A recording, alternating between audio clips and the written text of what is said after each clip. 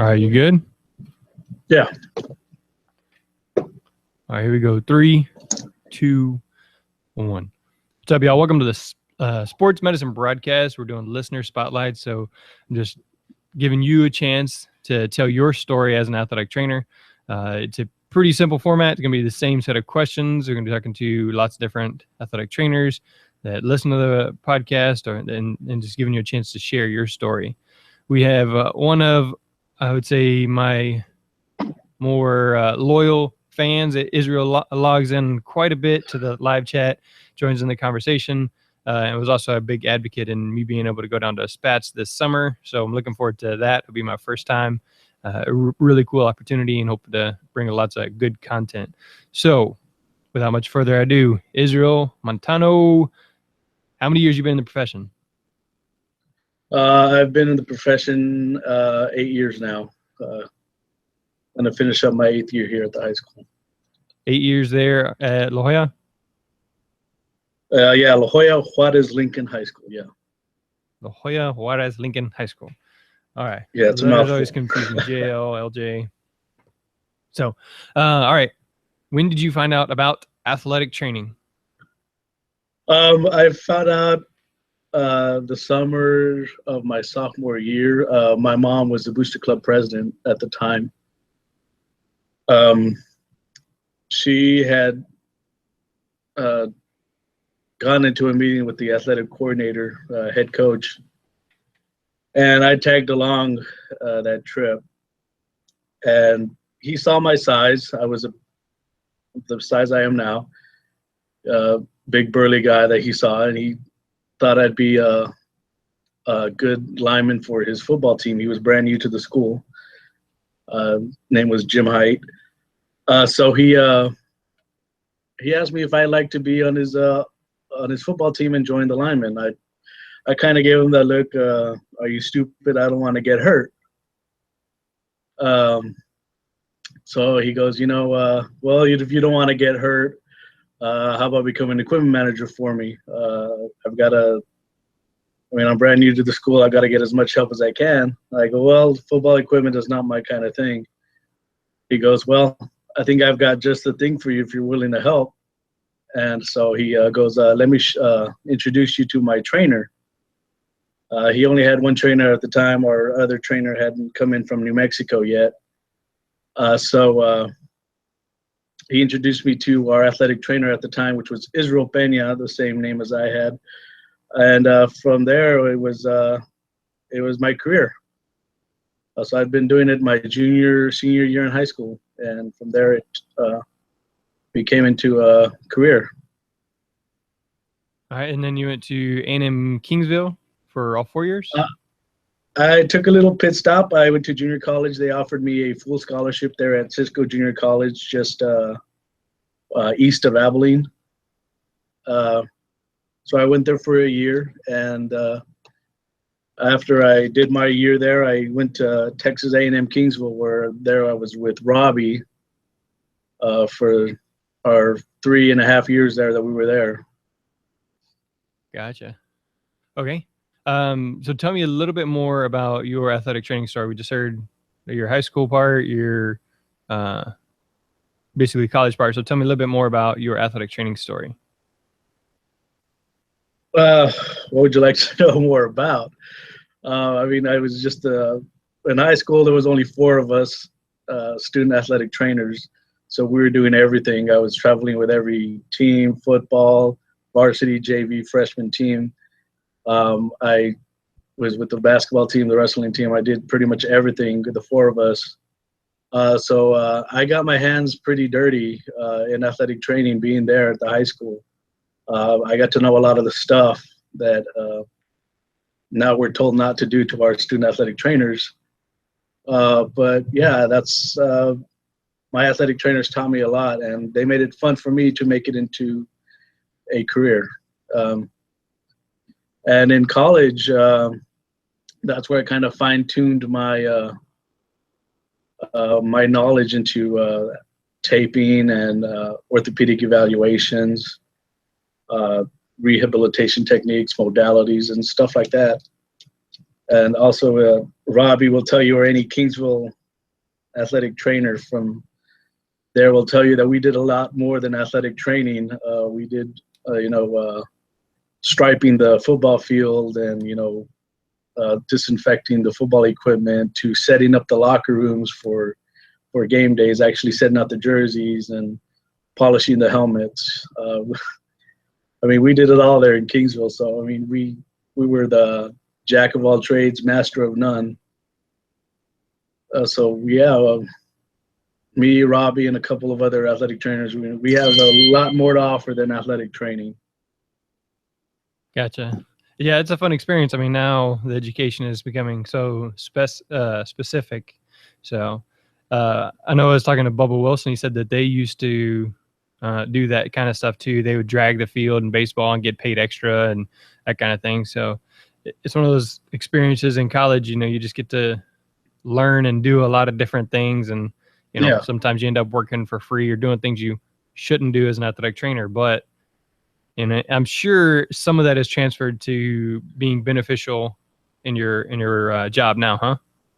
Oh yeah, it has. When something needs to get fixed, all the coaches are just scratching their head, and I'm over here like, well, let me get my tool bag out of the truck and I can fix it right here. And you don't even have to put in a work order. I'll do it right here. Or when it comes to dragging the field, I'll put like, hey, just hook it up onto my golf cart and I'll drag it real quick. I know how to do it. So it comes in handy. It makes me a valuable asset here at the school. All right. So tell me about worst injury you've dealt with as an athletic trainer. Laura Cedillo, call Eloisa's office or come by Eloisa's office with Laura Cedillo to Eloisa's office. Excuse me for that one. Now we've got announcements. All right. All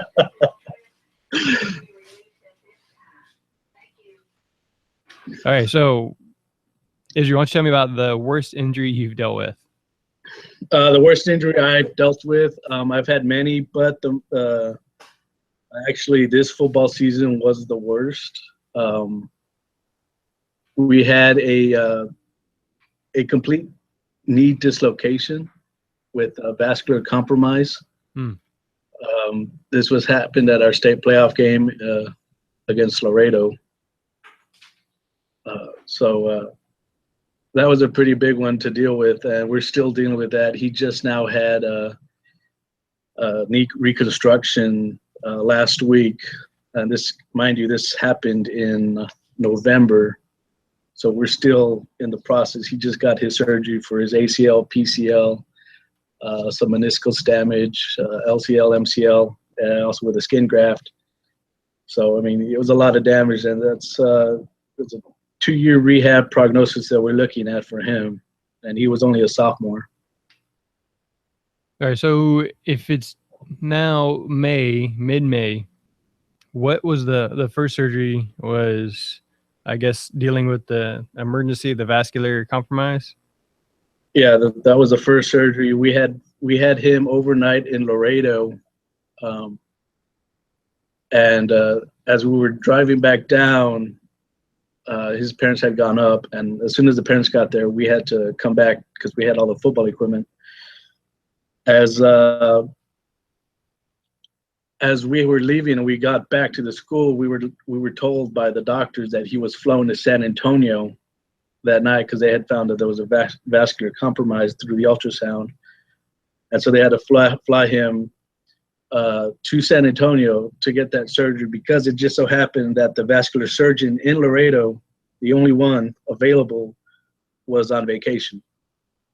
So they had to aero flight him to San Antonio to get that done. Huh. And so there he stayed for about, I want to say, 2 weeks in San Antonio. All right.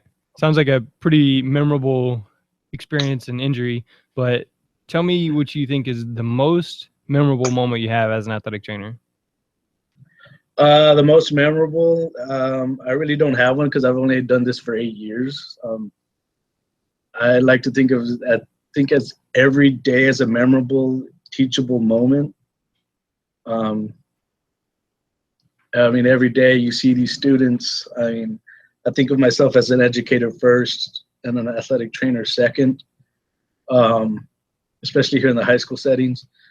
I like to think of myself as I'm impacting these lives. So you see them every day, constantly. So you get to see them as they graduate, you know, and you see them in life.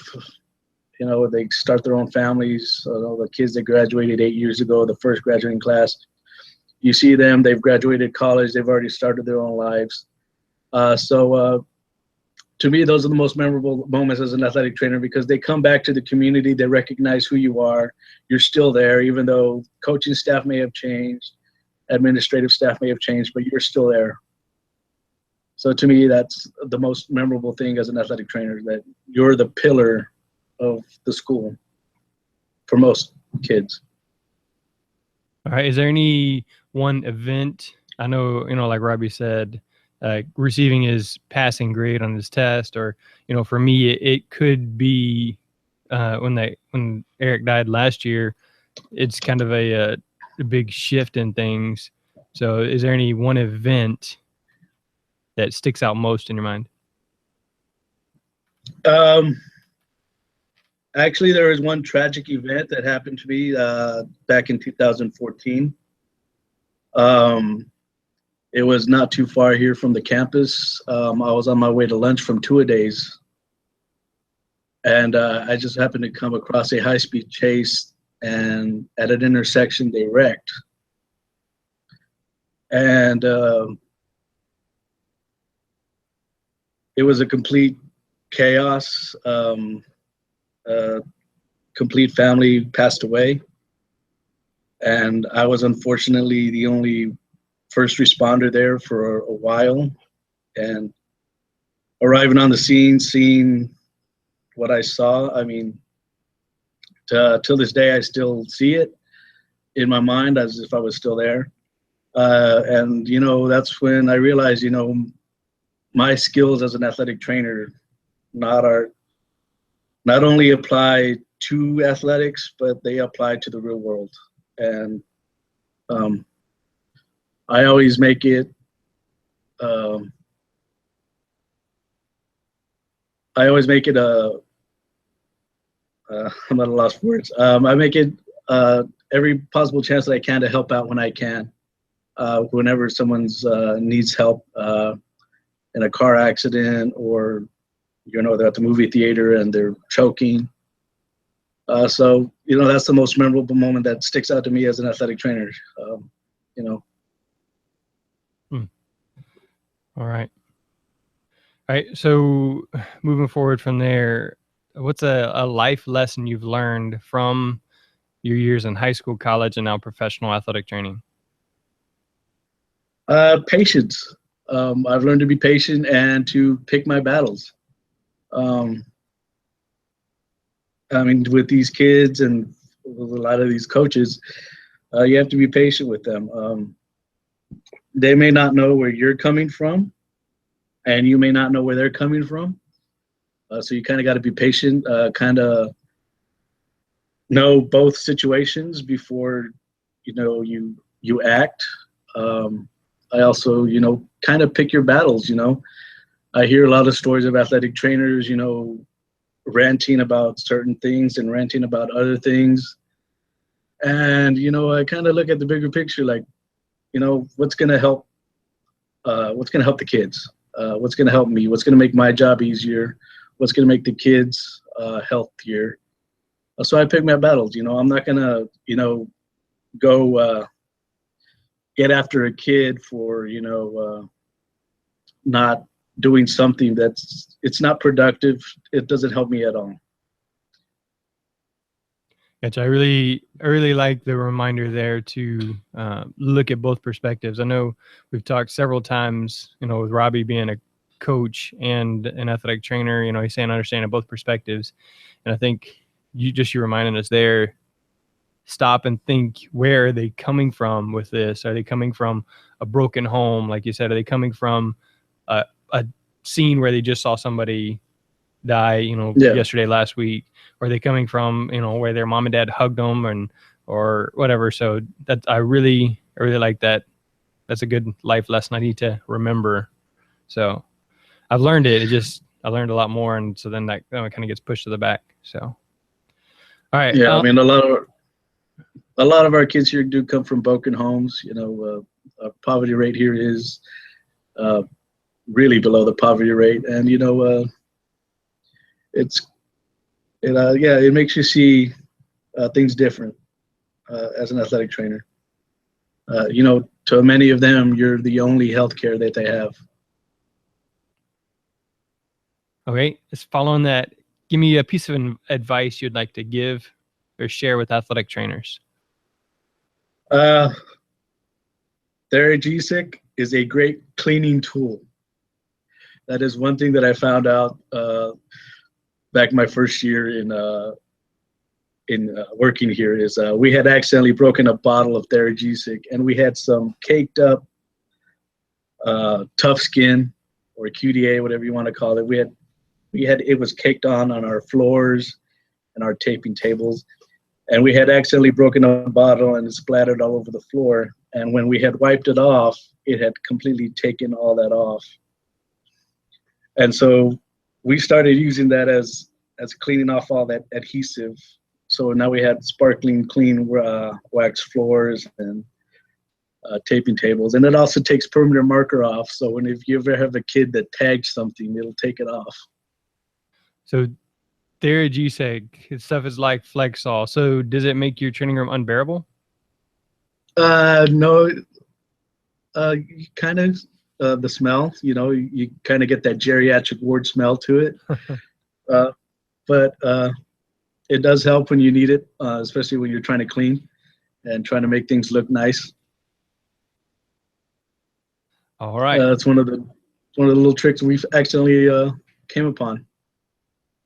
Interesting. I would not have expected someone to give that as advice. So very cool. Way to pull a fast one on me. All right, Israel, 3 people you would like to thank and why?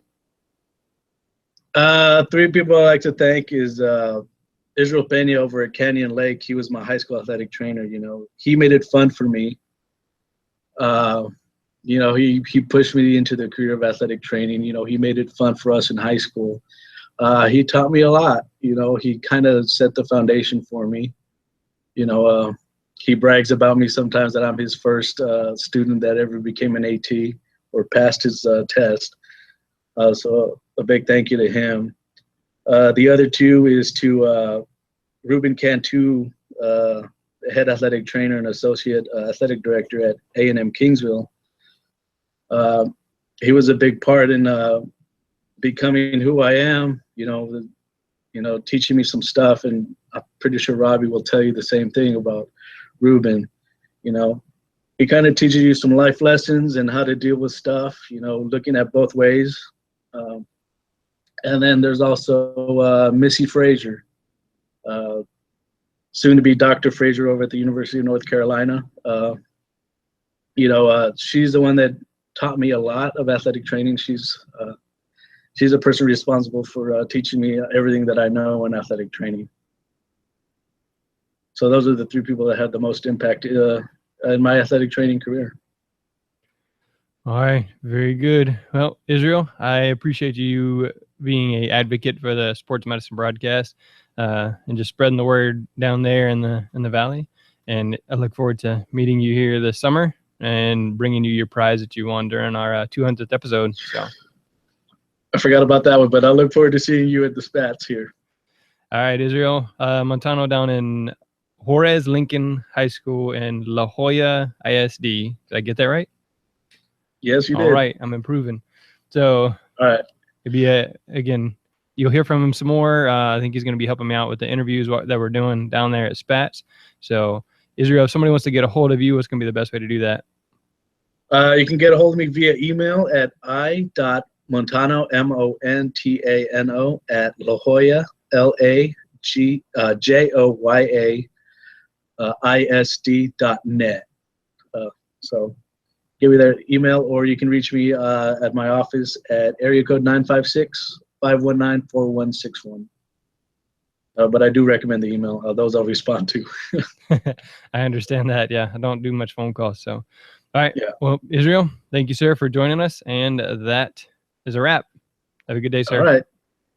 Have a good day. Bye. Okay,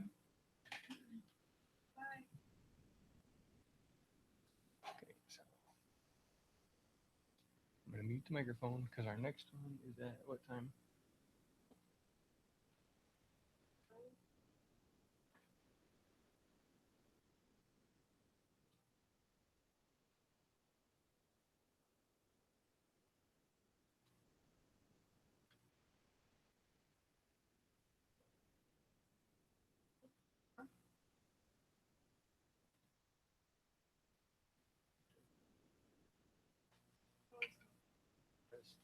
This square.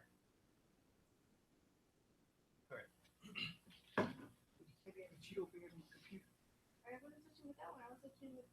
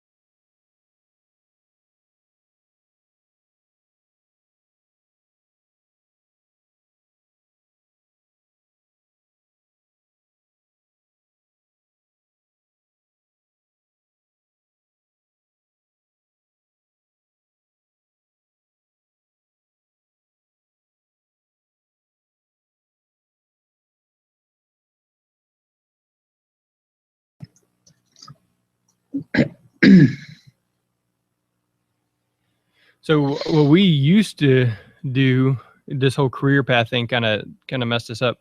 We would go over to the middle schools. We have 3 that kind of feed into us. We Like, used to do Hold on. this whole career path thing kind of messed us up. We would go over to the middle schools. We have 3 that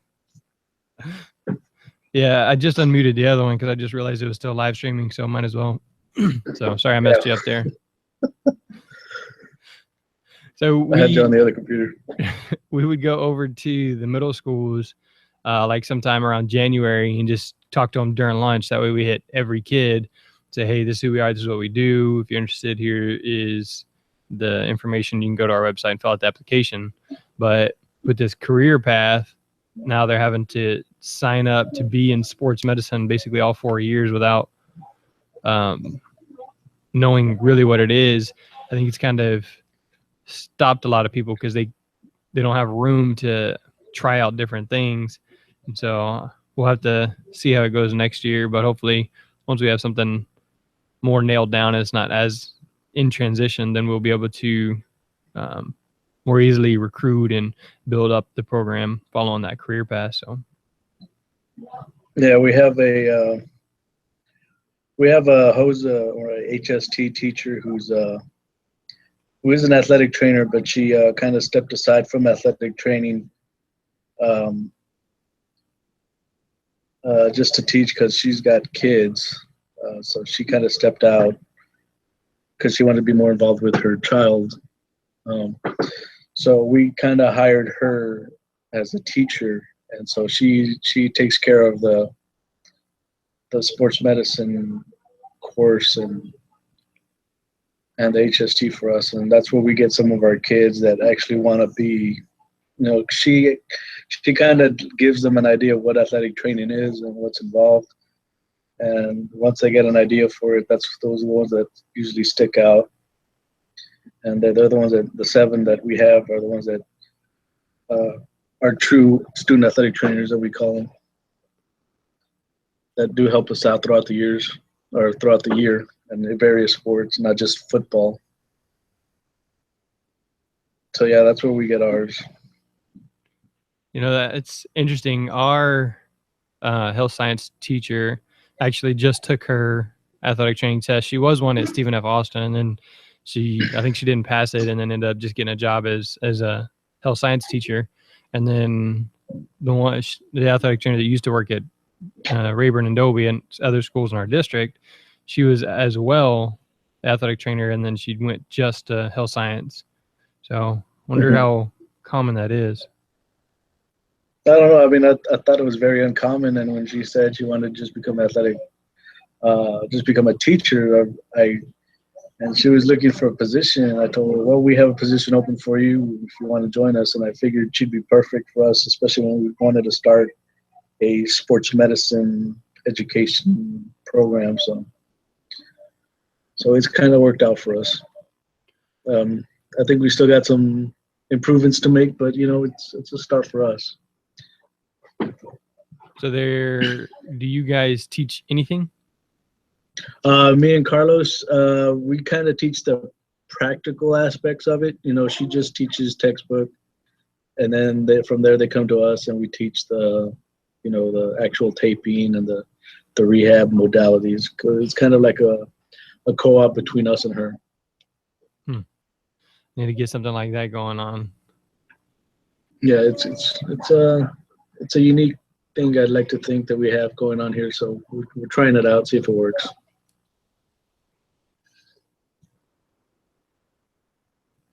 All right. So what else is happening, Izzy? Hold on. What? What's the phone boy doing now? Have them do some straight leg raises. All right. So if you're just joining us live, if you happen to be catching this at any random Takes knows what point, to do. then me and Israel are just look at chatting that. it up while he's there in the office. He was on earlier this morning, listener spotlight. We're waiting for Mary to log in from Alaska here in a little while. Me and Israel just chatting it up. No real agenda, just kind of hanging out. So if maybe you want to do that, and then expect to be kind of kicked off whenever the appropriate person for that time slot joins in, then feel free. So I know Kat Marr, Daniel Young listening live on the other show. If you guys just wanted to jump in and have a random whatever we think about conversation for the next 12, 15 minutes, then feel free. All right, Izzy, it's your show again. It's all about you. No, actually, it was a pretty interesting topic, the last one you had on the legality of athletic training students. Me and Carlos were talking about that during practice the other day. Some stuff we agreed with, some stuff we didn't. Yeah, that I actually got a email from Larry Cooper. So that'll be interesting. I emailed him back saying, hey, I'd like to have you on the show to continue the conversation. So we'll see what he says. Haven't heard back yet, but hopefully we'll get talking to him soon. And maybe we can actually understand a little bit more of why they made that decision and what all the research was and that kind of thing. So one of the questions I have for him is, how does it show my value as an athletic trainer if, or how does it devalue me as an athletic trainer if I teach my students skills, if I teach them, if I'm really working hard to educate the future, how does that devalue me as an athletic trainer? Because one of the best times people see what I do is when they see my students, and I think, man, they think, hey, that's a really good program. They have really good kids that really know what to do. And then that's a athletic trainer. Like I always talk about Chris Shattuck over at Pearland Dawson. He has a really good student program. He has a really good athletic training program. He's done a lot of things, and he is definitely an advocate for student athletic trainers. And so, I don't know, it's tough to justify that without seeing some actual facts rather than just opinion. So, yeah, I mean, it's like you're basically saying, a teacher is devalued by teaching another student. To me, that doesn't make sense by saying that by me teaching someone else my skills, I'm devaluing myself. That's how apprenticeship happens. We're further valuing our profession by carrying our skills into the next generation. That's how I see it. Many of us in the secondary settings, we're educators. Yeah, that's what we do. And I think many of them don't see it that way. We're educators. Simple as that. Yeah, so that's the thing. I mean, that's why that episode was the one that I've done the most research for. And I looked, I'm hired as a teacher. I get paid a little bit extra for being an athletic trainer. And so my primary responsibility is education, even though I only have sports medicine 1 and then athletics. So, I mean, it's kind of interesting to find the balance, but again, there's a balance you have to have here, especially when you're a high school athletic trainer. I mean, if you wanted to be solely free of educating and just wanted to become an athletic trainer, then you would have just gone private sector or collegiate or professional. But in the high school, you kind of have to balance yourself as an educator and athletic trainer. So you're both. What's up, Kat? Welcome. We're again just talking, no agenda here, but Israel brought up the last conversation, last episode where we were talking about the legal concerns and just being educators first and then athletic trainers after that, depending on what your district and contract states. So, but it's kind of didn't get to listen to all of it. I had an athlete that got an injury, so I'm planning to go back and listen to you, Izzy, on the YouTube later.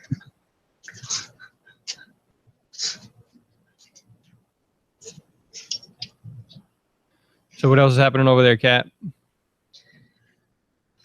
just living the dream. Just living the dream. You know, just working. We have decided to do a student trainer banquet. So Tim and I are trying to throw that together in a week. So that, as long, you know, we'll see. We'll see. We're gonna try to do that, and I'm trying to get approval for that Disney trip for you. Yeah. So my head coach, the only concern my head coach has is our student trainers are not the best when it comes to fundraising. I don't know about yours. Yeah, you do. You're laughing. So, Yeah. so he highly doubts that we would be able to raise the funds to go. I thought his big concern would be us missing the whole week of spring break and getting that covered, but He's not worried about spring break because we won't even make it there. we won't make it to spring break. Tim just said Drew's not concerned about that because he doubts that we'll even raise the funds to make it to Disney, let alone come back. So we'll see. Yeah, well, it's all got to We'll be paid see. before you leave anyway. So Yeah, and I told him, I said, well, I'm not too concerned. The kids seem to want to go, and if they don't raise the money, they have the choice of either not going or paying the outstanding balance that they owe. So I don't know. It'd be nice to get a whole bunch of people together and go. I'm talking to Robbie, actually. I don't know if he said anything to you, Jeremy. I sent it to all the Klein ISD schools, and he's the only one that's responded. So we'll see. We'll see. I don't know. We have a Spring Branch ISD, Klein ISD athletic trainer meeting tomorrow morning. So we're going to discuss it there, and I'm going to try to get them on board. They probably will need their own charter though, since they have like 50 student trainers. yeah, well, the more, if we can get a huge group going, it'd be, awesome. So Israel, I'm not sure if I know I've mentioned it on the podcast, but I'm not sure if I've said anything to you. If you just happen to want to take some students to Disney over spring break, where we'll meet with the athletic trainers at Disney, college there in the area, and the Astros at spring training, then we could send you the information. But right now, the way it sits, it's about $1,200 per traveler. So I mean, that's including adults, that kind of thing. So For the whole week though. For yeah. the whole week. That's not bad. Everything kind of included too. Yeah, the only thing that doesn't meals. include is the meal when you're on the road. Yeah. So That's a lot of brisket plates for me to sell. You can do it. You can do it. I know. Actually, Brian said he would prefer to fly. He doesn't want to be on that bus that whole day. And I was like, baby, we can't afford that. So, because I asked him if he would come and be a administrator or chaperone. yeah, He might just want that whole week. He might want that whole week away from kids though. So we'll see. maybe, never know. But I mean, if he could fly or something like that, I guess, depending on how many, if y'all come, how many kids you got. No, not an option. Yeah, to fly That's more there. money. To fly there versus driving there, it's like an extra $200 per person. I was like, we could just take a bus. So I think it would be a lot more fun with all the kids on socializing on the bus. And personally, I've got the Bose noise canceling headphones, and I'll be out. Wake me up when we get there.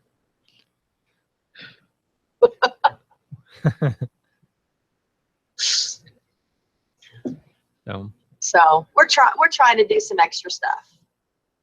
The banquet. We're doing our induction for National Honor Society at the same time. I've got National Honor Society for what? National Honor Society of Sports Medicine. You need to look into that, Jeremy. you've got a pretty good program there. You guys do a whole lot of stuff. That would be good. Basically, my sports medicine 3 kids kind of qualify for National Honor Society. I'll send you that stuff. I'm going to be talking to Eli sometime today or tomorrow. He's the president of the National Honor Society of Sports Medicine. He works at a private school in California. He's also like on the California Athletic Trainers Association as well. So he may be one that you could have on your podcast.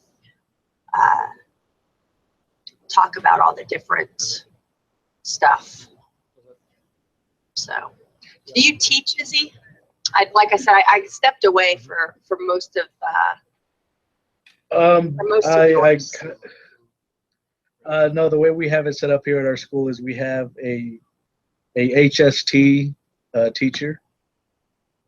She is an athletic trainer, but she kind of stepped out of the athletic training realm to help with her family and some health issues that she had. And so she's here as a teacher, and so she helps with our sports medicine. So she teaches she touches base on those in her HST class. And then those that are really interested in HST come to us, and from there we teach them the actual practical aspects of athletic training. Is it like the sports medicine 1, 2, 3 course, or do you teach like athletic training, like an activity, athletics, PE course? We're trying to start the sports medicine course, but right now it's just the athletic training, activities, PE. Your HST person could do probably the sports medicine 1 along with her, she is. most of stuff. Yeah, The she's actual certified curriculum. to teach. Yeah, she's certified to teach the curriculum, and we've been trying to upstart that. But I guess with our school district, it's just a lot of process and paperwork and trying to get funding to start the course. So that's been our holding back. So right now we're just kind of dealing with doing the way we're doing it for now until we can get a green light from our HST department. Well, if you need any help on that, let me know. I went through that whole rigmarole last year for sports medicine 3, trying to get the PEMS number and all of that. So we could have that here. We've been doing the sports medicine 1 and 2. I've been here like 9 years. So we've been doing that and athletic training. So a lot of times I get to see my kids twice. Once for the athletic training, PE credit, and then one for the sports medicine elective credit. So lab and more lecture type education. So it was not awesome. easy getting the sports medicine 3. Yeah.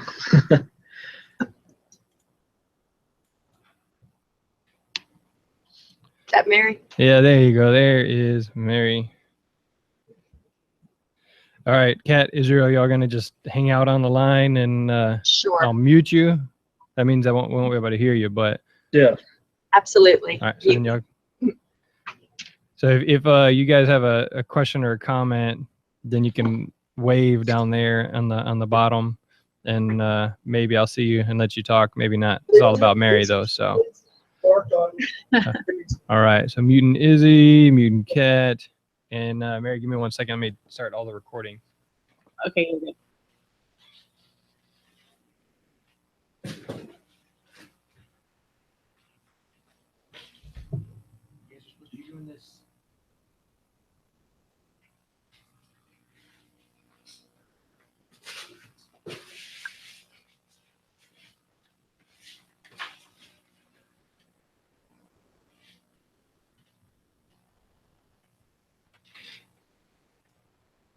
All right, Mary. What's the snow look like out there right now?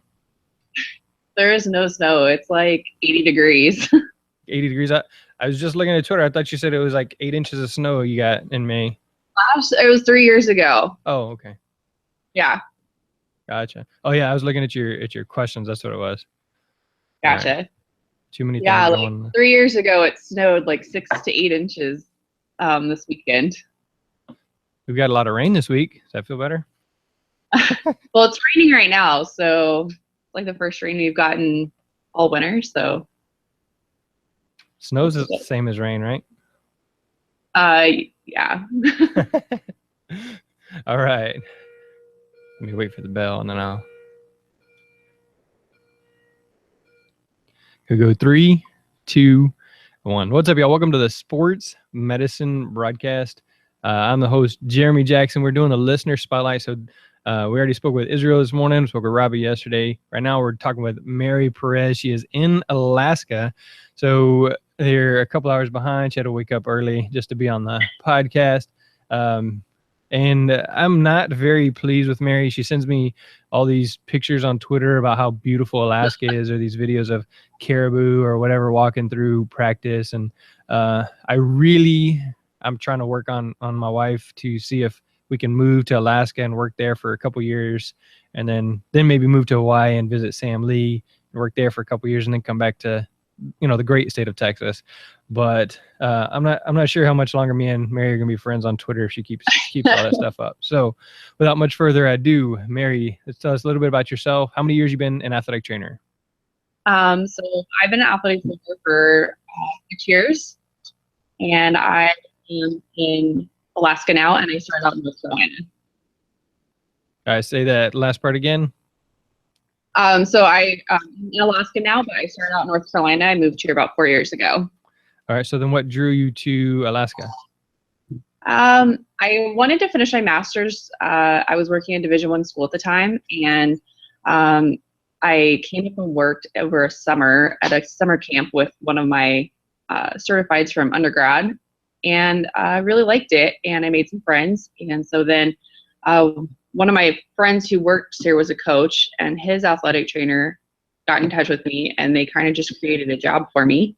And so I really liked it because I had my mornings off, so I could do my classes, and then I went to work in the afternoon, and I've been here ever since.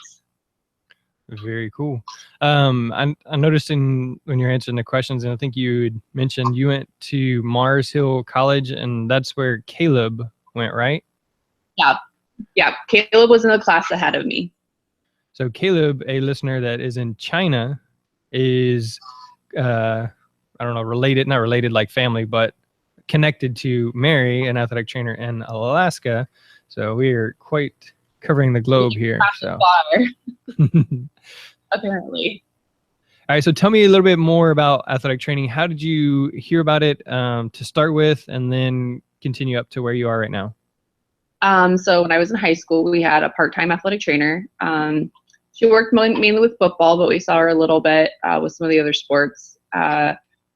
She was definitely a clinic outreach. So like I said, she did mainly like football and a little bit of basketball, but I went to a really small school. So I kind of met her there, but I didn't really know a lot about it. We definitely didn't have like a student program or anything like that. So I graduated, went to community college. I was coaching at the time, swimming, and I had some swimmers who were like cramping up in practice. And then I had another girl who had a pretty bad car accident. And so just kind of learning how to deal with those on the fly. As an 18-year-old. And so then I started kind of researching what I wanted to do after I finished my associate's degree.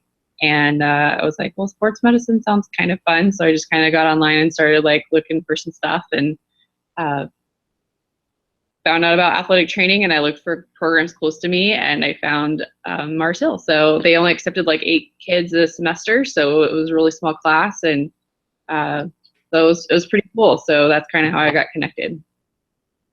All right, so you said you were coaching swim. Is that like club sport or whatever at 18?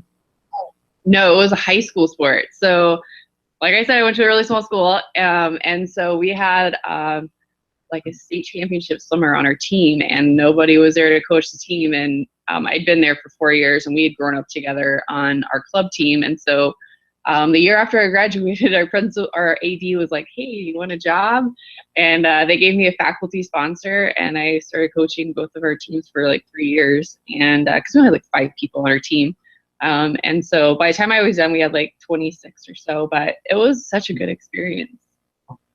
Wow. So 18 years old, you're coaching high school. It's quite a story. And then that kind of led you to becoming an athletic trainer. So very interesting. All right. So continue on. You said your junior college and then Mars Hill. And then what was after Mars Hill?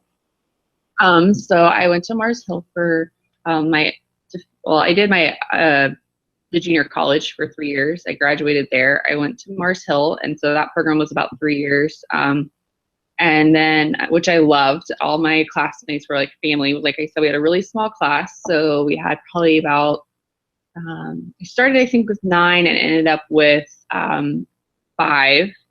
And so then, after I finished there, I got an internship at Western Carolina University.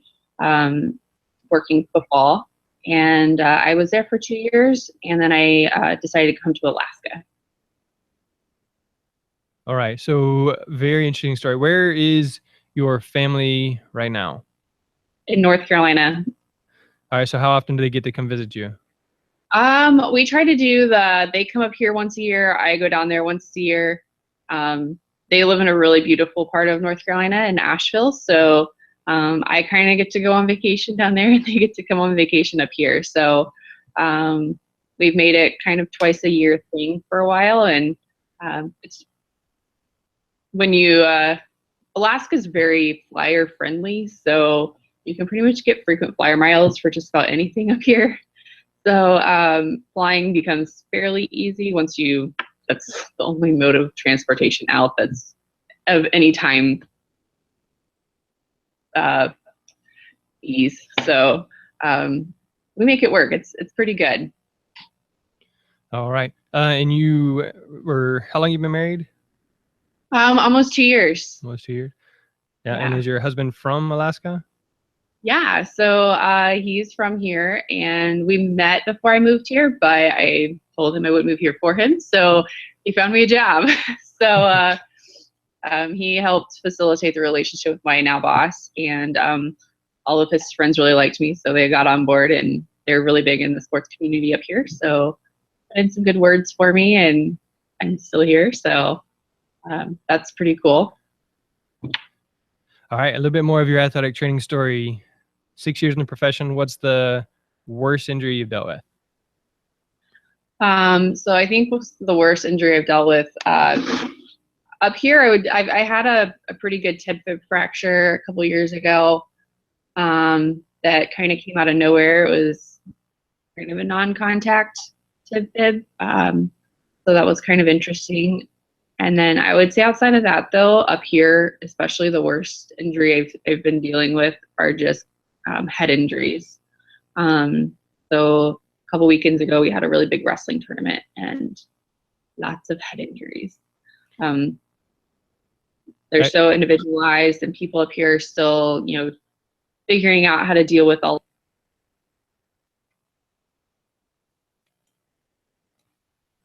Whoa. What just happened? Oh, snap. Okay, this is really terrible. The show just ended. Let me go to... All right, so while I'm doing this, we're going to try and get this back and go from there. I've never had that happen before. It just shut off. So I know it's going over there. Oh, let's see. See if I can get this going again. Listener Spotlight Tuesday.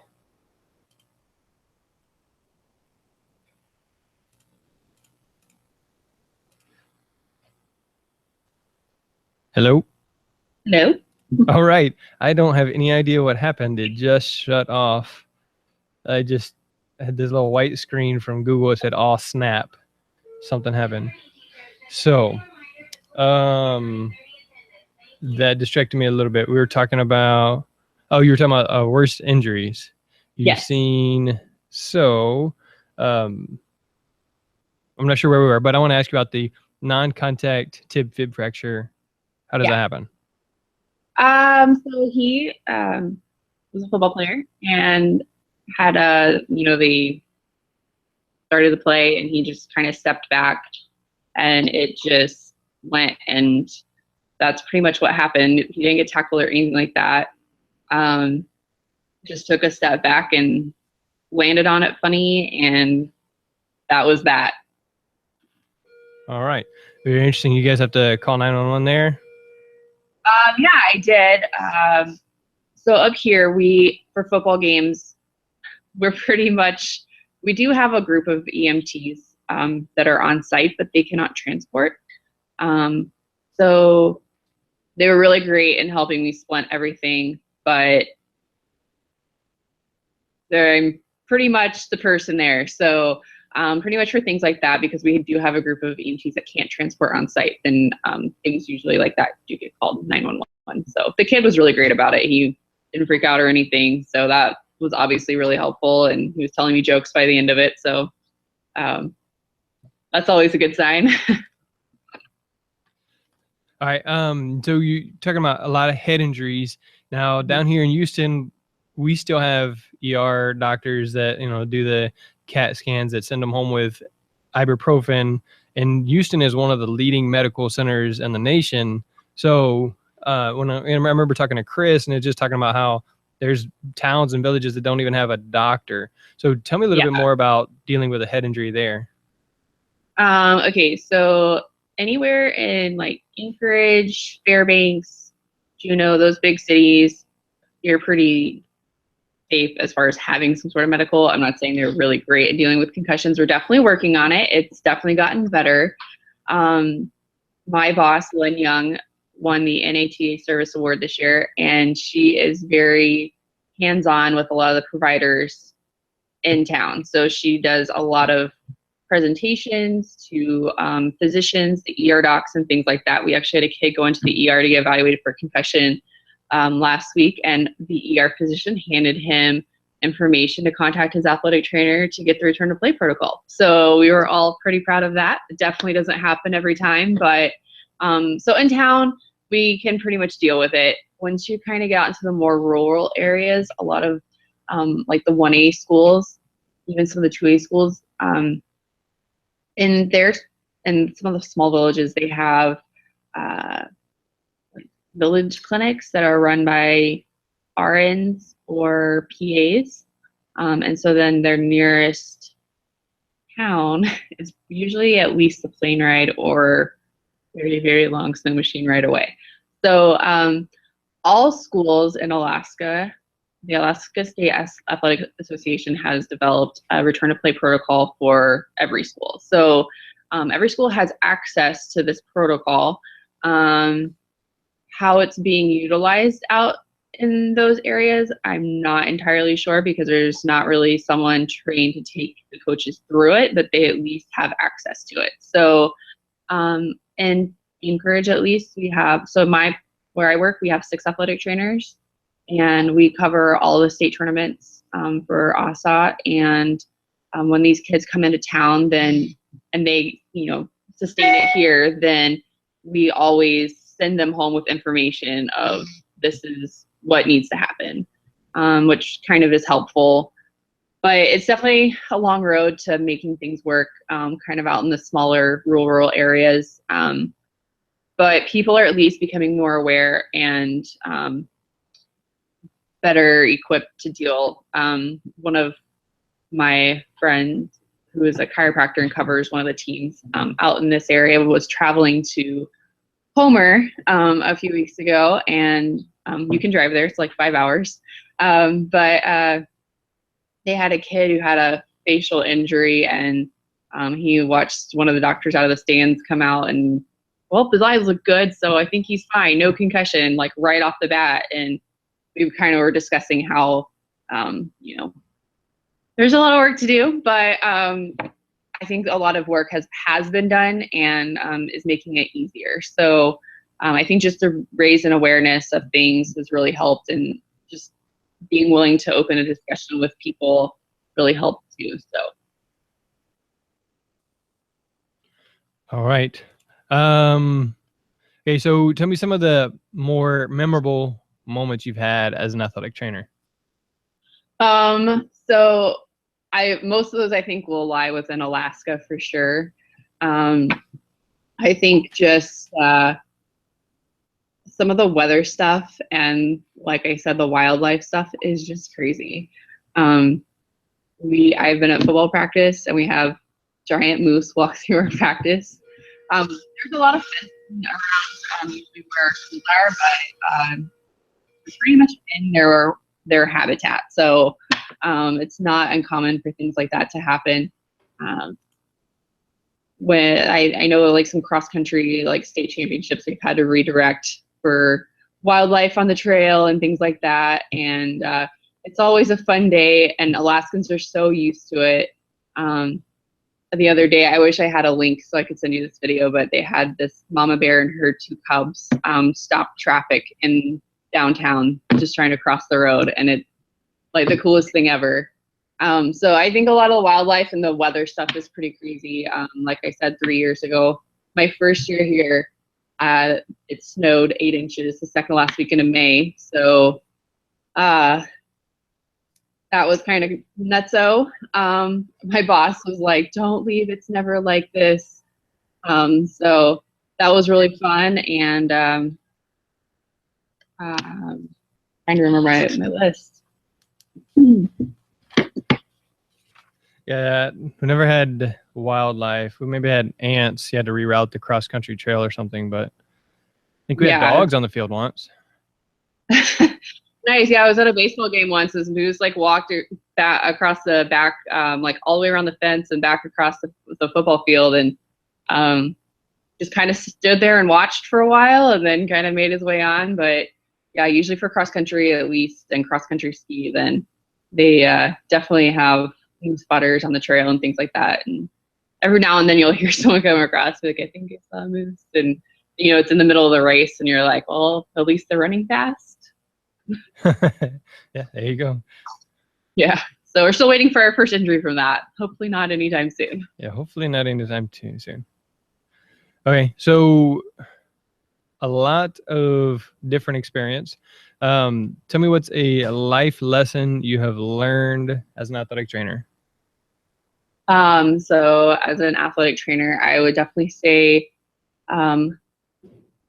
learning patience, and especially in a new area, athletic training can be, if you're working in an area that's established as an athletic trainer, you can really do a lot in taking it to the next level. And when you're working somewhere in Alaska and it's fairly new, when I first started here, finishing my 4th year, there was only 3 of us serving all the high schools in the area.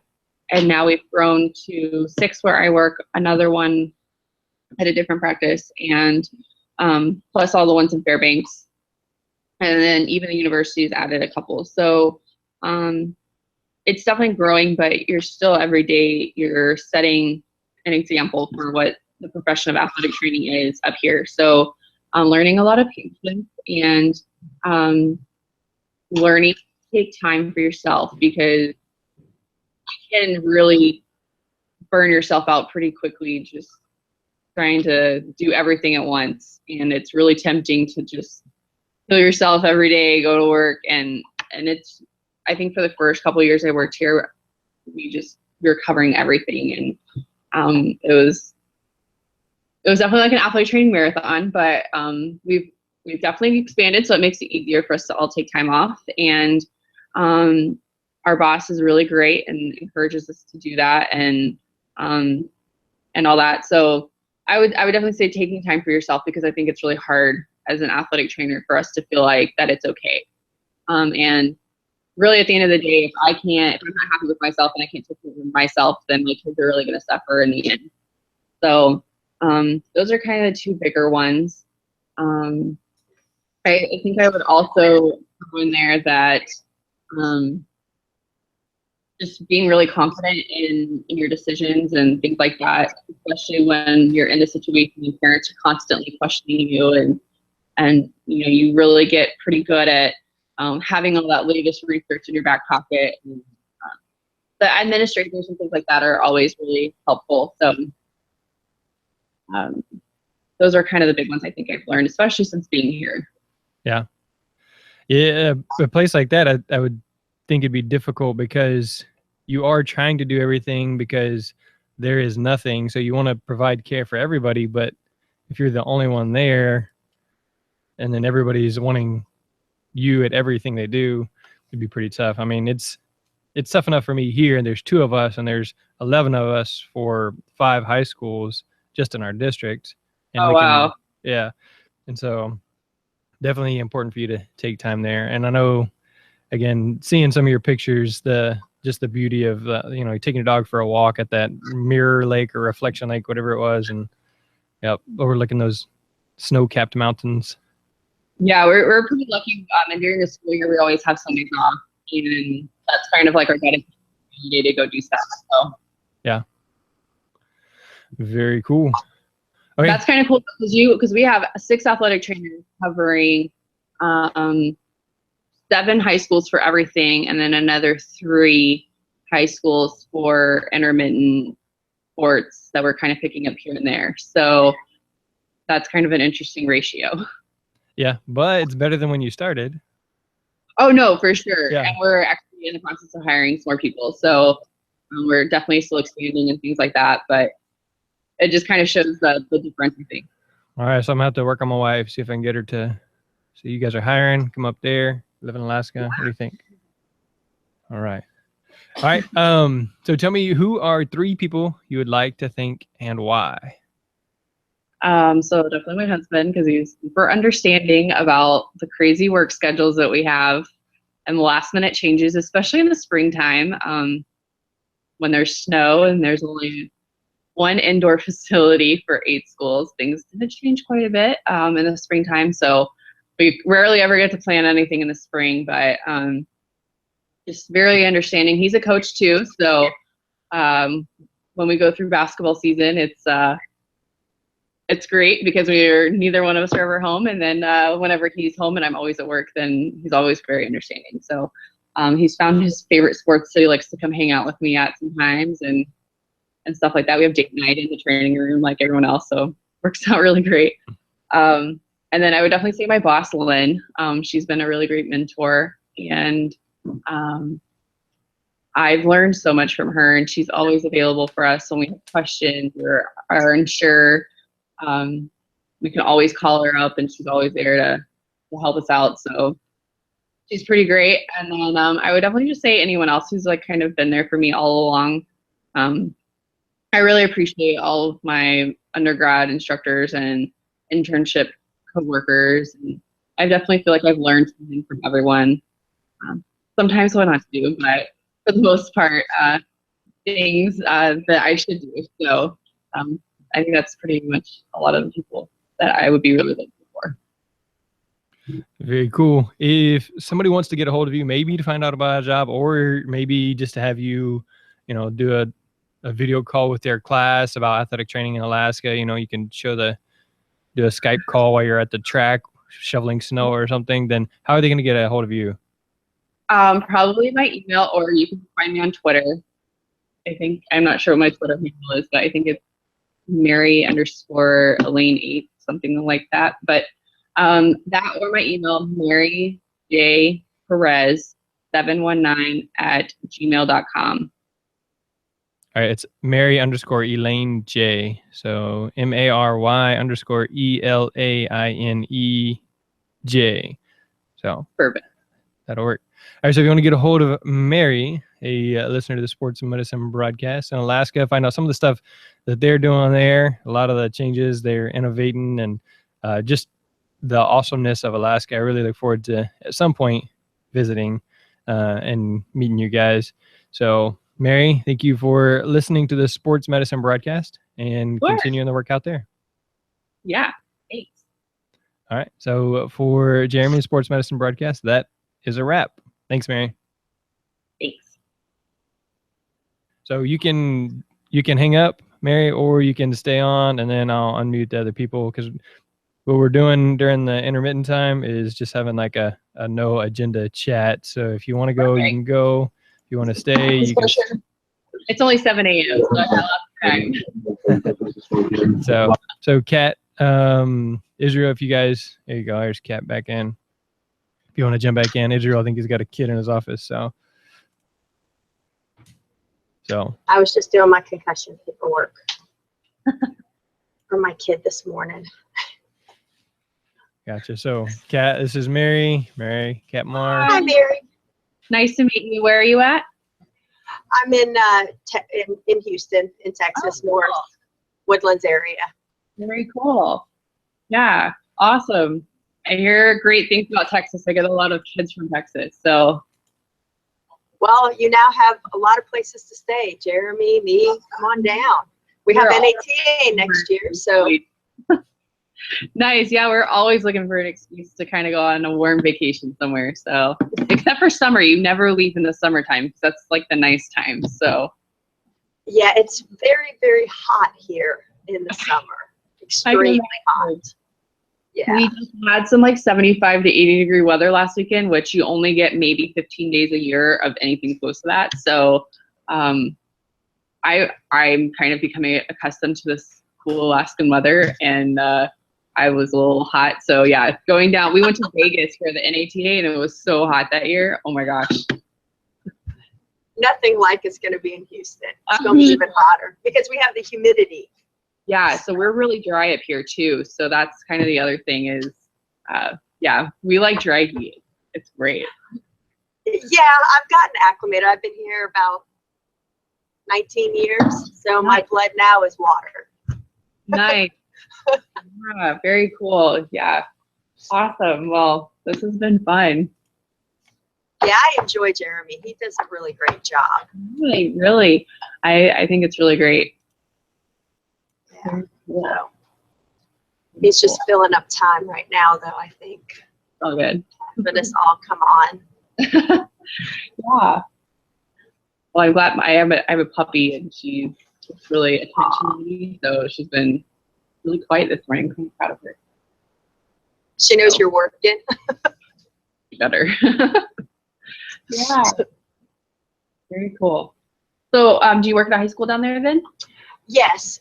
I'm at a very big 6A high school here in Spring. It's Nice. north of Houston. Still Houston. So, what are some of the Area. sports that you guys have there, like that are kind of different? Well, of course, our seasons would be different. In the fall, of course, we do football, Yeah. volleyball, cross country.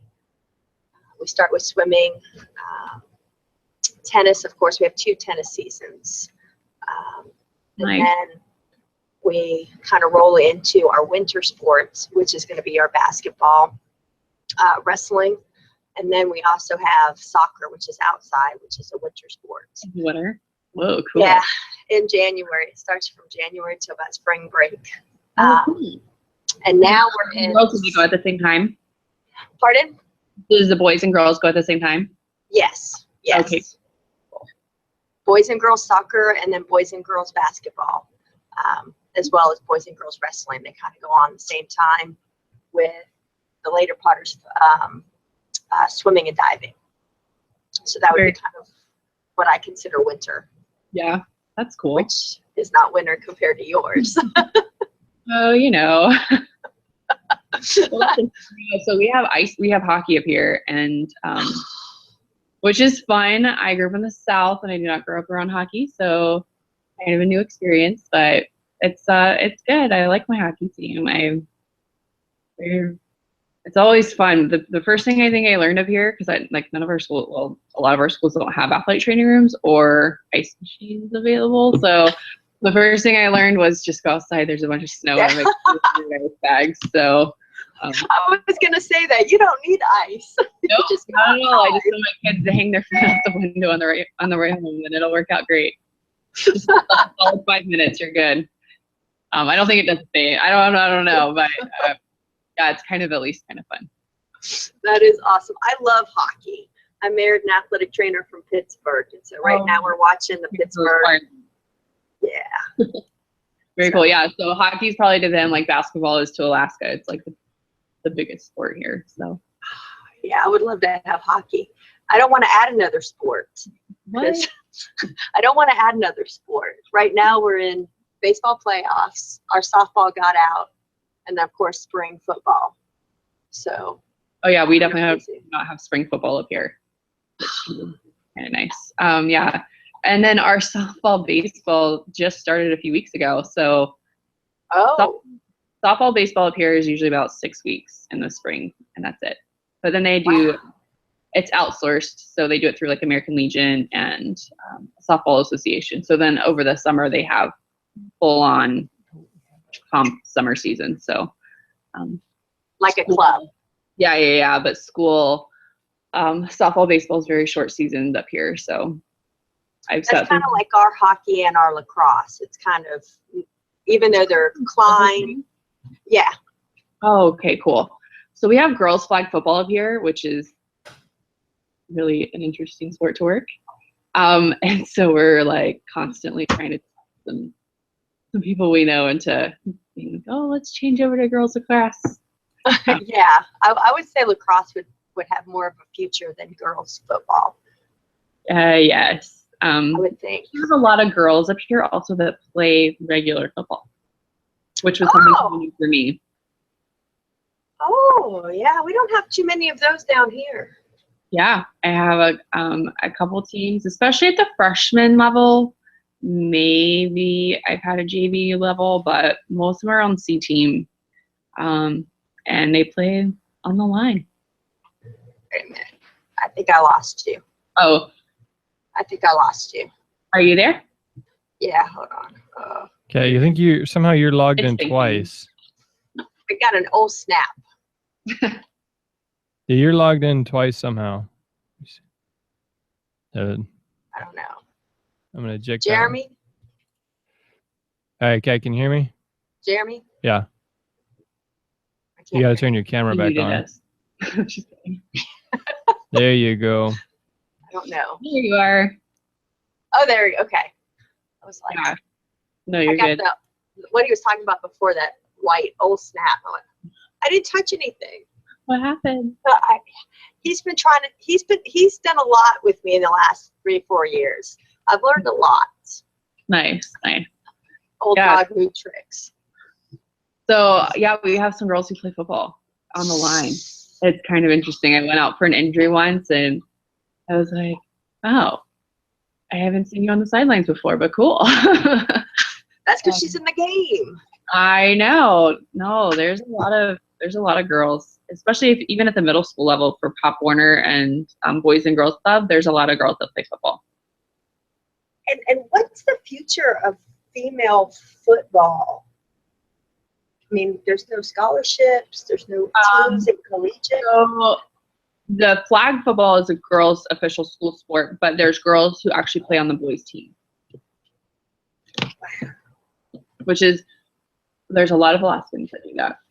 Wrestling has a ton of girls in it up here, which was kind of new to me also. We have female wrestling here too. We have a girls' team. And then this year they actually just created a separate, or maybe last year they started it, a separate state championship for the girls, which Yeah, is we kind of have that. which is kind of interesting. So they just did that last year and stuff like that. But yeah, so the girls flag football is a really interesting thing up here. There's a ton of concussions. Yeah. It's non-contact. It's like an argument every year, but we're trying to kind of just get rid of it. But I don't think that's going to happen. But we're at least trying to be like, oh, let's replace it with something else. But us in Florida are the only states that actually have like real girls flag football. I think as a female, that's cool. Great. Title IX. As an athletic trainer, what? You know? It's really interesting. So I would say that's probably one of the more interesting Contact sports. sports. Those are not very Seems like no contact sports for girls. No. It's supposed to be non-contact, and one of the worst concussions I've had from a girl who played flag football because they're all pretty rough. Well, yeah. I mean, girls are worse than boys. Yeah. Truly, I think. It's really interesting. So, yeah, one of my teams, the coach petitioned to wear, you know, the padding that goes on the Guardian caps?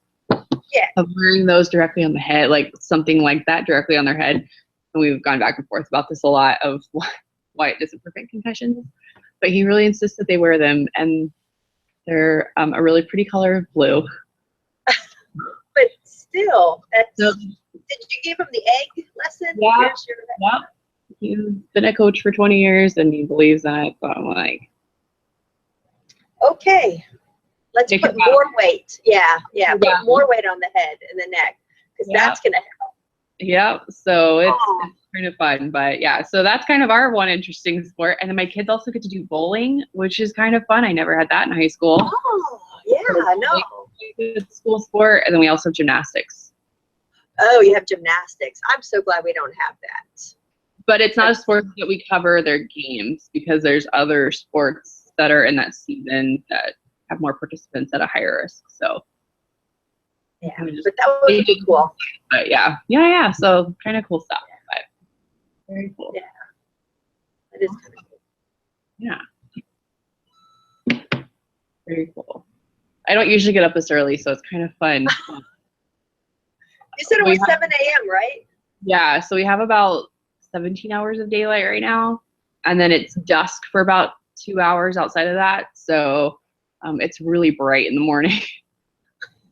My husband leaves to go to work at 4 a.m. and it's really bright outside. So I don't usually get up this morning, so it's kind of fun. I was gonna say, yeah, I get up at 4:45. I'm at school by 6:30. Wow. And then you Uh, guys, like, how late do your practices and stuff usually go? Right now, until we're off the field at 6 o'clock. And Oh, so I've been getting home, well, Monday through Wednesday. Right now, I'm doing football Monday through Wednesday, because Thursday, Friday, Saturday, we're in, boys baseball playoffs. So I'm on my 4th cup of coffee.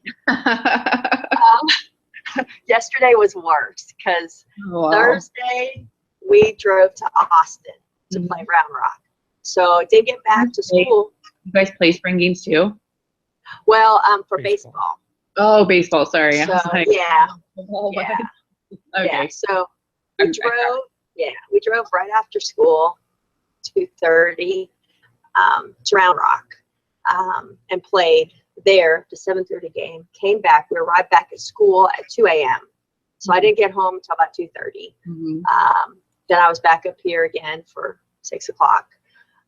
So that was a little rough. And then Friday we played here.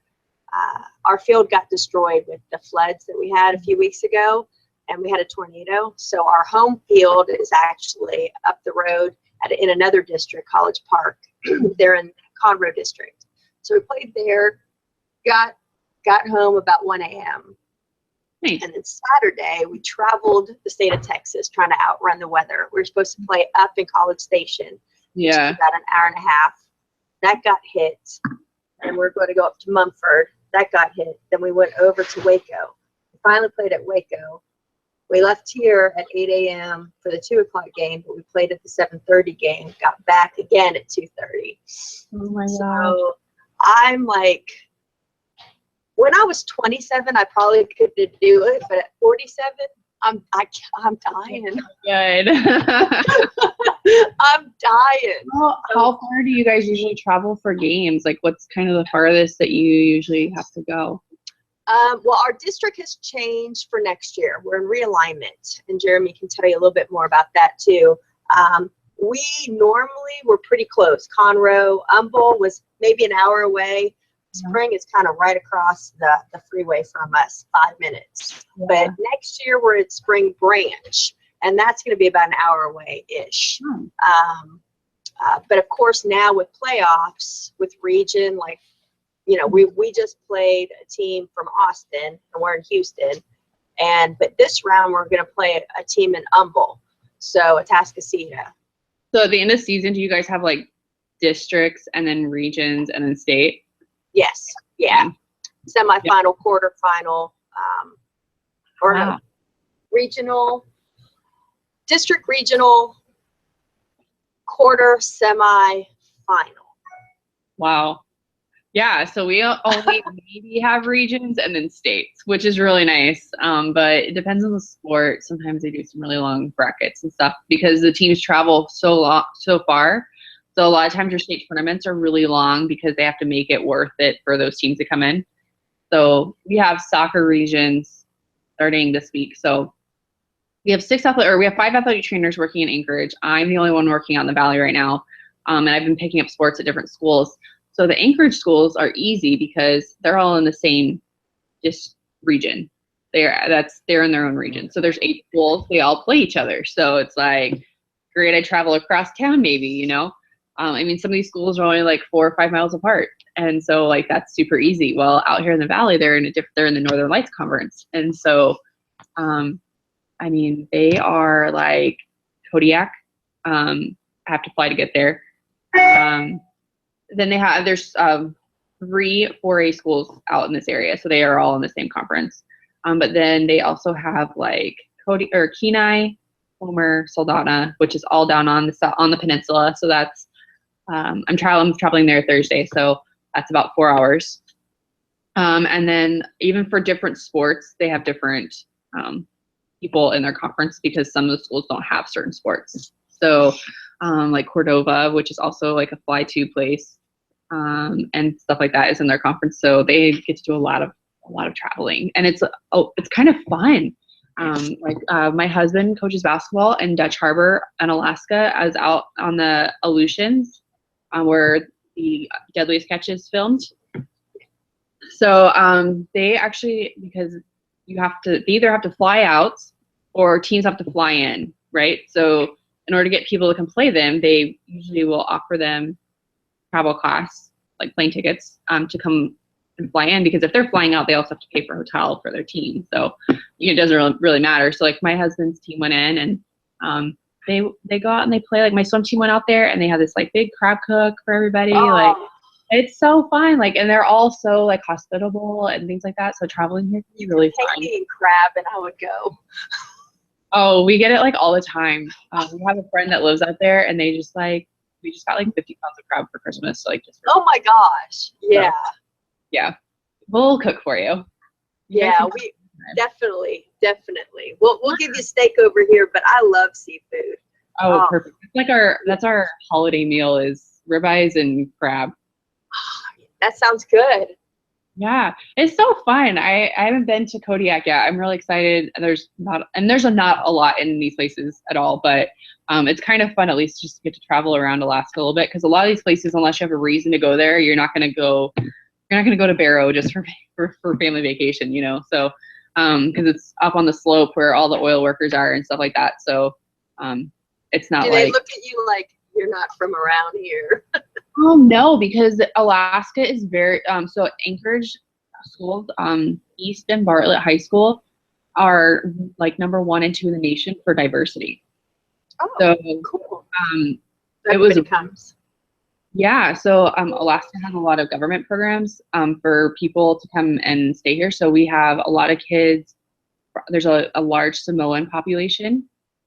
We have a lot of kids from Sudan and Africa. They must be freezing.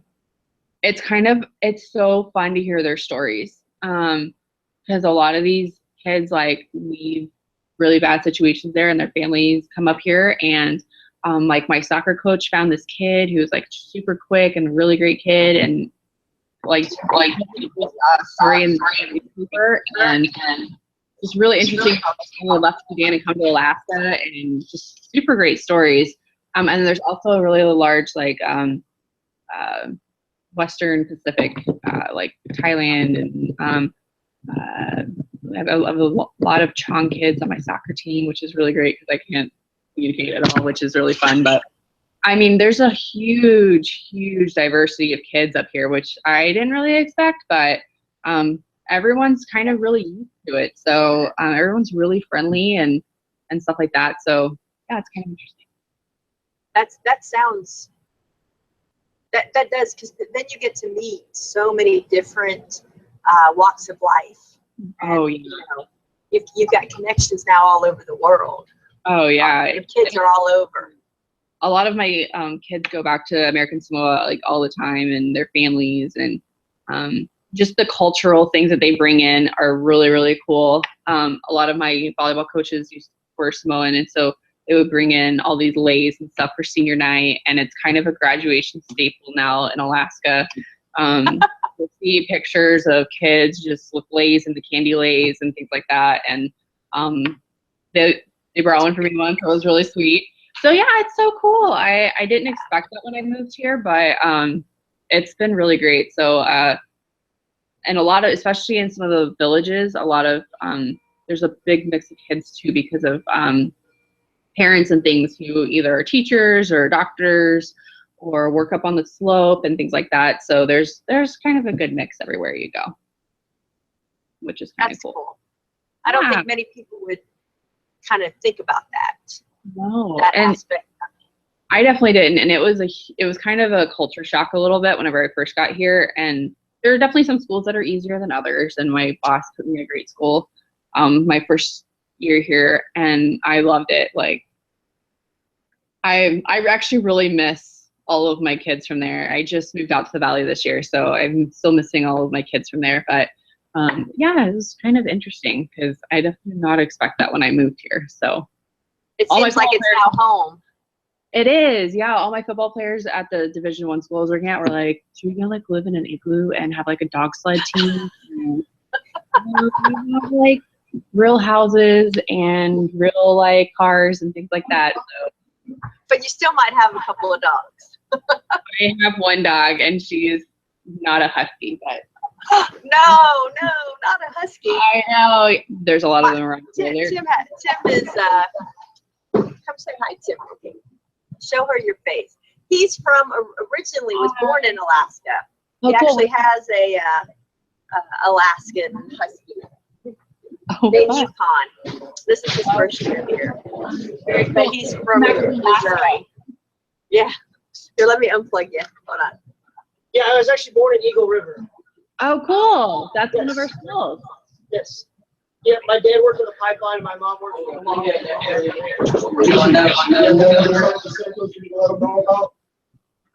Yeah, so Eagle River is one of our. And my uncle worked on the Davis catch boats. He was a diesel mechanic for catch. Front crab. So we can hear It's all good. Yes. Very cool. Well, you need to do like a webinar when you walk out for like those Northern Lights. You were talking about Northern Lights. That's on my bucket list one of these days. My house. So we had a house warming party out here in September, and it was like 11 o'clock at night. We walked outside, and the whole sky was completely lit up, all sorts of colors. I mean, I kind of see them here and there, like a few people, but like this was like all different colors, and it was gorgeous. So it was one of the best I've ever seen. People, they will pay, like they have trips. Pay $400 just to go out and photograph and go out in the middle of nowhere and share but it's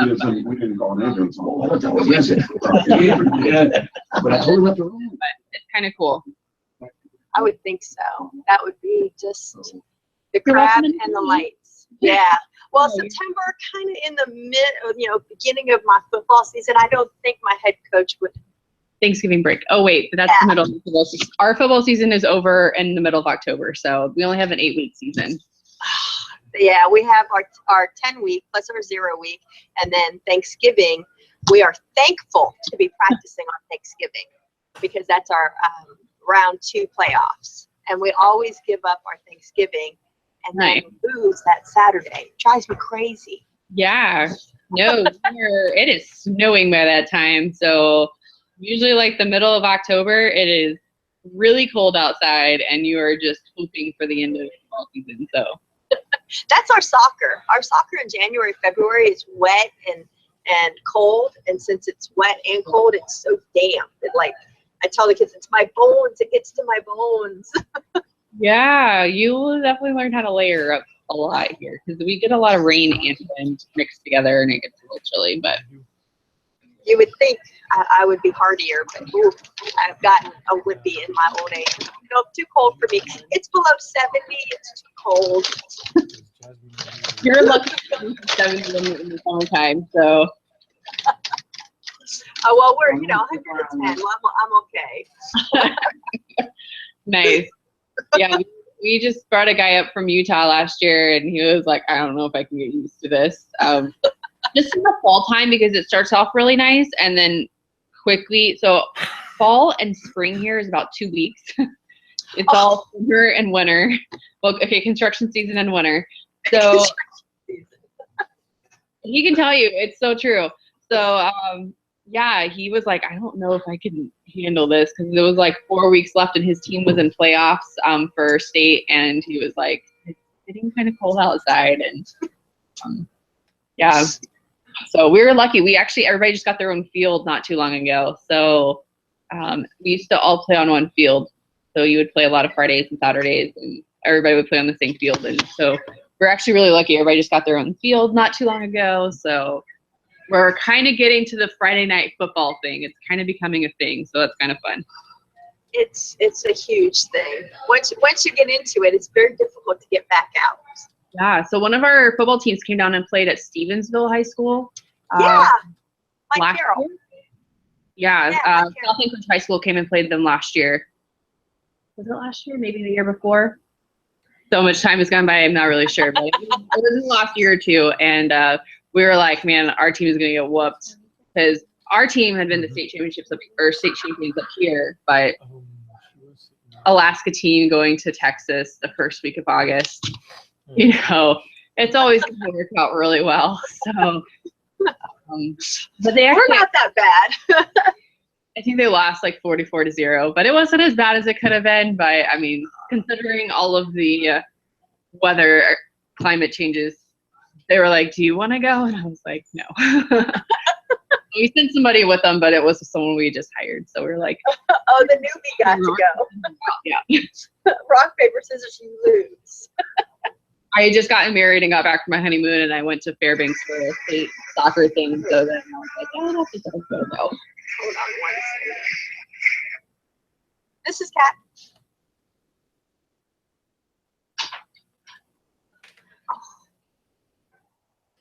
Every new number. All right, student trainers. Kat, you don't have to yell that into the microphone there, Kat. Right. Hey, sorry. My bell just rang. Let me get my kids going. All right. All right, so Mary, you've been having a good conversation? Yeah. I know, actually, I walked away and ate lunch. That's always a good thing. Yeah, because I got like 3 interviews scheduled at like starting at 10:30, so it's normally when I do Right. lunch, it's like, I better go sneak away right now. Kat's just chatting it up, so. Yeah.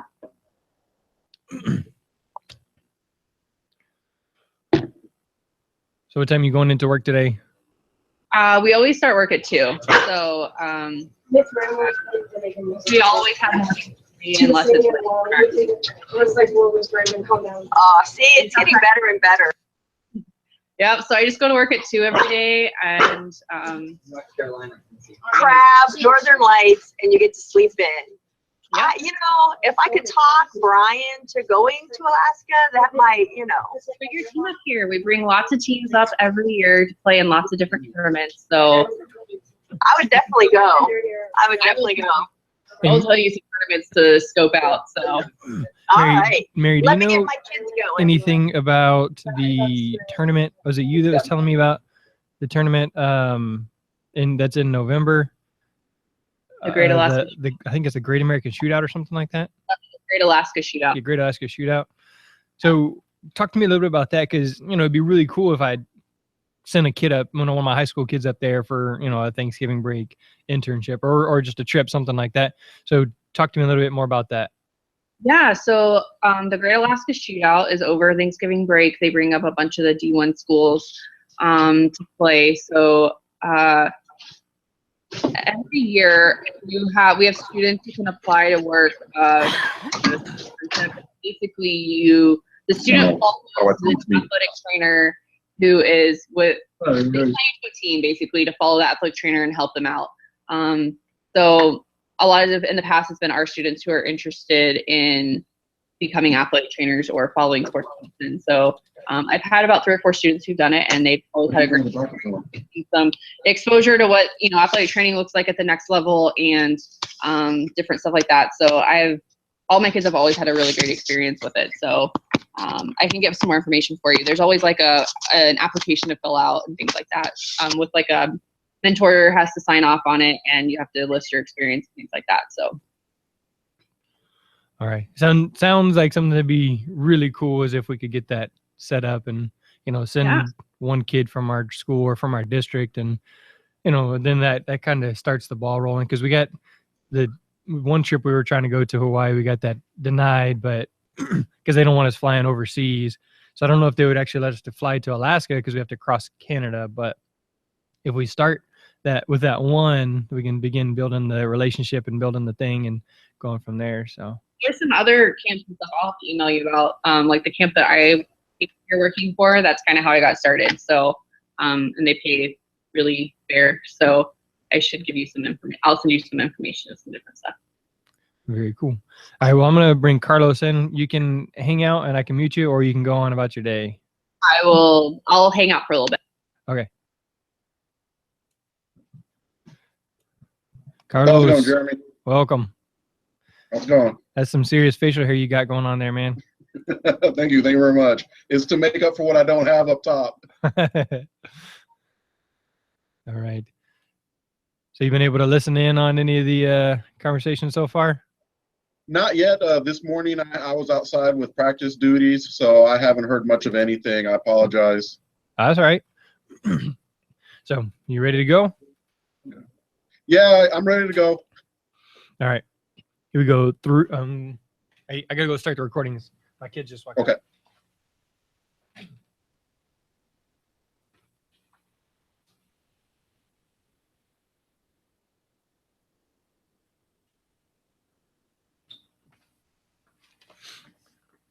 All right, here we go in 3, 2, 1. What's up, y'all? Welcome to the Sports Medicine Broadcast. We're doing Listener Spotlight. Carlos Presa is down in La Jolla, down there in the Valley of Texas, doing some good work. He is also the counterpart of Israel Montano. Both of them are great advocates for the sports medicine broadcast in their area.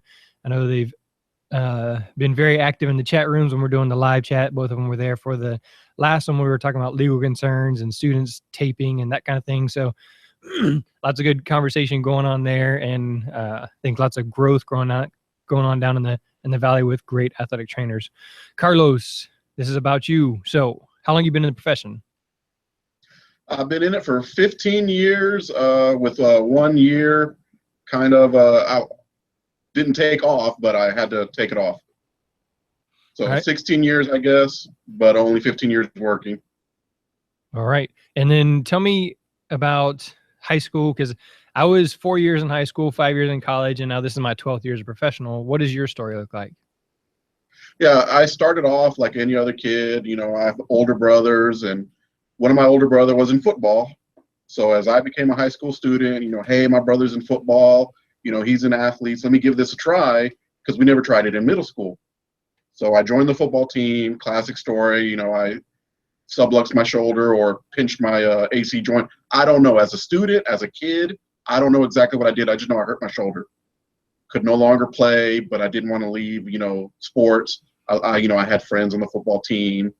So I wanted to stick around. And so, hey, look, there's some other people on the sideline, doing stuff. I wonder what they're doing. And, they were the student trainers, which were also the equipment managers. So for 3.5 years, I was a student trainer and an equipment manager. Gotcha. I gave it a try. I had a knack for it. I picked up taping real easily, slapping on Band-Aids, and, oh, hey, go get a cooler of this and that. That was easy for me. Mm-hmm. And so I liked it. I stuck with it, and I found out, hey, you can make money doing this. Let me go to college. And so, yeah, I went to University of Texas in Arlington as a student athletic trainer. Gotcha. 4 years there. No, like you, 5 years. Very good. Hey, my scholarship paid for 5. Why not take it, right? Yeah, true. Yeah, I was looking at I just got my transcripts back from Human Resources, and they said like I took 156 hours because I was planning on doing physical therapy school, so I took all these extra classes, and I was like, man, I think that's a lot more than I was supposed to take, but whatever. I met my wife my 5th year, so it was all part of the plan. Oh, there you go. Good work. So I think with me, I graduated with a BA, but if I'd taken one other class, I could have gotten a BA and a BS. Yeah. This works that way. All right. So you Yeah. graduated from UTA, and then now what's your journey look like from there? I mean, I don't have any aspirations to move into athletic directing. I'm not athletic to become a director or coordinator. I'm happy as an athletic trainer. Although PT school was kind of on the back of my mind as a high school student, when I got to college, and strictly speaking about PTs, they don't usually go outside. They don't usually deal with just a certain demographic of athletes or age group of athletes. So then that turned me off. So I'm happy where I'm at, and it looks like this is where I'll be. Did you say you've been all 15 years at the same school? Oh, heck no. I've moved around. I've actually worked at Texas City for a year, but I was contracted through the hospital. Mm-hmm.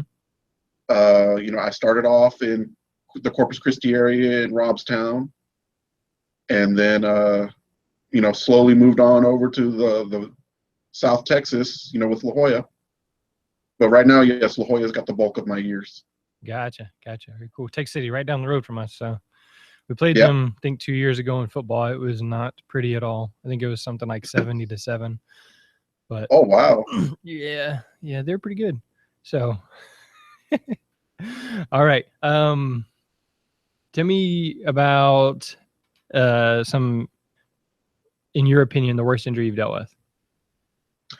Well, I guess I don't know if Izzy used the same story or not. We didn't compare notes, but just recently we had a knee dislocation, and he tore 3 of his 4 ligaments. And I mean, yes, I've seen an ankle turned the wrong way because of a fracture, but that wasn't my student. I saw it. I was there. I responded first, but then once they strapped him in and took him away, he wasn't mine.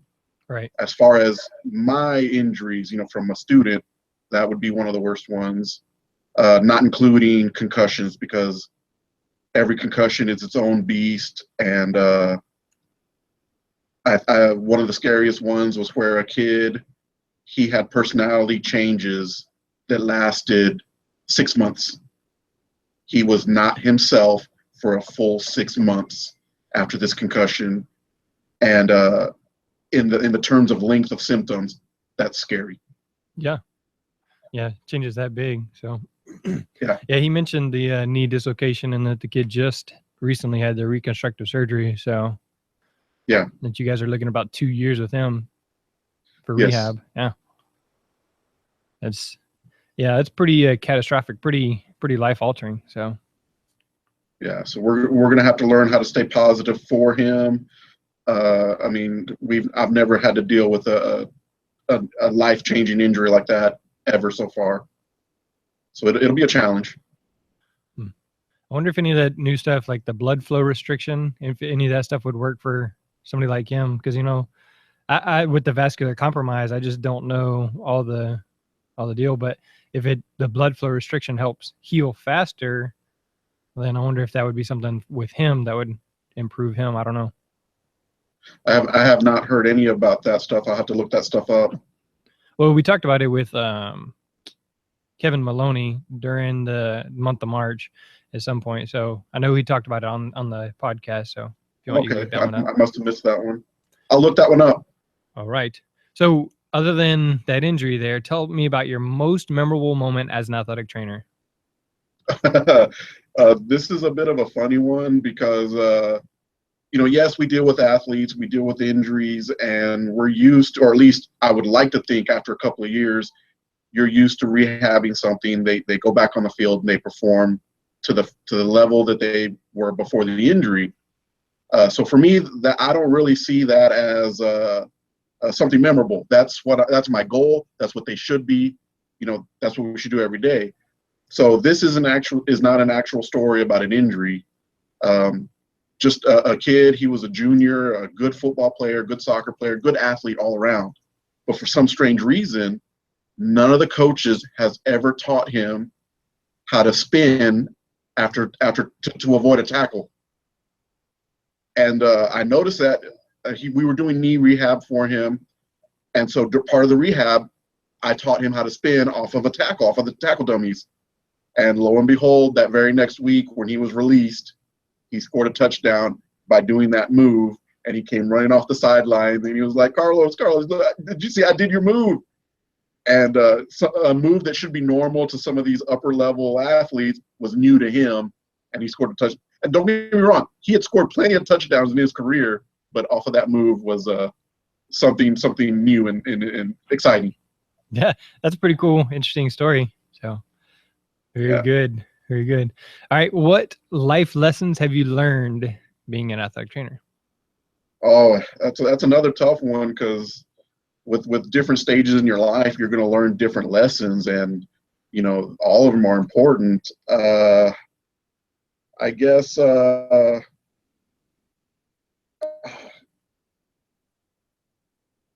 that's a tough one for me to answer. Just to have patience. Or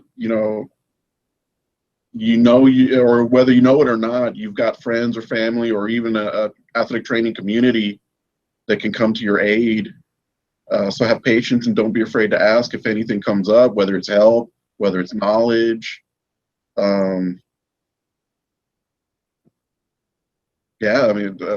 Really, that's all I got for that one. Israel, I think, said something very similar this morning, and then Mary's just still down there just listening in, smiling. She said the same thing. Patience was one of the big life lessons she's learned, and just being flexible. So seems to be the theme, huh? Yeah. All right. If you got one piece of advice for athletic trainers, what's that going to be? Well, definitely don't be afraid of change. Like we're talking a lot about this student trainers and liabilities. So that's obviously going to be changed for some people, or maybe not. Maybe some people are following all the rules and they've been doing it right, or not necessarily right. They've been doing it the way the NATA wants it done. Let's put it that way. So yeah, don't be afraid of change, and definitely only worry about the things that you can actually do something about. There's no reason to worry about other things that you just cannot control.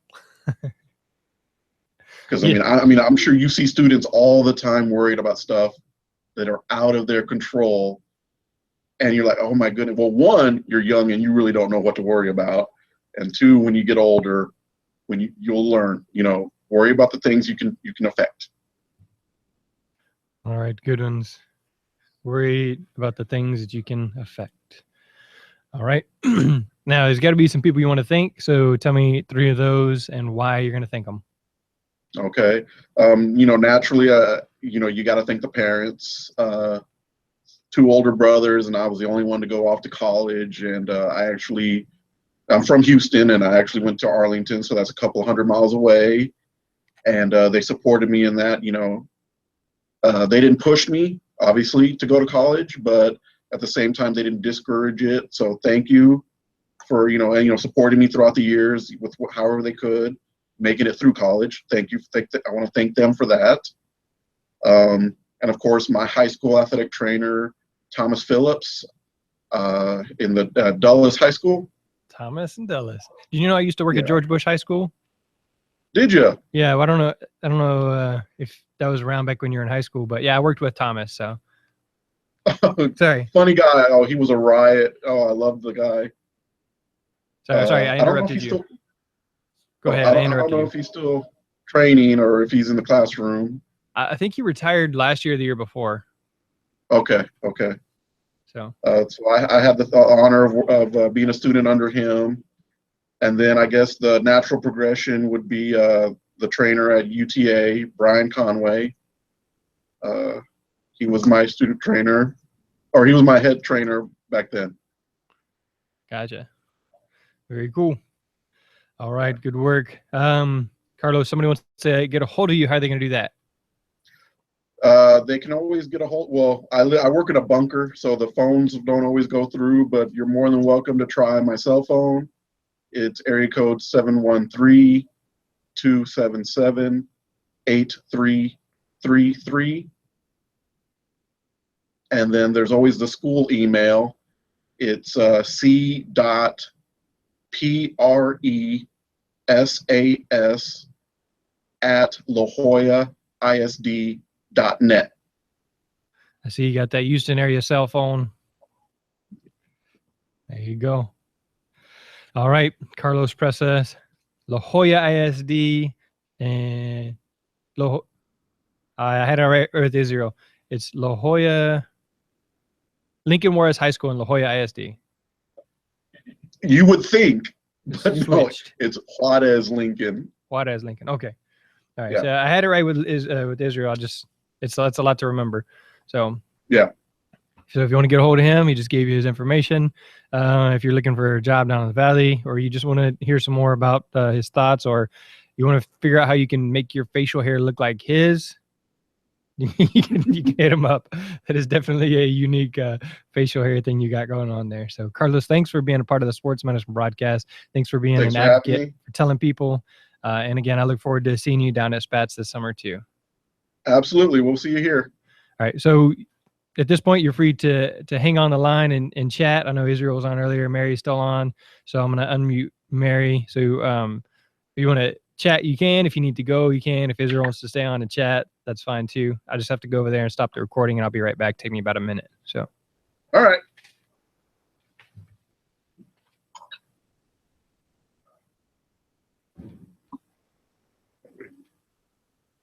Izzy. Where are you trying to show me a picture of a mermaid? The mermaid. When did we ever have chalupa here? What are we trying to figure out? Okay. How come we never found it? I don't know. Okay, so we're done. Hi. How are you? I'm doing good. I got some students here, and Izzy's on the other side of the computer. Very cool. Hello, guys. So there are Say your hi. students watching in? Well, we finally let them in because they don't know how to be quiet if we're ever trying to do something important. What? So Mary, that's one question I got for you. Do you have any student athletic trainer programs there in Alaska? High school students? Not formally. We get a lot of Anchorage School District has a gifted mentorship program, so kids can apply to do mentorships with you, and they get school credit for it. And so we have some students who do that, and then I mean, there's a couple students who like just kind of come around and help you out and things like that. But nothing like super formal because we're not really stationed at just one school. So usually you have two schools that you float around at, and so it's really hard to have a formal program whenever you're not there every day. So. Yeah, because you said you go to work at 2. So our school day ends at 2:30 here. I don't know what it normally does there in Alaska, but I figured somewhere pretty close. So mostly an after school gig for you. Yep. So yeah, school ends at 2 o'clock, 2:15. Anchorage ends at 2, Valley ends at 2:15, and yep, go to work and hang out for the rest of the day. So yep. You don't always put in 8 hours a day, but usually on the weekends you make up for it. So Yeah. I'm not worried about sticking to an 8-hour schedule. Sometimes it's 4, sometimes it's 16. It's works yep, out. we make up for it throughout the year. So very cool. All right. So those students that do their internship with you or help out, what all do they learn? Do they get certified in first aid CPR ED or? So at the school that I was at before I moved out to the Valley, they have a healthcare academy. And so they can get their ETT, emergency trained technician, something. They can get their EMT 1. They can get CNA 1 and 2, I think. So it just depends on what they come out with. So it is something that they can do if they choose. If they come out and help us, they're mainly observing and just kind of hanging out and learning. So they're not really doing a whole lot. There's one girl that has been really dedicated and really into it. So she kind of gets to do maybe a little bit more than other people, but she's not there all the time either. So it's just kind of nice. On the sidelines, she's really good at just kind of assisting, like getting stuff that you need or making ice bags and stuff like that. So she's always there to learn. So it just really depends. Another school in Anchorage just started the Healthcare Academy also. So they have vet programs. You get to do cadaver labs at the university, UAA, things like that. So there's some stuff kind of picking up. There's just not really a whole lot of people to make it formal, I guess. Gotcha. You use the All right, elevator. Carlos, I unmuted you there. You with us, Carlos? You got the question. All right, hey, Carlos. Any of your students got any questions for Mary? Any questions about Alaska? I think she's battling her dog right now. Looks like she's throwing a tennis ball or something. All right, I'll use the question. Good job. Oops, there we go. Hey, Carlos. Yes. I muted my mic. I was talking to you for like a minute and you didn't hear me, and I figured that's because I muted my mic. So Mary's over there battling with her dog, I think. So she keeps moving back and forth. So any of your students have questions for Mary about Alaska, athletic training in Alaska, or anything like that as they're standing around? It's a good one. As just as you asked that, they just left. Oh. Perfect. I don't know, let me ask you, did they have any questions about training in Alaska? Did Piggy or Jaime? Here you go. Do you have any questions? She's a trainer in Alaska. Do you have any questions for her? Can I ask stupid questions? No, there is no stupid questions. Cause no, come here. Show your face. Sun never goes down this time of year. Jaime! Like the amount of travel. Like tell her just a quick synopsis, just for a game. Okay, so I'll give you a synopsis for some people I know. I haven't done it personally yet because the school district we work in plays each other, but these people kind of travel sometimes. So our state championship game for basketball this year was, for like 3A, was on Alaska, which is where they filmed The Deadliest Catch out on the Aleutians versus not Ketchikan, but somewhere down southeast. So Dutch Harbor to Anchorage is like 2,500 miles. And then from southeast up is about 400 or 500. So these kids travel that far just to come play each other. It's kind of fun. Is that the closest school, or like what's the closest school that you guys play against? The closest school to what? The closest school that you play against. Oh, okay. So out here in Anchorage, we have eight schools in our region, and they're all in the city of Anchorage. So there are 8 4A schools in Anchorage. So Anchorage is pretty big. So we actually are really populated, and even in the valley, we have 3 4A schools, 2 3A schools, and a couple smaller schools. So I live in more populated areas, but the village schools that are like 1A level, they might only have 10 or 15 kids in it for the whole thing. So some years they'll have, some years they won't. We have the mixed 6 volleyball state championships for 1A. So it's 3 boys and 3 girls. And sometimes these teams are their whole school. Every kid is on the volleyball team. And it's the funnest thing to watch ever. So for every like boy touch, there has to be a girl has to touch every point. And they work together so well, and best sportsmen ever. Like, just, it's really fun to watch. So some of the more rural schools are like that, but in Anchorage, at least we're kind of normal, or not normal, but we're probably like Houston, where you have a lot of schools really close together. So yeah. You're not used to working at a high school where you have to drive through a citrus field to get to the school? No, but sometimes we have to drive through snowbanks. No, what's snow? Actually, it didn't really snow that much this year, so it was just really cold. So. Considering our mascot is a husky. Oh, fun. Oh, so talking of mascots, so Alaska mascots are really fun. They have one of the schools, their mascot is the Northern Lights. Northern Lights. It's awesome. There's a So lot. how do they represent that? That's a great question. I'm not really sure, but they just wear really colorful things. But yeah, there's a lot of Huskies. There's the Huskiettes. They have the Huskies and the Huskiettes to differentiate. There's a lot of really cool mascots in Alaska. The Grizzlies is very popular. Things like that. Grizzlies, not polar bears? No. Polar bears is not a mascot here, but they're at the zoo, so kind of fun. You don't have anything? It was nice to meet you guys. Nice to meet you too. Wait, there you go. I was getting away. Okay, cool. No. Where'd you get that husky from? So she's in Anchorage, Alaska? Yes. My brother's there. So What's I he think What's he doing there? Army. Oh, okay.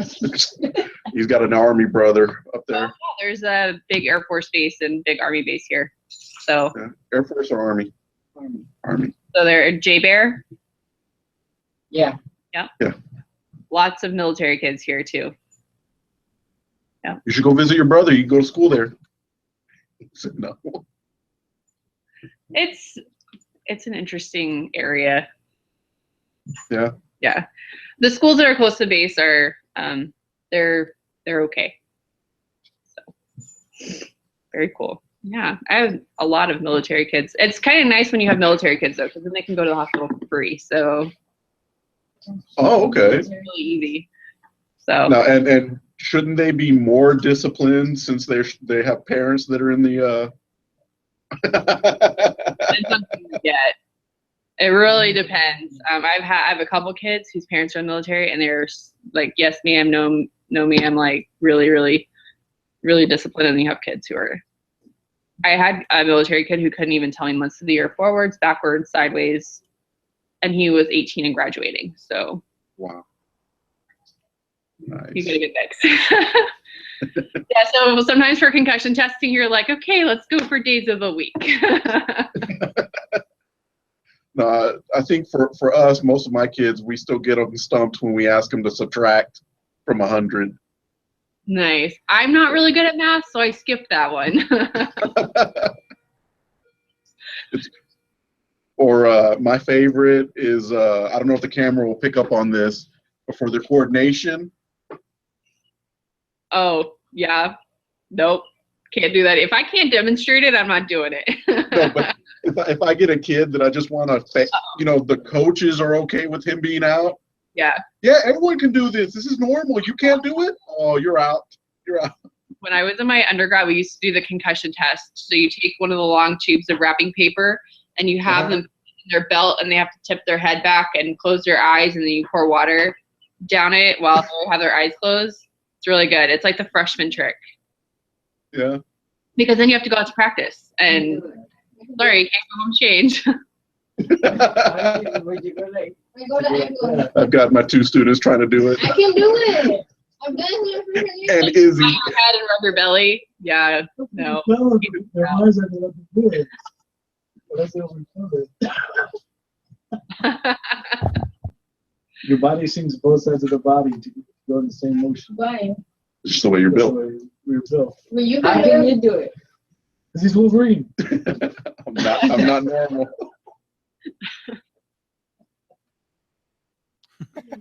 Yeah. 2 different directions. Yeah. My brain Try to get opposite like that. Try and get your students to do it. It's hilarious. She tried it. So this is the right direction. So what side is it? All right, so start with both of them at the top, and then slowly go opposite directions, and then meet at the bottom, and then slowly go back. It's the only way I can get it going. And then once you get that, then you can get moving. oh my gosh. Okay. I'm about to travel for 3 days to regions with my soccer.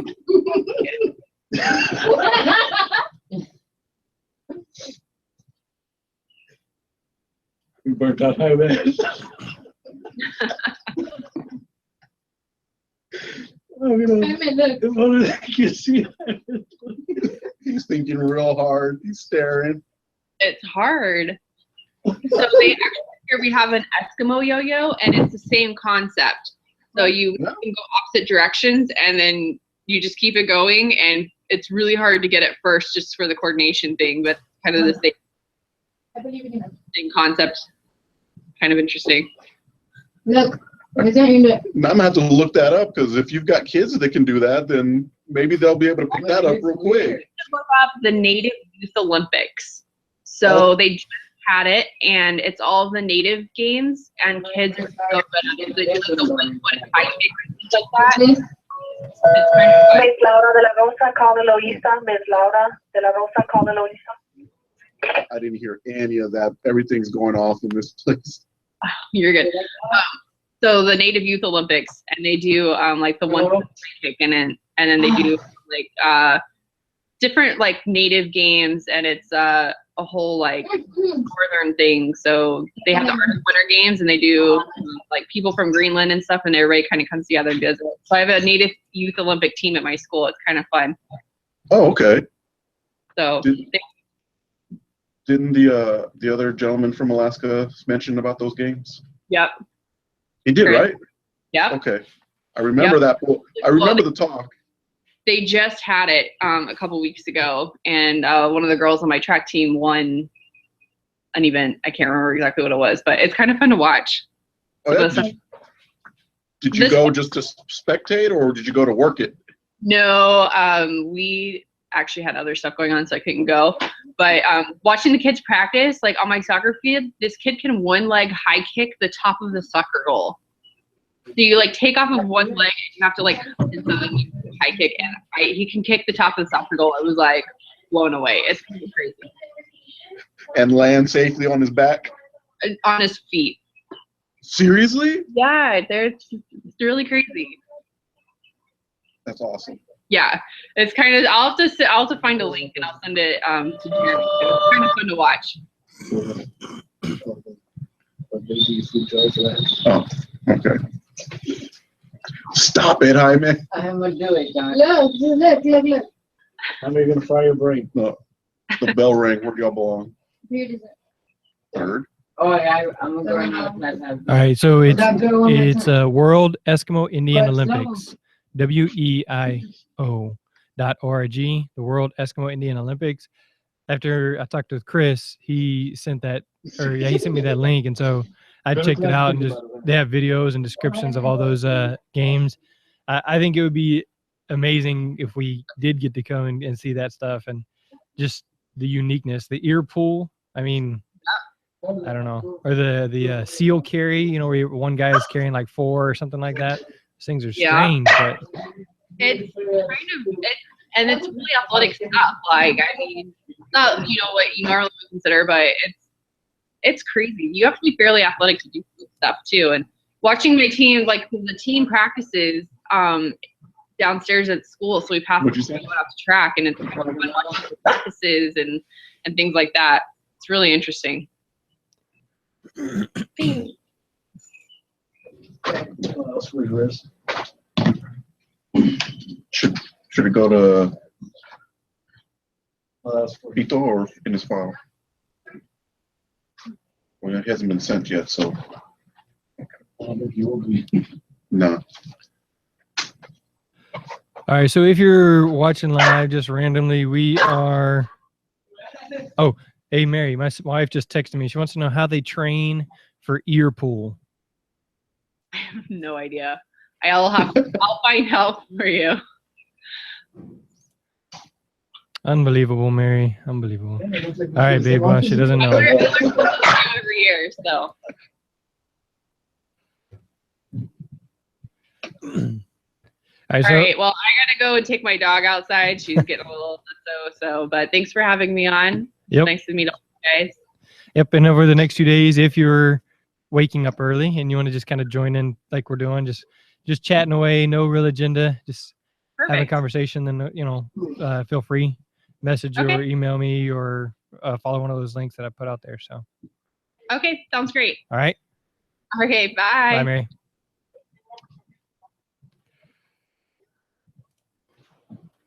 What did we get switched for?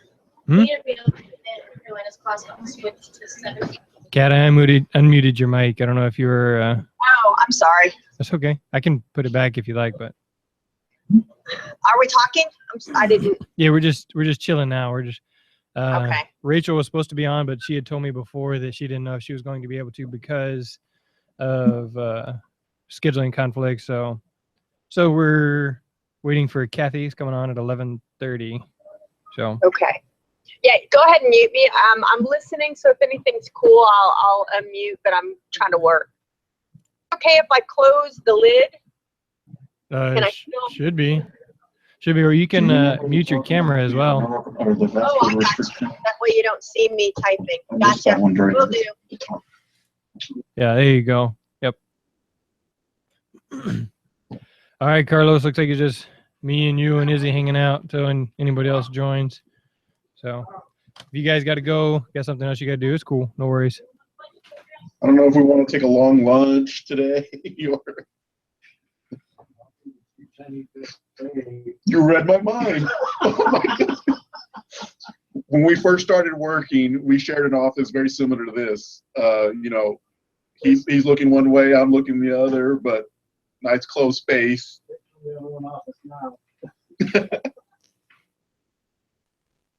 So I didn't hear what you said earlier, Izzy. What were you saying? Excuse me? You said he read your mind. I didn't hear what he said though. Well, I said something about taking a long lunch, so he's like, let's go to this crappy Chinese restaurant down the road. And I was actually thinking the same thing for lunch today. Nice. All right. Well, you guys can, if you need to want to go, then appreciate you hanging out and joining the listener spotlight, and then of course all your involvement. So I guess you guys go enjoy your lunch. We got a couple minutes. Okay. Like one of my questions to you was, you're on teacher-based pay, right? Yes. Have you looked into what would happen to your salary if they moved you to administrative? I have not, but we are currently, we keep track of our hours. So Bill does a great job. Bill, I know he's listening in the other room. Thank you. It was kind of my idea, and I said, hey, let's do this. And then I kept up with it for a week or two, and then Bill kind of has kept up with it for over a year. So we keep track of the hours and that kind of thing, and we are kind of discussing some options. And the thing about it is, I don't know that I want to be on the administrator pay because the extra days, I don't know. I would have to look into a lot of different things, but as a district, we're just trying to figure out what's going to be best. So. Yeah. And what size is your school? You are 5A or 4A? No, we're all 6. 6A? Yeah. Okay. We are a small 6A, but Dobie has 3,500 kids. We have 2,100 kids. Memorial has 2,800. So we're all between 21 and 3,500 kids. Wow. Okay. Because I know we have to punch in and punch out. So in a way, our hours are they're kept track for us. But do you also, let's say a coach calls you at home and you pick up that phone call, do you document those hours or that time as part of your working hours? No, I wouldn't say I do. 1, because that very rarely happens. 2, I mean, they pay for the cell phone, so I wouldn't consider that part of my working schedule. So what are your thoughts? Well, no, I didn't know you had your cell phone paid for, so I would actually lean towards what you just said. If they're paying for it, then I really shouldn't count it against them and document hours. And you're right, it's not very often that they do call. it was just something to think about, because we hear stories of how some people, their school district asks them to be strict with their hours. If they go over a certain amount of hours, they obviously they need to cut back somewhere somehow, and it'll even include, hey, if you clocked out for the day, you clocked out. That means you don't answer your phone. There's no perfect answer. There's no perfect scenario. I was just filling time, making conversation. You guys administrator pay? No, teacher. I know Pearland ISD, which is just down the road from us, their administrator pay. And so it does help out because they're not usually involved in any way in the testing. Whereas I feel like every time there's a test, either Bill or I are giving it. So if it's a makeup test, if it's a practice test, because we do mock testing. So it's every time there's a real test coming up, we do a practice test to prepare for the real test. So Bill or I are involved every time just about, because they don't need to get a substitute for Bill and I, right? So I don't know, it kind of doubles up on some of the work that we have to do. So now I have to be here a little bit extra because Bill's got to do the testing, or Bill's got to be here a little bit extra because I've got to do the testing, or that kind of thing. And I don't know, if we went to administrator pay, it may relieve that, but Yeah, I don't know too many people that are on administrative pay, but the one or two people that I have talked to, it wasn't beneficial to them, pay wise. Yeah. I certainly don't want to be a 240-day employee, working through the summer. I mean, I guess I could be at 210 for us, I think 210 is the least administrative pay. Yeah, I enjoy what little summer vacation I get, and I wouldn't like to give that up. Yep. I know I keep doing the podcast thing, and I'm going to have to figure out how I can go to conferences that are during the school year, so I don't have to go to all these conferences during the summer. Of course, I told my wife I'm going to have to start getting rooms for 2 rooms so that we can just take the whole family. We can broadcast at these conferences for free and make a vacation out of it. So I'm looking for some exotic locations, like South Padre, or I looked at the Davis Mountain one. That's, I don't know, it just looks interesting, but way out in West Texas. Maybe I can work my way in there eventually. I don't think I've ever seen that one. I've been to the Minute Maid one when I was at Texas City. Yeah. That's the Memorial Hermann Sports Medicine Update. That's the one I talk about. That's where I'll be broadcasting from on Monday and Tuesday before I come down there for Thursday, or for Friday, Saturday, Sunday. So it's not actually at Minute Maid anymore. So it's just called the Memorial Hermann Sports Medicine Update. But one of my favorite for sure. Yeah, it's been a while since I was down there. Yeah. South Padre is good enough. But they do give some seminars during the school year, some fancy ones too. Mm-hmm. I just don't remember where. Well, the concussion symposium that I did was it was in May, or the end of April, beginning of May, something like that. And so that one was pretty nice. I did that one. That had like Robert Cantu and William Barr, some Dr. Summerat, some really big name people that I was able to broadcast at. But there's one in San Antonio that's always really good. So I'll have to try and talk to those people and see if I can head out there next year. It's usually in February. So.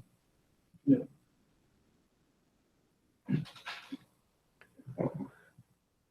So what does the rest of the day look like for you guys, Carlos, Izzy? I mean, y'all got spring ball going on?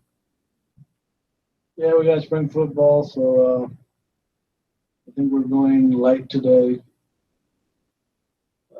Should be, an hour?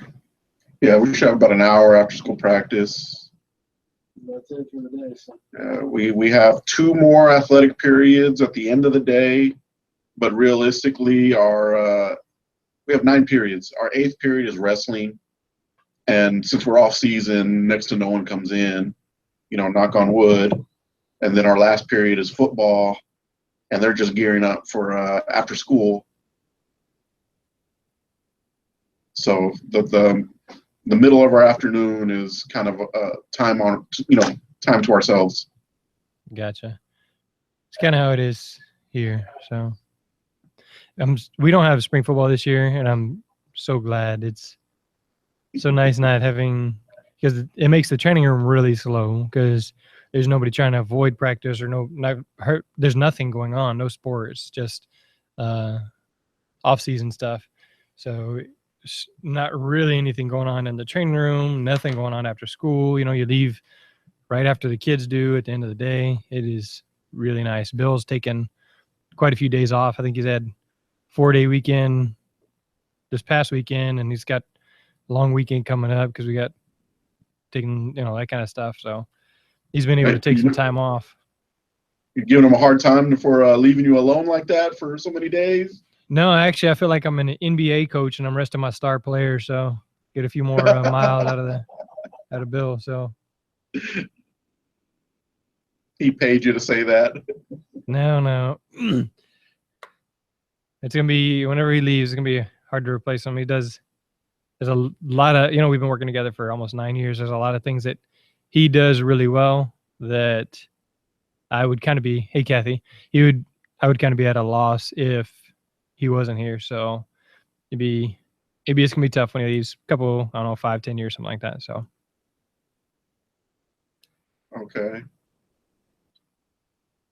So all right, well, Kathy has joined us. So I don't know if you guys want to head out, go eat your lunch, enjoy your cheap Chinese food.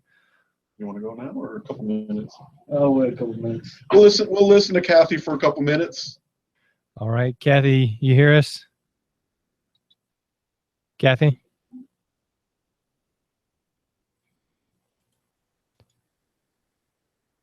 Kathy, can you hear me? Hey, how are you? Good. How are you? Good. Yeah, so we're just kind of chatting. You can see Kat Mars down there in the window, and you got Carlos Presas and Israel Montano. They're both down there at something close to Lincoln Juarez, La Jolla, or Juarez Lincoln. I keep messing up now. I had it right one time, but it's in La Jolla ISD, Juarez Lincoln Juarez High School, something like that. Down the valley. Yeah, down the valley. So, but we just been kind of chatting. So they're there. You about ready to do your show? Absolutely. All right. That ought to put him to sleep. No, it's all about you. Should be easy. Did you get a chance? Let me look up here. All right. Let me see.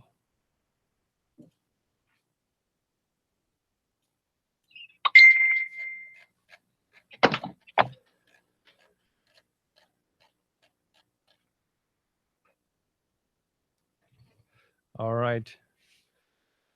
Get that one started there.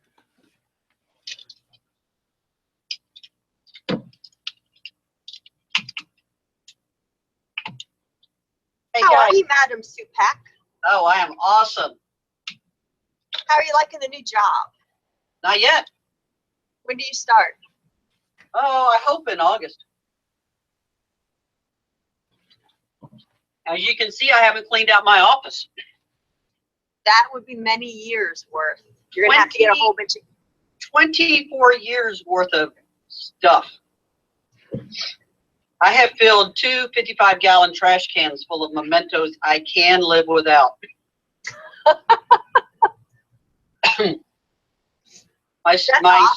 My student aides and I cleaned out the storeroom. I was afraid I was going to find some kid in there I sent to go get something 5 years ago, and they never came back.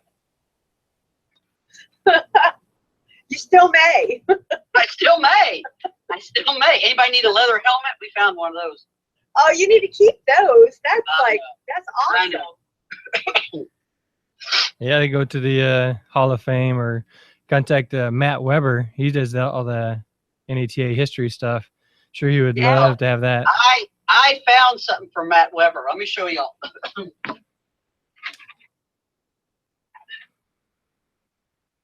You'll see this? Oh, yes. Adhesive tape. Water How about that? in the container. Yes, 5 yards worth. That's like circa 1987. That's the first time I remember that. That's probably even older. Oh, I'm sure there's more that I'm gonna find. You know, but with budget cuts, I may need to use it. Right. All right. Well, I'm just gonna listen to you guys. Let Jeremy do his thing. Hold on. All right. Here we go. You ready, Kathy? As ready as I'm gonna be. Do I need a lawyer? I don't know. It depends on what you say. All right, here we go.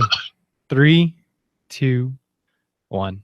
What's up, y'all? Welcome to the Sports Medicine Broadcast. We're doing the listener spotlight. We're talking with Kathy Schupa. See, I got that one right? That's I right. remember last time you were here, and I think I said it wrong earlier, but I remembered. Once Kat said it wrong, I remembered. Kathy has been in the profession for 32 years. She's transitioned into a new job, and I'm excited to have you as part of our Listener Spotlight series. So, Kathy, tell me just a little bit about how you heard about athletic training so long ago. Well, this is my story, and I'm going to stick to it. I actually I went to Austin Westlake, and believe it or not, we didn't have an athletic trainer when I was there. And I played basketball, and I got hurt my senior year, and our basketball coach was fresh out of the University of Texas, where she was an All-American. And she taught me to tape ankles. That way I wouldn't be bothering her on the bench. And a career day came along, and back then Westlake used to send you to spend time with whatever you wanted to do. So she set up an interview with the athletic trainers at the University of Texas. Actually, it was the female athletic trainer because they had divided facilities in. So I did spend time there. And at the end of the day, I sat down for a long conversation, and I had been admitted to UT. And Becky Bluedale Marshall was the athletic trainer, and she had one word of advice after this question. She said, "Do you want to do this, for a living?" I said, "Well, yeah." She goes, "People do this at the high school level," which was news to me because I'd never seen one. And she said, "Well, if you want to work high school football, you need to go someplace where they'll let you work football. And right now, one of the only schools in the state is at Southwest Texas." So she goes, "I just got my master's there. You need to call Dr. Bobby Patton and see if you can get in." I did. I got into the program, and the rest is history. So because she took an interest in me and gave me that advice, I got some experience I probably wouldn't have gotten in that time period because there weren't co-ed. Females were not working college football at that time. So you were planning on going to the University of Texas, but you switched to Southwest Texas because the athletic trainer said, "Hey, this is a better program at this time for what you want to do." Because they allowed, they had co-ed training rooms. They allowed women to work football, and because I wasn't really a student trainer, the term then, in high school, and I needed the experience because I really wanted to do it at the high school level. Gotcha. Very cool. All right. So tell me more of your athletic trainer story. We know you went to Southwest Texas, which is now Texas State University. That's right. All right. I was very fortunate we were there because Jim Wacker was our head coach. And, my freshman year, they won their first of 2 back-to-back national championships in football. I actually worked in football the second year, and I was blessed to be around probably one of the best coaches who really cared not only about the athletes but athletic trainers. And some of my partners in crime were Mark Salter, who we lost 2 years ago to cancer, Jerry Williams, Ted Perry, and Thomas Petmecke. Those guys took a job, and they have all 3 of those guys have been at the same school for over 25 years. And that says a lot about the job that they've done at that school. And they kind of took me under their wing, including Mark, because I had no clue what I was doing. And they taught me a lot about how to deal with football coaches, how to deal with male athletes. and just how to be a really good athletic trainer. And I will be forever grateful to those guys for that experience. As it was hard to get into a program, it was hard to find a job because there weren't very many jobs for female athletic trainers at the high school level. When I got out, Title IX hadn't really caught up. But we had I'll never forgive Dennis Hart for this. I guess I should. But I went and interviewed at North Mesquite because his assistant, Sarah Wolfskill, was leaving to go to the new high school, Poteet, Mesquite. And I interviewed with him, and he didn't hire me. And that's kind of a standing joke. But I ended up getting a job at LaPorte High School, thanks to one of our walk-on defensive backs at Southwest Texas, whose father was the AD. And that was my first job. Came down here. I had to look on the map to see where LaPorte, Texas was, and got mentored by Al Cooper, and taught government and found a husband. So I guess I ought to thank Dennis Hart for not hiring me. I may not have ended up with a husband. It's funny how those things work out, huh? It is. It was a blessing. Okay, so LaPorte, what was after LaPorte? Well, really, most people don't know this, but I spent 3 years at LaPorte. And, my husband and I got married in 1986, and we had our first daughter in 87, and our son in 89. So I actually took 5 years off away from the athletic training. I did do, I guess we now call it PRN work. I did substitute. I did work out. But our son was born, and he had some issues, medical issues. We had some medical bills, and I had to go back to work. And ironically, as with all of my career, things have fallen into my lap. I needed to find a job, and I was taking out the newspapers to recycling, and I saw this ad in the Houston Chronicle for an athletic trainer. This is a true story. And I thought, well, I didn't know that hospitals, it was for St. John, and back then it was the Sisters of Charity. And I put together a resume, and I hand delivered it, and I got a phone call from a guy named Rick Carboni, who was actually at SWATA, and it was for an outreach athletic trainer, which I had no idea what that was. And he hired me 2 days later, and this is only after he had walked around SWATA trying to figure out something about me. But that was 24 years ago, and I guess it worked out for both of us because I'm still at the same school that he hired me for, which is now still St. John Hospital, but Methodist. I work for Houston Methodist. So I've been contract to this school, and this is the only school I've ever been at. Very cool. Very cool. All right. So tell me a little bit about what's the next stage for you. Well, that's still a little top secret right now, Okay. but Houston Methodist has always been very good to me, and since they trans 2 years ago, and I kind of needed a change of pace, and hopefully I'm going into a position that's 40 hours a week. And as my son said, Mom, what are you going to do after Tuesdays? And I said, no, honey, it's Monday through Friday. But I'm looking forward to new challenges that allows me to use my abilities both as an athletic trainer and do a little marketing. And there's some I can't comment on where I'm going, and hopefully we can make it official by the end of the month. But I'm transitioning to athletic training that is a little less stressful, I hope. My parents are still both alive, and they live in South Texas, and I need to be able to go visit them. And I have a daughter who's married almost a year now and lives in Minnesota. So I need a little bit more freedom away from being at a school every single day to be able to go see both those. Gotcha. Okay, so tell me about one of the worst injuries you've dealt with as an athletic trainer. Well, it's hard. I think that probably the one that will always take my breath away when I think about it is a young man we had here at Clearbrook, and I'll never forget. It was September the 14th.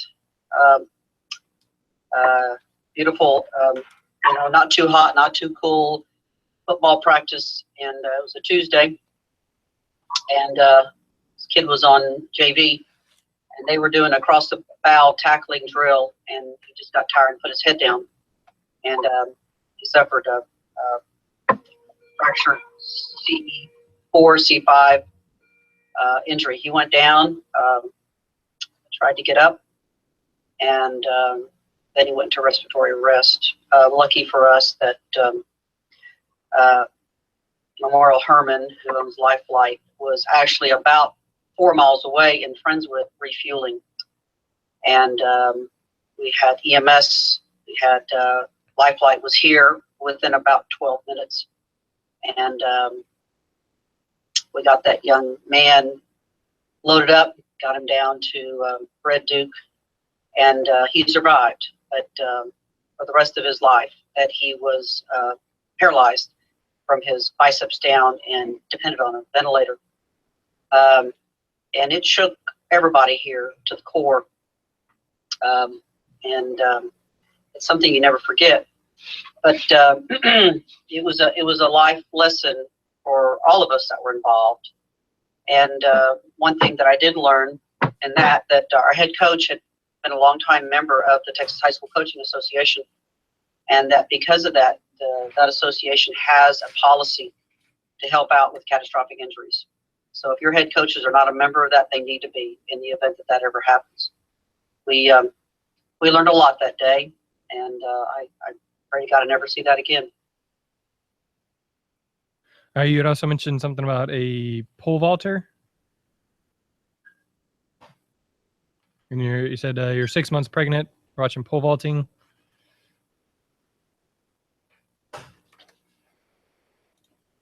Sorry, I muted my mic because of the bell. That's okay. I thought my hearing was bad. No. You'd also mentioned something about a pole vaulter. Yes. That was early in my career. Actually, I was pregnant. Pregnant to the point I couldn't see my toes, and we were hosting a track meet at LaPorte, and I believe it was one of the final vaults. This young man ran down the runway, and his trailing leg spike caught the runway, and his leg had open tib fib fracture. And if I wasn't nauseated from being pregnant, I was that day, because it was one of the most gruesome things I'd ever seen.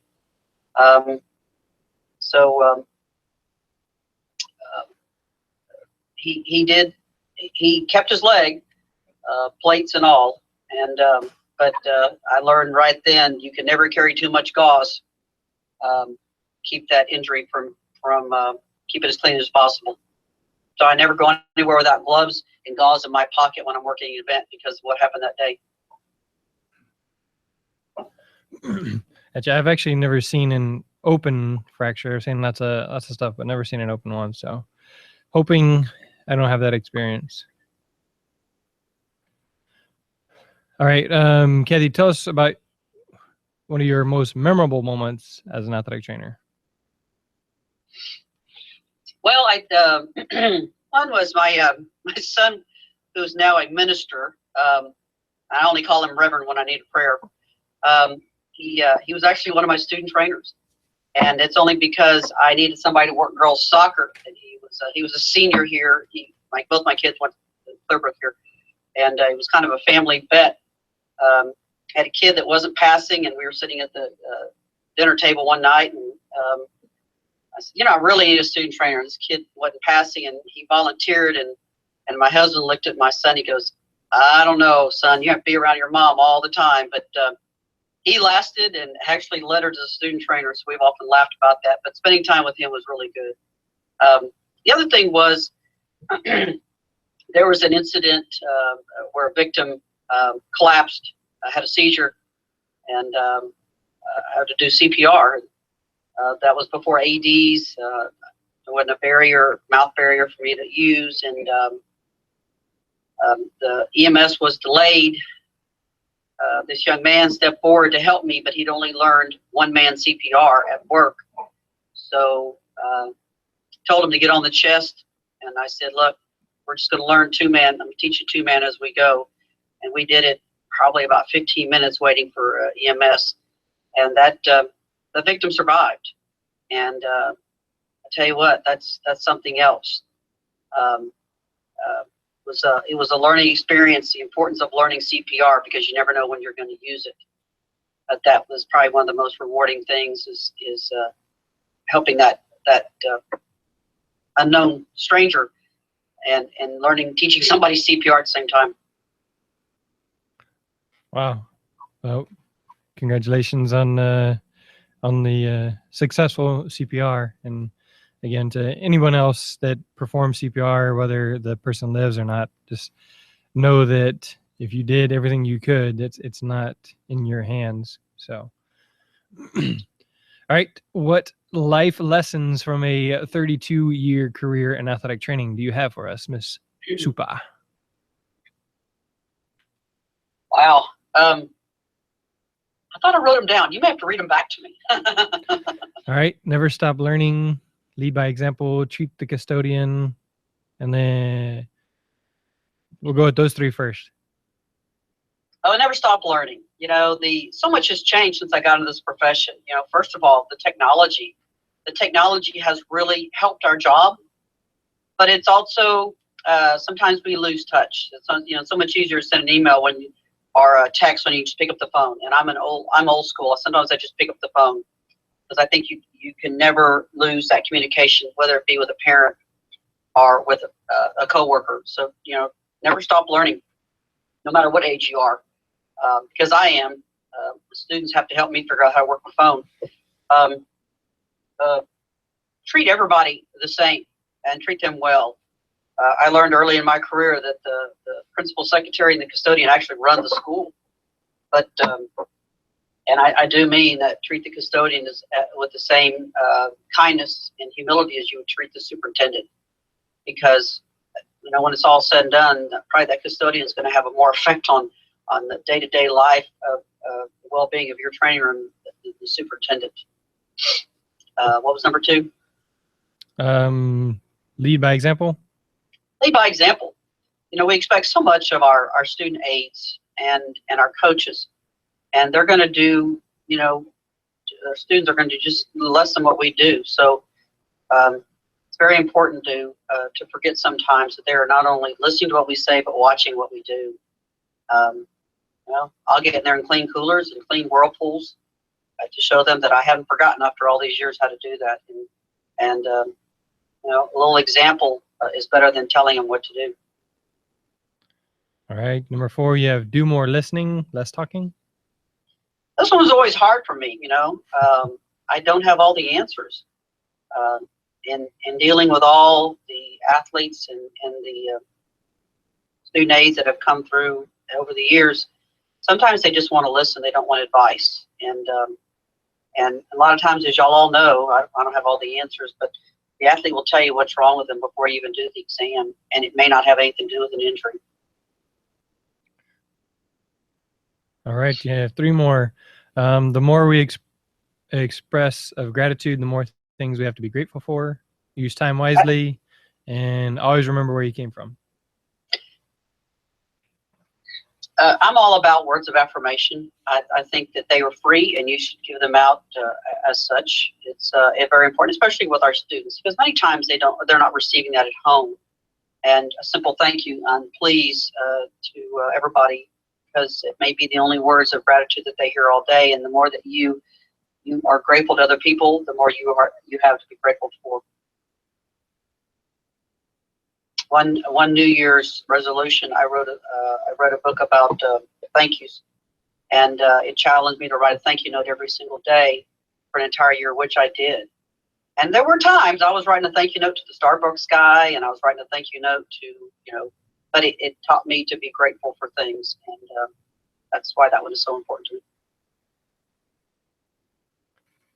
Yeah, use time wisely, and then always remember where you came from. Use time wisely has really meant a lot to me recently. My husband went through a triple bypass that was unexpectedly, and my parents were both in their 80s, and so we really never know what life holds for us, and we don't have time to waste. So we better make use of the time we have here. And never forget where you came from. That actually is something I learned from my father. That is, no matter where we go in life, no matter what honors come to us, we have to remember what we learned from where we came from. And I came from a very small town in South Texas, all sisters, and we learned early on that there's nothing that we can't do. But just remember, you need to be humble, and that's why that's always been one of my mottos: is never forget where I came from. Gotcha. It's a lot of lessons, a lot of living. All right. Now we're gonna focus at one piece of advice for athletic trainers. What would that be?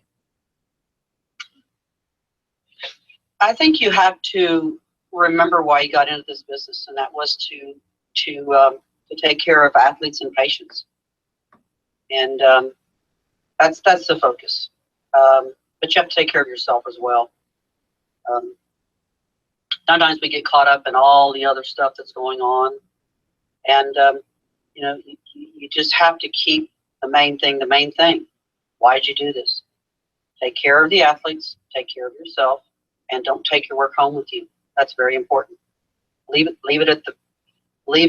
when you walk out to the athletic training room or the clinic. Leave it there, and then pick it up the next day. Don't take it home with you. And the other thing, I know this is more than one thing, is find a mentor and be a mentor. It's very important. I think I probably heard it in church growing up, but you always need to have somebody that you're kind of reaching up to mentor you, and somebody you're reaching down to mentor them. And so Absolutely. I don't know that I'm really good at having that person that I'm like reaching up to in all aspects of my life, but I know I feel like as an educator, it's pretty easy to think of myself as a mentor. I don't know. You have done an excellent job mentoring all those student aides that you have over Pasadena. The things that you have taught them is outstanding, and you need to show all of us how you have done that. But absolutely, and that is so important, is to have a group of individuals that you for guidance, both to mentor with and to vent, because you know, this is a very stressful profession. Dealing with the things that we see, you have to have somebody that you can confide with. And it's, you know, if your spouse is an athletic trainer, that's awesome. But I always like to walk through the front door of my home and be able to be a wife and a mom and not be an athletic trainer. And the only way I could do that is not to take this home with me. Good. Something I need to learn a little bit more. As you said, technology is good, but at the same time, it's easy for me to keep checking my email or doing that stuff at home. So I need to be more intentional about just setting that down and, you know, waiting till the kids are asleep or something. So, well, you know, with kids, and when I started here at Clearbrook, my kids were 4 and 18 months. And when I cleaned out a drawer, I found something my son had colored for me. I wonder if he wants it for his office now. Probably not. But the thing about kids is that the days are long, but the years are short. You have to remember that. Many years ago, I think it was when SWATA was in Arkansas, I was asked to be on a life balancing panel. And I invited my daughter to go with me, who's now 28. And they asked her a question, well, what's it like for your mom to be an athletic trainer? And of course, I didn't prep her, you know, whatever came out, came out. And her answer surprised me, and I was relieved. And she said it's the only life she'd ever known, just like asking the daughter or son of a firefighter or a policeman or a lawyer or whatever else. She understood the demands of this job, but she also understood that when I could, I was there. It helped that I was at the same school. But you know, that's what she understood, what she grew up with. So many athletic trainers take that guilt with them that they're going to miss all these things. When you're home, you're present with them, and that's what the kids need to know. You know what? They turn out fine. Just don't take that. Worry about all the time you're missing. Be present at your job when you're there, and when you're home, be present with your kids. Very good. All right, we're going to wrap it up with 3 people you would like to thank and why. Probably my high school basketball coach, who took the time to point me in the right direction, Kathy Self-Morgan, and my husband, who from the time we started dating to now has never ever asked me when I was going to be home. He understood I had a job to do, brought me food when he needed me, took care of the kids.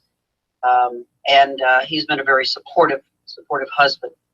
And God, you know, there are many, many times that I know that the Lord was looking over my shoulder when I was dealing with a horrific injury or, you know, had to make life decisions, whether it be an athlete or in my own life. And without him, I don't know where I would be.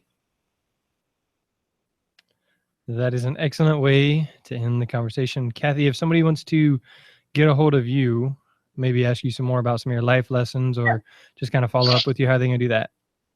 Oh, they can email me at csupak@houstonmethodist.org. All right. So email Kathy to get in touch with her, find out more, or maybe find out more about her top secret mission job coming up. Jeremy, thank you for having me on. I appreciate you. Somebody wanting any interest in this story, but you know, every one of us has a great story. And whether you've been in the profession 1 year or you're an old timer like me, and that's the great thing that I would like for us to do at our meetings. Is as much as the educational is important, and I understand that, I did learn more in the hallways from the old guys that we hear about and we've named the awards for. So I'd like to see a more balance of that. You know, and thank you for doing this. And I look forward to hearing the other ones that you have on. Well, thank you very much. So for Jeremy Jackson, Sports Medicine Broadcast, Kathy Schupa, and everybody else that's been on or will be on in the next few days, that is a wrap. So you can stop that recording. Kathy, if you want to hang out, I can unmute Kat and Israel, and we've just been kind of chatting to fill up the time. So you can hang out, or if you got something to do or some more antiques you got to clean out. Minutes. Thanks. So here's Kat and Izzy. All right, guys, we're now officially on the hangout mode. So Kat Mar, I know you like to chat it up. Let me go back and forth. I was actually listening and typing and doing my work. I tried to do that yesterday, listening to a podcast while I was reading something or typing. I couldn't do it, so I just had to turn the music off. I always have music on in the background. Hi, Chris. Hey. Say hello. Hey, what's going on? Miss Supak and you knew Jeremy back there in Pasadena. Look at you. All I know, Kat, I see a coffee maker. Could you make me some coffee? I'm kind of thirsty. Absolutely. I have a variety. Cappuccino and coffee. Oh, and of course some Snapple peach tea. I'm on my third right now. You don't need any caffeine, trust me. No, it's been bad. Is Izzy there? Who's there? I can't tell. Yeah. Oh, they're there.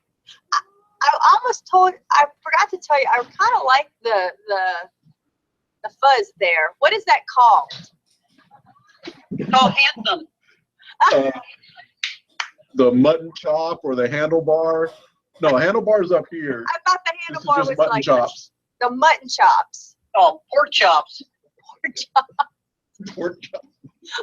I saw that in an old spaghetti western. I've never seen it kind of semi in person.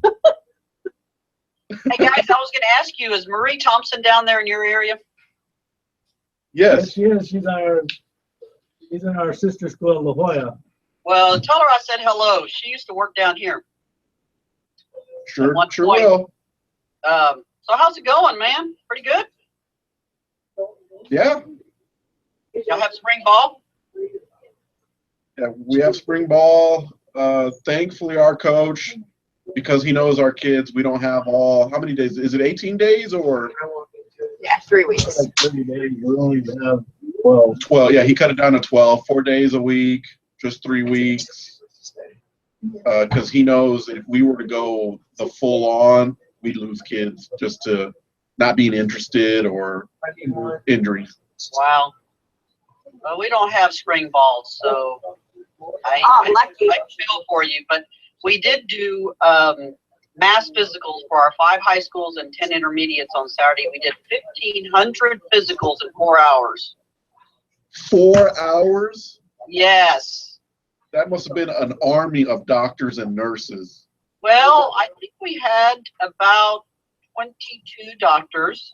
We had cardiologists, neurologists there, but and we're gonna do it again next week in that Baytown. We did Clear Lake. So let's just say I got a lot of steps in. Now, are y'all is your school district moving to any kind of EKG? You know, we actually did that with that grant 2 years ago. We did a baseline, but you know, what the important thing is we had cardiologists there, and there were several kids. I don't remember how many that they did 12-lead EKG, and 2 of them they shut down right away and sent them on for echoes. You know, and you know, I think that's really important. You wouldn't have the traditional physicals we used to have here. We'd bring a doctor in, and then he'd listen to their heart, and then they have to go someplace else. Well, here, you know, it's kind of one-stop shopping. You know, there's some things we have to work out, make it go a little bit faster, but that was an ungodly amount of kids we ran through here, and it really was a good quality physical. Except when I was kind of filling in different areas. I was doing the vision. I didn't have my glasses on. I have no idea if those kids were reading it right. You don't have the cheat sheet on the clipboard? I think I have it memorized when I go get my driver's license renewed in June. So I think I have it memorized, but I'm not sure. So, you know, what the heck? You know, what do you expect for free help? Yeah. You get what you pay for. Let me listen to hearts, right? But anyway, well, hope I see y'all down the road. Maybe it's what I guess I need to make a trip to the valley. My sister has my sister and brother-in-law have a home in right at the causeway in Port Isabel that she's offered to let me use, and I'm like, man, I ought to just use it and go down to the Padre meeting. I haven't been out in years.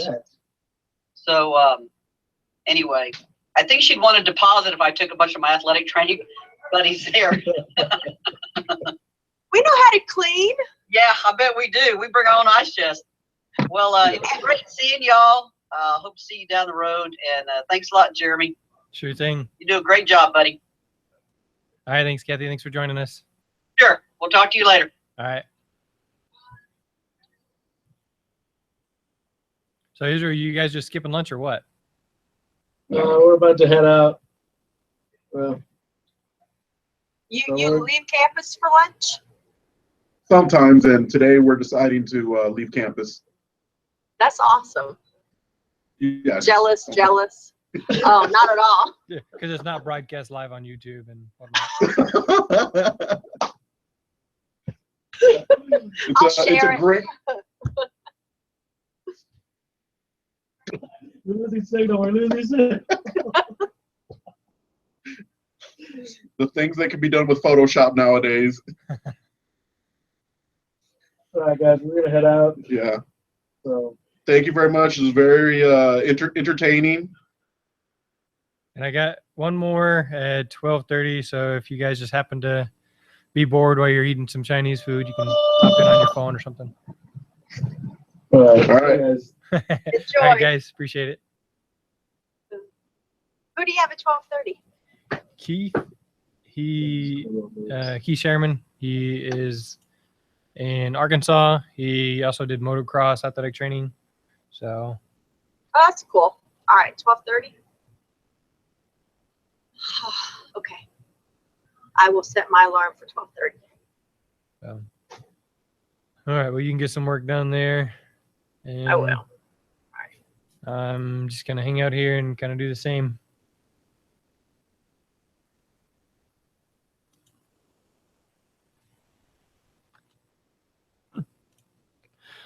All right, so again, we're doing listener spotlight. It's been a fun day. We've just been kind of hanging out, chatting during the empty times, and getting the interviews in. So if you jump in at any time, I got a empty space until 12:30, where we'll be talking with Keith Sherman. So if you want to jump in, and I'll ask you the same questions. If you want to jump in and have a no agenda chat, we can do that as well. It's been been fun so far. So thanks for listening. Thanks for being part of the Sports Medicine Broadcast.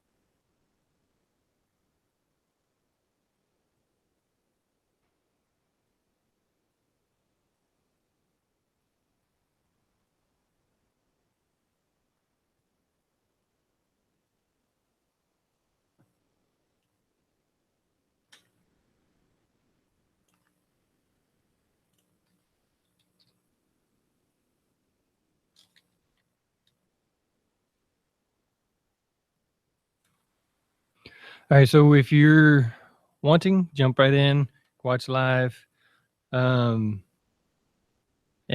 you can join in the call. So again, if you got a little bit of time, again, we can have a no agenda conversation, or I can do the listener spotlight with you. So feel free, jump in. You can email me, text me. You can jump in the call. You can click on the link that's on the social media or on sportsmedicinebroadcast.com. If you click on live event, and then there's a link that says participation. So click on that link and then join the call that way. So there's plenty of avenues or opportunities for you to join. So if you want to, again, join, just have a conversation about anything, something we've talked about, something you'd like to talk about. Again, this is streaming live. That's why you're hearing it. So I'm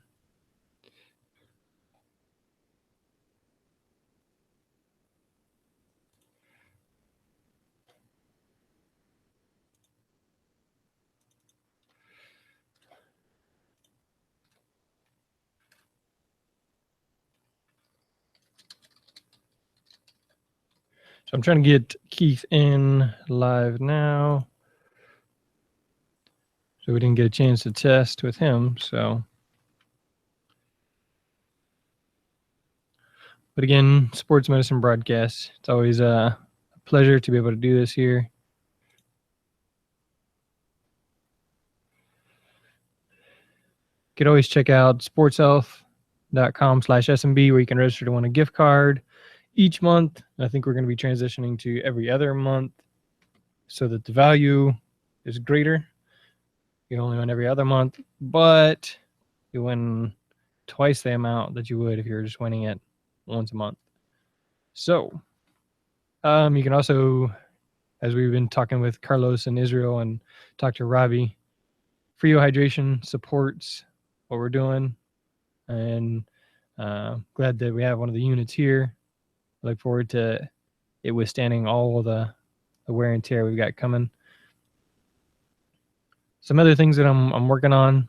Obviously, Memorial Hermann, big supporter. They give me a lot of content. We go to the workshops and that kind of thing. South Padre, this will be the first time down there. Really excited about that. With Memorial Hermann, I was able to do the concussion symposium with the Sports Neuropsychology Society because of my connection with Dr. Ott. Great organization. I really enjoy Memorial Hermann. So, but once we get the other stuff going and working, then I'll let you know. But it's always about adding value to the athletic trainer. I got the camera on the wrong way. It's always about adding value to you, to me, because I'm an athletic trainer, same as you are. So just about adding value. There's something we can do to help add value. Again, Jihads is working on clearing up the CE issues, and we can get that rolling again. May not be as often as we were doing, may not be every week, maybe every other week, or maybe just once a month, because it takes a lot of work to get a CEU thing together. You have to have research saying that we don't know enough about it. You have to have the bio for the speaker. You have to have the speaker release. You have to have the objectives. You have to have the quiz. You have to have all these different things in line, and then you can do it. And so we got to check to make sure we can do that correctly and we can maintain it. And once we can do that, we'll have the CEU part available again, or the BOC category A CEU part available again. So those are the things we're working on, things I'm working on. And so again, feel free to join us, jump in, listen, watch, chat, whatever it is.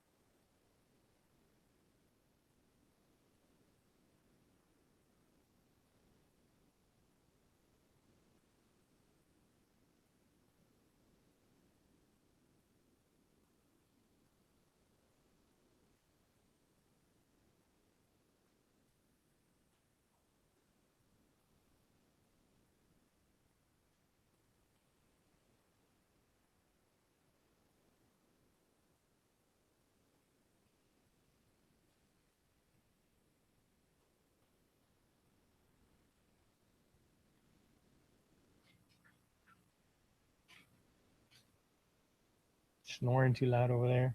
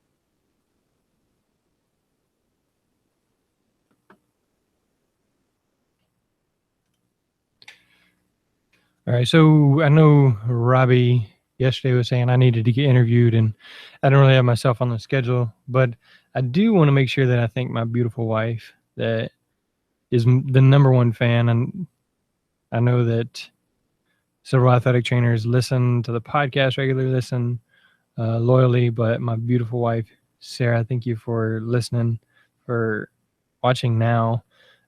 My wonderful children, Jonah's at school. Sammy's listening there. He's probably saying hi, Daddy, right now. Probably looking at the screen saying, hi, Dad. Hi, Dad. He's probably telling me something. So, Sam, thanks for watching, buddy. I love you. Gideon, if he's not asleep, then he's screaming, "Ah, ah, ah, ah." The screen right now, too. Kid is quite the handful. He has a lot of fun and super cute. So, just taking a chance to thank my wonderful family for all the support for the podcast, for my job, for giving me a reason to work hard, to come home. So thank you for helping me put you first as a family, and instead of making my job or my hobby, golf or whatever. I don't play golf, but whatever hobby it is, making it more important, that I'm not more interested in fishing than I am in my family. The reason I want to go camping is so that I can take my boys on adventure. It's not just so that I can be away, but it's so that I can take them and experience things with them. So I love you guys.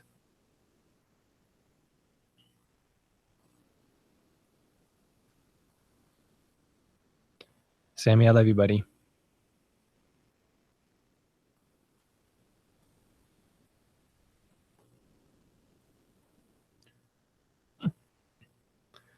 So next up we have Keith Shireman, again, Arkansas motocross racer, athletic trainer for motocross races.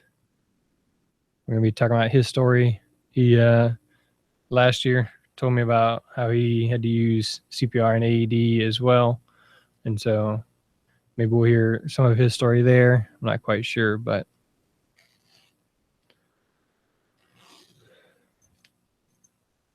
so Keith is trying to get logged in. But again, I'm just hanging out here. Feel free to jump in, join the conversation, join the chat over there.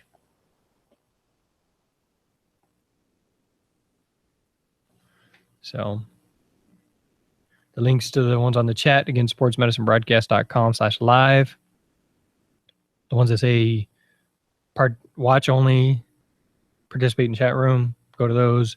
If you're wanting to participate, for me to see you right here on the camera, for me to talk to you, then you need to go to the first links, one for Tuesday chat room, or for the participation link. So we can have two different things going on. So check it out, join, listen up, share your story, invite somebody else, another athletic trainer you want to hear their story, invite them to come on here and share their story. So Sports Medicine Broadcast, Jeremy Jackson, Pasadena High School, sports medicine class.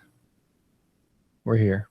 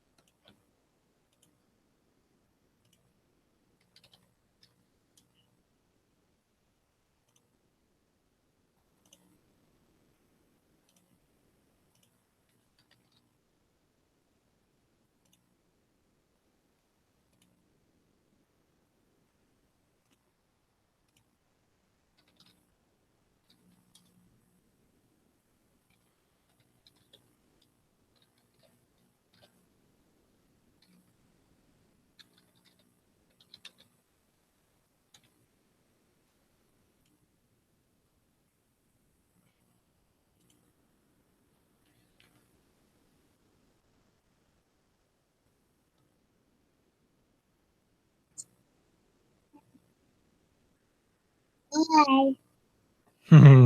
Hey, buddy.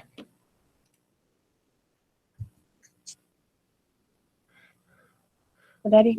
Hi. What's up, Sammy? What you doing, man? What do you? Can you hear me, Sammy? Mhm. Yeah. What are you doing? You been reading books today? Mhm.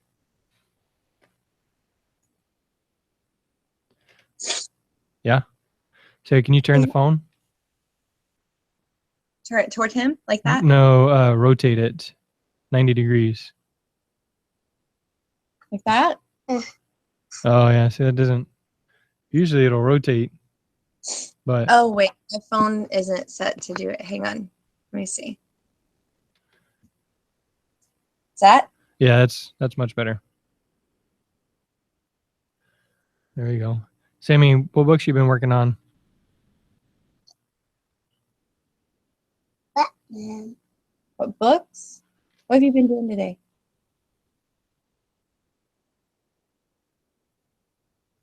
He sees himself on the computer and he's really distracted.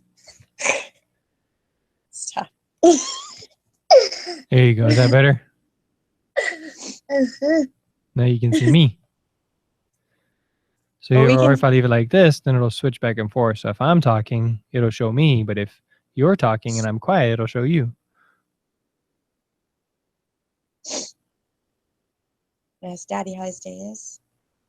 How was your day? It's been a busy, fun, full day. So have you guys, you've been listening for a little while, haven't you, Sammy? So you Uh-huh. see, we've had people on for a long time. So we talked to some people, did some interviews, and then we had some just good, fun conversations. People just kind of hanging out. And that's really cool for me.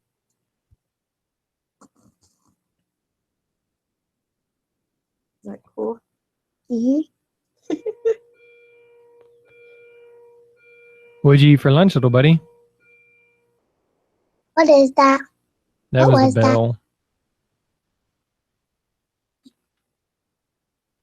Sammy, what did you eat for lunch? That was. What did you eat for lunch?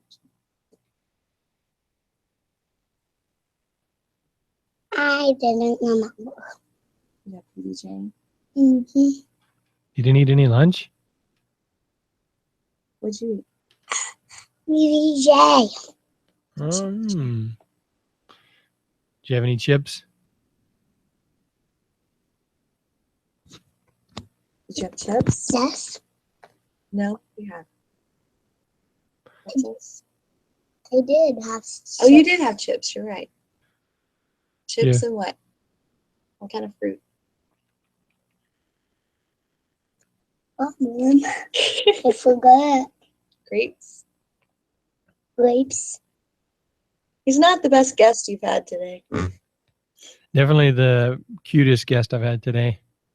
Are you the cutest he's had today? Stay over there. I'm trying to stay over there.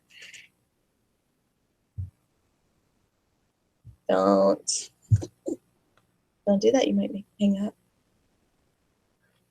So what do you think we should do this afternoon, Sammy? Doing the pictures. What should you do this afternoon? Daddy's asking. Can I touch? Don't, honey. Just answer his question. What did she say? You say again. Ask him. Remember yesterday we took a bike ride in the rain and you got to ride through the puddles? So what do you think we should do today? I know you were like wanting to go geocaching. Maybe we can go find some geocaches today while Mommy cooks dinner. Uh-huh. Maybe we could find a geocache at the trail that with the big bridge. Maybe. I don't know. I think those ones are hidden kind of in the woods. And it's been so rainy and there's so many mosquitoes. But maybe we can look and see. Are we in the woods? Careful. All right, buddy. You probably need to go get some rest, huh, Sammy? Mm-hmm. All right. Well, you going to go ahead to your room and read some books and go to sleep? See you in a little bit. in just a little bit. All right. Wrap it up. Look. Yes, don't touch. I Love you, love him. love you, Dad. I love you too, little buddy. See you later. See you later. See you later. Love you. See you later. Love Bye. you. Bye.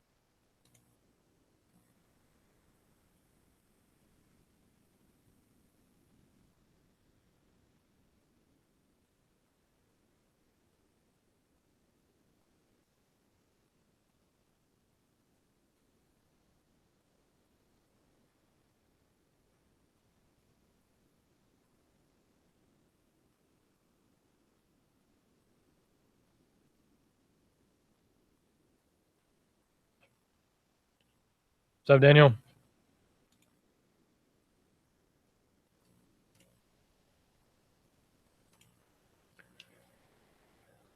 What's up, Daniel? Daniel.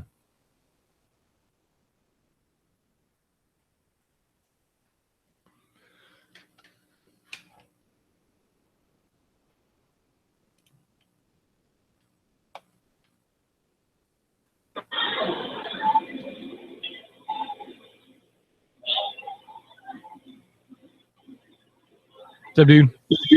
Not much. How are you? Good, good. Just hanging out. It's been quite a fun morning with just the kind of the carryover of conversations. You know, the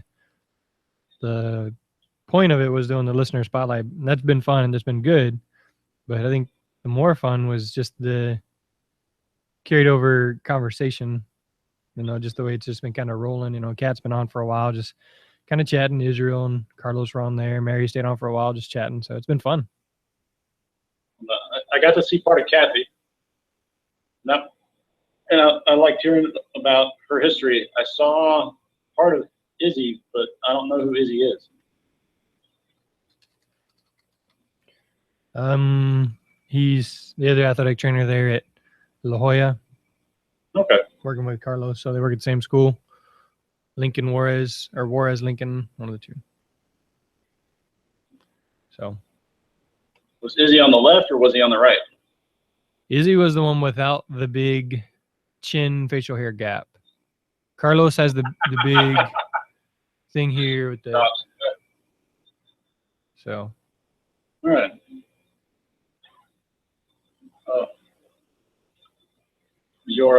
Your spotlight link, I can watch it, but actually the participants link you sent out, for whatever reason, does not work with my Google accounts. So I came through my normal Hangouts link. Oh yeah, it may have just been where I sent it to, but that shouldn't make sense. It should be wherever you're logged in if you're clicking on the link. So if you're logged in as a different account or something, I don't know. So many different options. It's hard to figure out how everybody else's stuff works. That's all right. So, when's your next guest come on? Keith's supposed to be on in the next 10 minutes. So Keith Shireman, he's in Arkansas, and he does the motocross stuff. So. Where does he work in Arkansas? I think it's outside of Bentonville, which is where Walmart is. Keith. High school or college? He's a high school. He's in high school. I don't remember off the top of my head where he works. So. No worries. No worries. So, I saw you talk to Robbie yesterday. Mm-hmm. When is Kat's episode? Hers is Or, 9 o'clock. Hers is 8 o'clock on Thursday. Okay. So, but she likes to join in anytime I got it going on. So She has a lot of her morning free now too. yeah.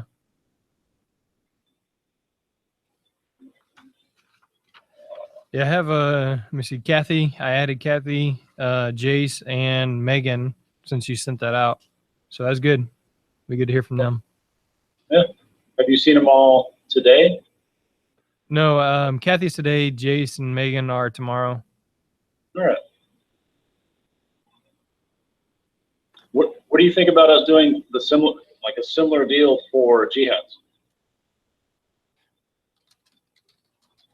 You mean as a board meeting? Well, maybe not in a board meeting, but over the course of several meetings.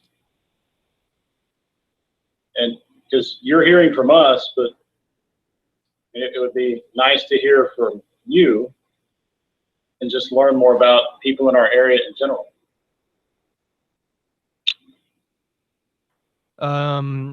Maybe I'm missing. Are you not through sports, not through the broadcast?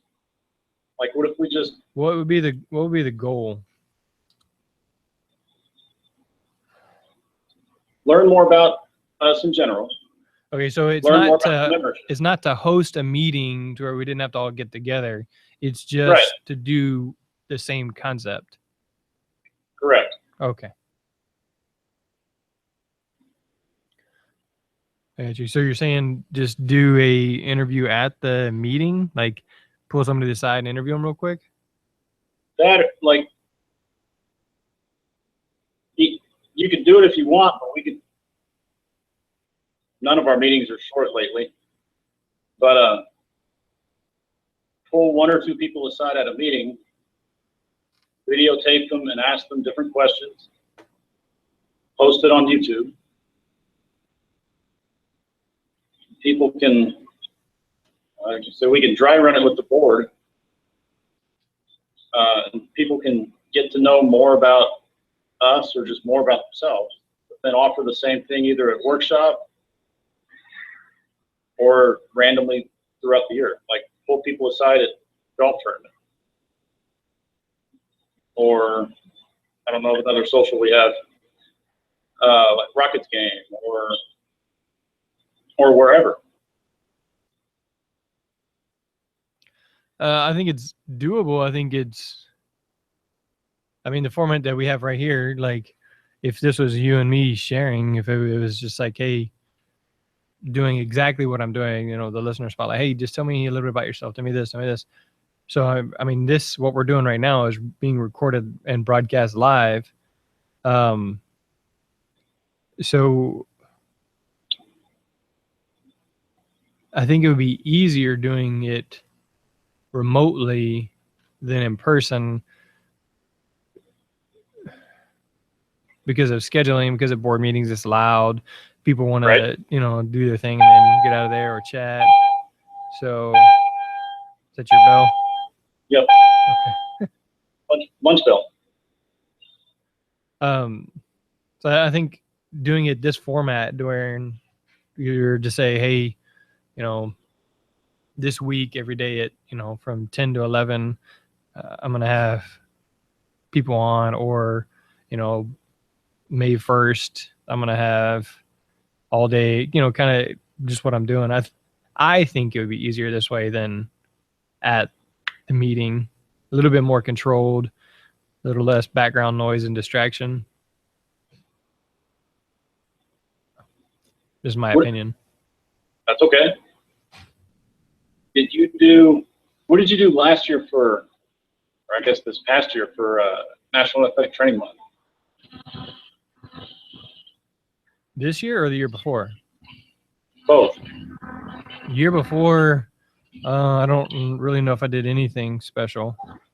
This year was the one where I had an episode every day, where we had like 30 episodes. What's up, Keith? Hey, how are you, Jeremy? Good.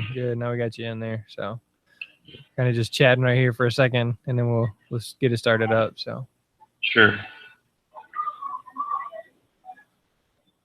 So Daniel, this year in March was when I had the 200th episode, which was the 4 hours, and then I did I think 15 episodes during March. So it's quite a lot. Yes. Yes, it is.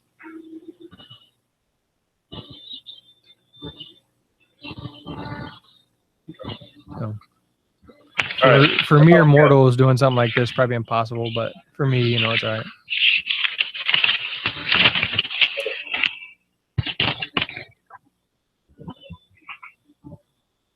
Oh, went to black. Yeah, still went to black.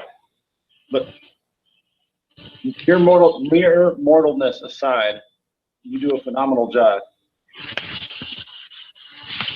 And I don't know of anybody else that does this, so I think you do a phenomenal job, and you're the best at it. Thanks. It's a learned skill, so I enjoy it. It's fun getting to know people all across the globe.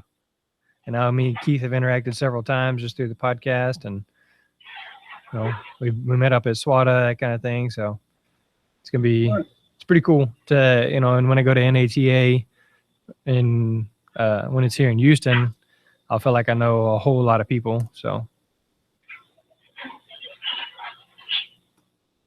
you are gonna broadcast it at NATA, right? I don't know. I don't know. It's a summer from now. I'm sure I could get with Memorial Hermann or Methodist or whoever and do something there, grab some interviews. So I don't know if I'll do sessions like I do the other conferences, because I don't know, probably a whole lot of hoops to jump through, but I guess I could ask. I'll get Kat to ask for you. Yeah, there you go. So I'll let you get to Keith, because I know you got his interview in like a minute. Yeah. Keith, can you hear me? Yep, I can hear you. Okay. All right. Showing your.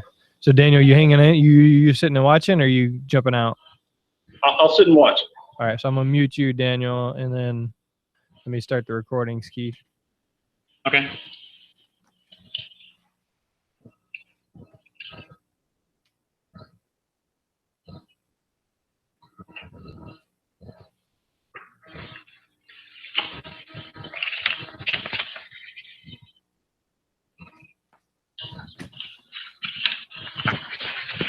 All right, Keith, you ready?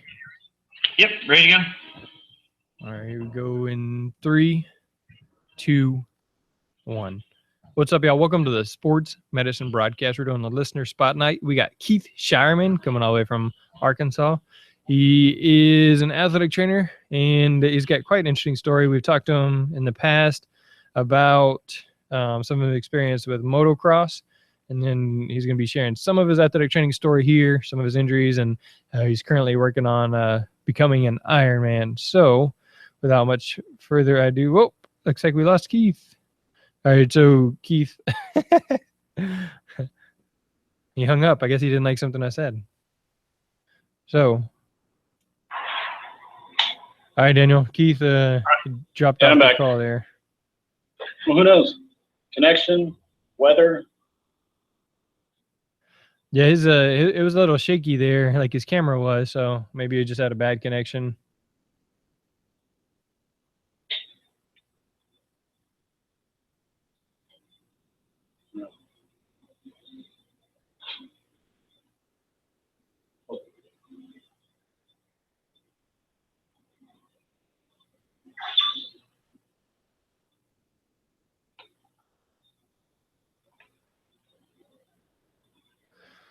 All right. Well, until he comes back, what's some advice that you can give people?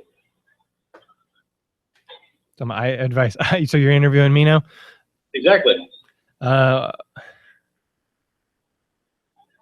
guess it needs to be situation specific, but in general, think about what you want your obituary to say. Do you want it to say a guy who worked really hard and didn't take time for his family, or you want to say, you know, for me, the reason I put my Twitter bio is as a follower of Christ, as a husband and as a father, and then as an athletic trainer, is because I want it to be in that order. I want it to, when people see me or hear from me, that they know that's who I am. Earlier, just a little while ago, I called my wife on this and talked to Sam because they're watching live, because like I said, she's my #1 fan. So mine would be just think about the end, what you want it to look like, and follow the path that it takes you to get there. Does that work? That works. So there we go. Keith is chiming back in here. We'll give him a second to get logged in. I think another thing is, Kathy just said it too, is listen more than you speak. And that's usually easy for me on the podcast, because usually I'll ask a question and then somebody else will just talk and talk and talk. So, but with the athletes or going home, I kind of have to do the same thing. So, all right, we'll continue my interview at some point later. Keith, you ready now? I hear you, but I can't see you. How about now? No. It's okay. As long as you can hear me, the camera's going to be on you. I can see at the bottom down here. Okay. That'll be good enough. So, all right, we're going to give this another shot. You ready? Okay, yeah. Here we go. 3, 2, 1. What's up, y'all? Welcome to the Sports Medicine Broadcast. We're talking with Keith Shireman. He's out in Arkansas. He is an athletic trainer, also has some experience with motocross, being personally a motocross racer, and then also an athletic trainer as motocross. And we talked to him on a previous episode. I also got to meet up with him at SWATA, and we've talked about sharing stories about how he's teaching CPR and had to, perform life-saving measures as well, using the AED and that kind of thing there. So without much further ado, Keith, how long you been in the profession? This is my 18th year. 18th year. All right. Where did you learn about athletic training? Wow. I guess I always knew about athletic training back in college. I had changed my major several times and was involved in motocross, of course. And then I thought, why not put athletic training with motocross? And at the time, it was way ahead of, where athletic training could go. I mean, athletic training, at the time was just, your basic sports.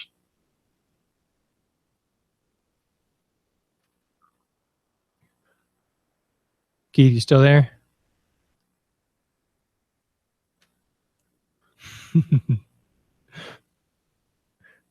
All right, I think we lost Keith again.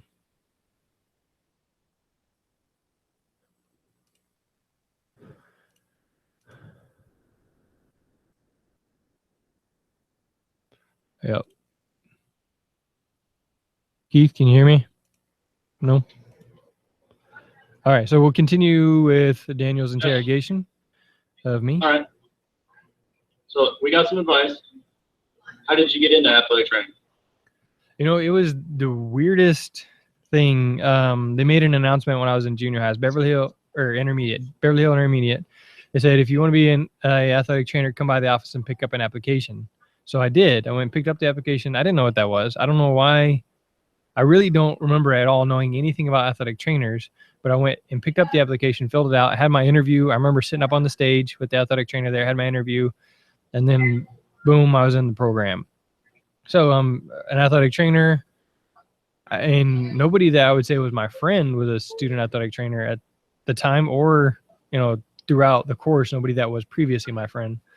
So I heard about it in 8th grade, began doing it in 9th grade as a freshman, did it all 4 years in high school, 5 years in college, and then this is my 12th year as a professional. So I don't know. It was my junior year where Chad Jones, he's now an assistant, or he's a principal somewhere, but he was the athletic trainer there at Dobie. He took me, he was asking me what I want to do. And so then he ended up taking me to Lamar to interview with Chad Barrett at the time. And now he's since moved on. But I was planning on going to Lamar, but then the other athletic trainer, Joe Martinez, he lives in Galveston and does some contract work.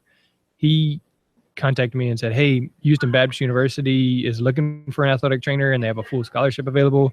So, I worked hard and I earned the respect of my athletic trainers, but I didn't work hard enough to earn a full scholarship. So it was definitely God putting me in the right place at the right time, because finances at my house weren't that great. So allowing me to be able to go to school, live on campus, and then pay for almost all of it was something that was well beyond what I had worked hard enough to earn. So.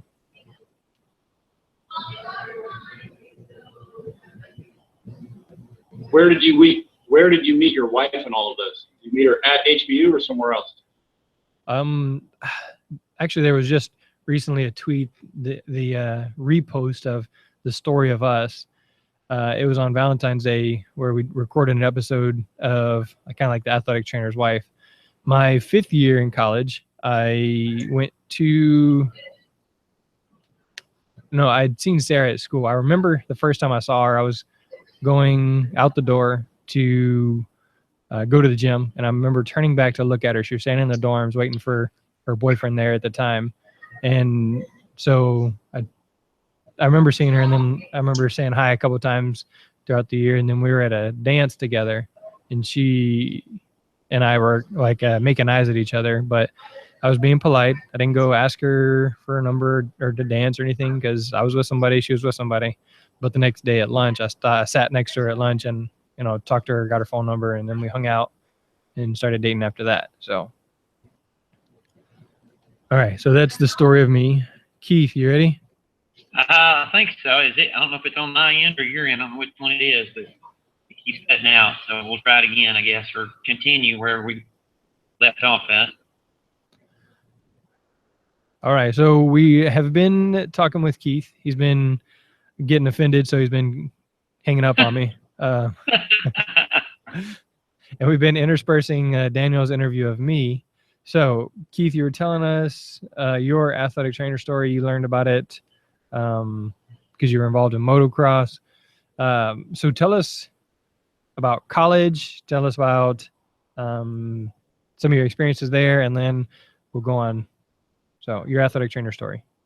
Well, a lot of, when I was in college, I had decided, I thought, why not bring, athletic training to motocross, because there's still athletes. And at the time, most people wouldn't look at that as being an athlete, but they are athletes. And I had a pro license, and I thought, why not try to bring the best of both worlds together, try to do that. So when I went back to college to try to finish up, I started on a circuit. I got more liability insurance and just started following the tour around. And then finally, after I graduated, I tried to excel more into it, try to get more into the series with sponsors and things like that. As an athletic trainer, try to bring more of a medical component to it, as opposed to just, having, the ambulance, EMTs there, that type of thing. I thought it'd be cool to have athletic trainers there. So I started following this series, and I made some friends who I used to race with at the time, and was able to get in on one of the series. We started a few races here and there one year, and I think it was in 2001. It was actually right after 9/11 had happened. I jumped on a plane and went to California to meet with some sponsors. They had invited us, flew us out, and we talked about it. And I was basically by myself. I had another doctor from Florida who was in on this. But all things aside, it was an awesome experience. We were able to jump in on a indoor racing series, and we went 13 weekends in a row without a break. That was unbelievable for me to be going. You're doing your athletic training job during the week, jumping on a plane on a Friday, having an event. Get there in time for practice on Friday afternoon. You repeat the same process on Saturday. You get up Sunday morning, fly home, maybe see your family for a few minutes, and then, get up the next morning on Monday and go right into, back to your job during the week. So there wasn't a lot of money involved in that at the time. Of course, it's something to get your foot in the door and try to do something. And I wanted to do something different as opposed to just stay in the norm. I always like to do things differently, and I thought motocross would be a different, avenue for athletic trainers to go involved in. And you see it more now with the bigger, with the Monster Energy Supercross series. Which it usually up to Houston as well. They have a big rig. They'll have a big semi that has athletic trainers, nurses, doctors there. Just everything fully staffed out of that semi. Has a portable X-ray machine right there for the riders to get taken care of right there on the spot. So, and that's been a pretty good deal for me. And as I've gotten older, I've kind of moved away from. All right, we lost Keith again. We may have to run his without. I'm gonna tell him next time run it without video, and then he can just hopefully save the bandwidth. So let me unmute Daniel and unmute Catmar. So we were sharing my story of how I met Sarah. Did I get all the way through it? Yes and no. That you described how you met her, but you didn't say where. Oh yeah. It was at HBU. It was a spring formal at HBU. So that's what I'm saying. It was right before the Christmas break. The next day I sat down with her at lunch in the cafeteria. So I'm sitting there and I'm just about to get her number. And then the girl that I went to the dance with on like Friday or Saturday comes and sits next to me. And I'm like, oh, goodness. So I think I ended up, or I just gotten Sarah's number, something. I don't remember exactly. Maybe I got it the next day. But I called her. We hung out over Christmas break, started dating. And a year later, asked her to marry me. Now we're going to be 11 years this summer. So congratulations. Thank you, sir.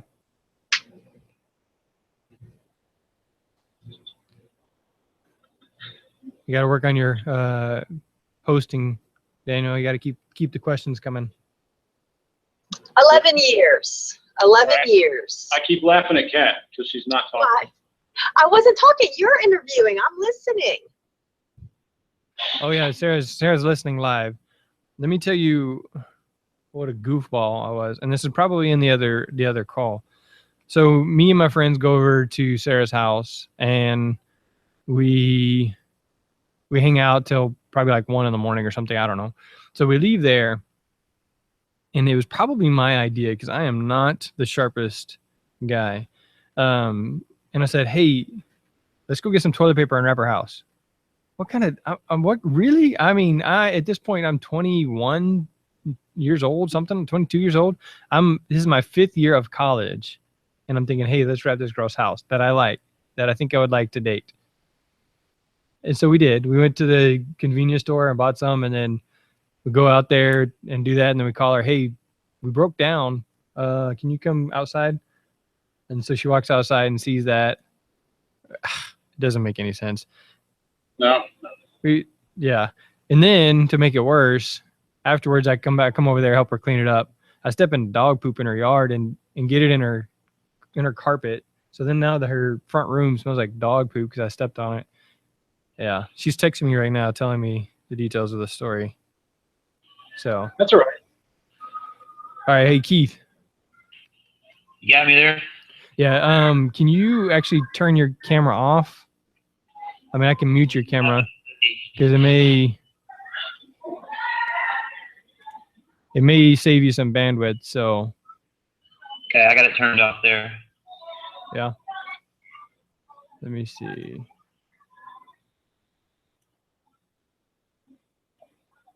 All right. You just turned it back on. Is that better? Yeah, I just turned it back on. You can, because I think if you turn it off, then it goes to the little motocross guy you have on yours. But so go ahead and turn it off one more time. Okay. Okay. Sorry, it's just gonna be black, but that's all right. So you ready, Keith? Yeah, where do we pick back up? All right. So at least the 3rd try, we're going to continue our interview with Keith Shireman, an active listener of the Sports Medicine Broadcast. He was telling us about how currently they have athletic trainers with their whole own semi-truck, but that was something that I don't know if he was the pioneer, but from what he was saying, it kind of sounds like he was a pioneer in getting sports medicine and motocross. Now they have a portable x-ray machine inside the truck so that they can just take care of it all at one time on those bigger shows. So, all right, Keith, tell us a little bit more about your athletic trainer story. Athletic training for me is, I'm at the high school level just like you are. I really enjoy working with the high school athletes. It's a challenge at times, to try to develop a sports medicine program anywhere you go. Is a tough thing. The school is very receptive of me being here. This is a 9th year here where I'm at. I'm actually in Batesville, Arkansas, in northeast Arkansas. Have a lot of opportunities. Have had the opportunity to actually, I came here, about 9 years ago. There were injuries that I had seen, on the motocross circuit, never have seen on at a high school level.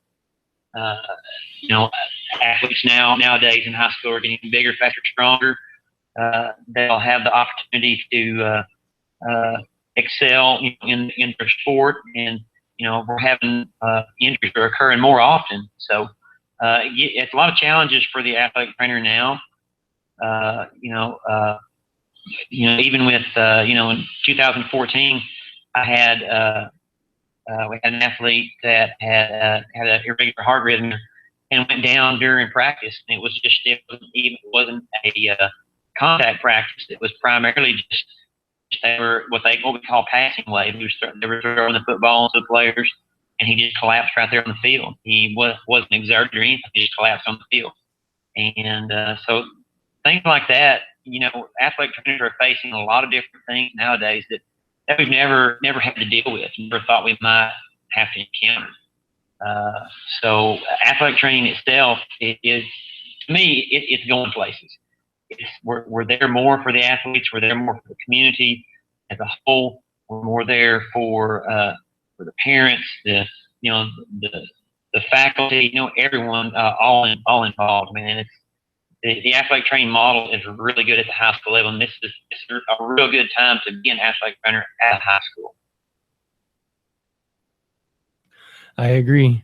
All right, so you told us you had to perform life-saving measures on a guy that collapsed. And Yes. last time we talked, you also mentioned where you got run over at a motocross event. So in your opinion, what is the worst injury that you've dealt with as an athletic trainer?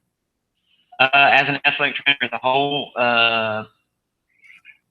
well, injury per se, I guess would be fractured femur, probably the worst. The first motocross event that I went to.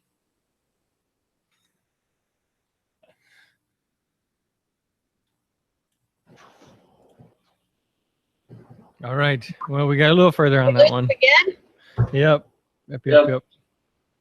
We may have to just start his all over another day. We may have to, but we'll keep going with it. All right. So now we're interspersing my story with Keith because Daniel's interviewing me. Keith keeps dropping out. So we just finished talking about how my poor decisions, somehow I still ended up with Sarah. Met at college, so. We all make mistakes. Nobody's perfect. He Right. got lucky. She might have made the mistake. Maybe she made mistakes that he doesn't know about. Why is it always the girl? I didn't say that. Man, I didn't say that. I got her back. I said we all make mistakes. I'm sure she'll text me in a second here. Well, I when I get Daniel's emails and texts, I don't have the I love my wife on the bottom of Daniel's. I know that you got lucky because that's on the bottom of yours. So sweet. Wait, so that doesn't make me automatically lucky too? Let me see. Oh I no, don't you're think damn so. lucky. Okay. I don't think We you all can. know that you're damn lucky. Okay.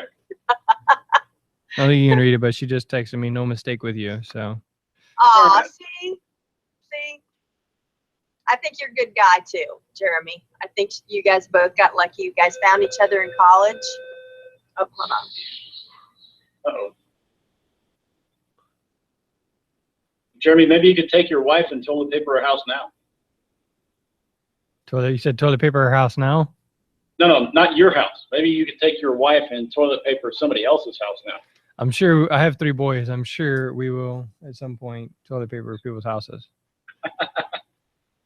And she is a boy mom, so I'm sure at some point she will either initiate or be involved in that. So yes. As long as you don't do your own and spray it down with water, it'll be okay. Yeah, no.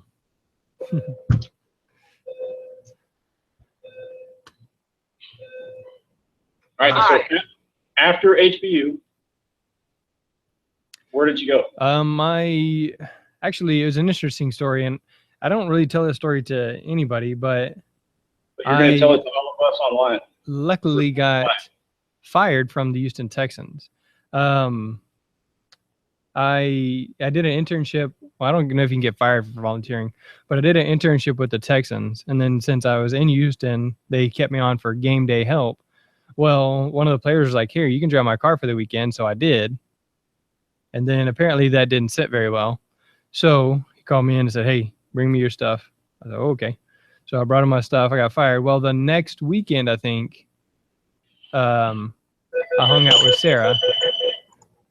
And then I would have been at the game. So I might not have been able to hang out with Sarah had I been still working with the Texans. So I don't know. I don't know that I've ever really told that to anybody online. I've told Sarah and I've told some other people, but it's because of my poor decision of taking advantage and not respecting the opportunity that was given to me that I wasn't able to stay with the Texans. In the end, I'm glad that it happened because I might have still been chasing that and then making that my focus rather than my family. So, again, I think God had a plan, and I wasn't the wisest of people, as we stated earlier, for my toilet paper and dog poop stuff. So, Keith, you back with us? I think so. I think it happened last time we talked. Yep. See, that's what happens when you're in Arkansas. I'm telling you, I need to move to Texas then, huh? Yeah, and then you wouldn't have to travel so far for those Ironmans. I could be right down there. Okay, so memorable moment as an athletic trainer. You were in the middle of it and it cut off. I think you said you were just discussing one of the motocross events, but why don't you go ahead and recap that? What I was referring to was the worst injury that I had seen as an athletic trainer was at that event. We were actually down in Fort Worth, our DFW, at that Will Rogers Coliseum. I just walked in for the first practice. Just got off my plane, went straight to the Coliseum there, and I had just started practice. Grabbed my fanny pack. A guy one of the riders that I became friends with had crashed there on the course. And you still hear me okay? Yeah, I can hear you. Okay. I was making sure it hadn't cut off there because my screen went blank again. Had double femur fracture, so that was interesting to be able to take care of that, and then trying to instruct EMTs on how the best way to be able to care for an athlete on the course to get him on to the backboard and to get him off safely. Of course, the practice stops right there, because you have an athlete on the course and you're trying to get them off so you can continue. Probably the second worst injury, I guess, after that, I had a tib fracture, and this was in Hampton, Virginia, same year, I think it was. No, the following year. And the athlete still had his motocross boots on, and the EMTs wanted to take it off. The athlete knew. He says, "I know it's broke." He said he'd broken it before. And I pleaded with the EMT to leave the boot on him, so that would at least act, as a little bit of a splint for him till they can get him to the emergency room to get him sedated so they can get that boot off of him. So that was interesting to be able to have to deal with that from that standpoint. You could actually, when they tried to take his boot off, you can actually see the blood kind of coming from, because it was a compound fracture. And it was was oozing down into his boot. You could see it when they were trying to open it up. So that was an interesting injury there, I could say. So there's a lot of different things you could see and describe. It's hard. There's so many stories that I could tell. We could be here all day, but those two stand out to me more than anything else. All right. Well, then let's try to get to the next one before we cut off again. Most memorable moment as an athletic trainer? Wow. I guess the most memorable moment for me was 2 years ago, saving that young man's life on the football field. That's what I remember the most. The young man's dad, every time he sees me, he'll come up, give me a hug. He calls me. He says, "You're my hero," and he tells me that every time. And I just, it makes you want to cry, and it makes you proud to be an athletic trainer when people do come up and speak to you in that form. And I'm just telling him that I'm doing my job, and I appreciate him. We still have other athletes out there, and that we have to take care of. And it's that to me, that stands out to me as my most memorable. The moment for me that means the most to me, I guess I could say. So, yeah, I can definitely see how that would be one of the most memorable moments you'd ever experienced. So, all right, tell me about a life lesson you have learned from athletic training. Life lesson learned from athletic training. Wow, there's so many life lessons I guess you could apply to that. Narrowing it down to one. I guess starting out athletic training, I was not a very patient person. I guess it's you have to have a lot of patience, especially when you deal with high school athletes.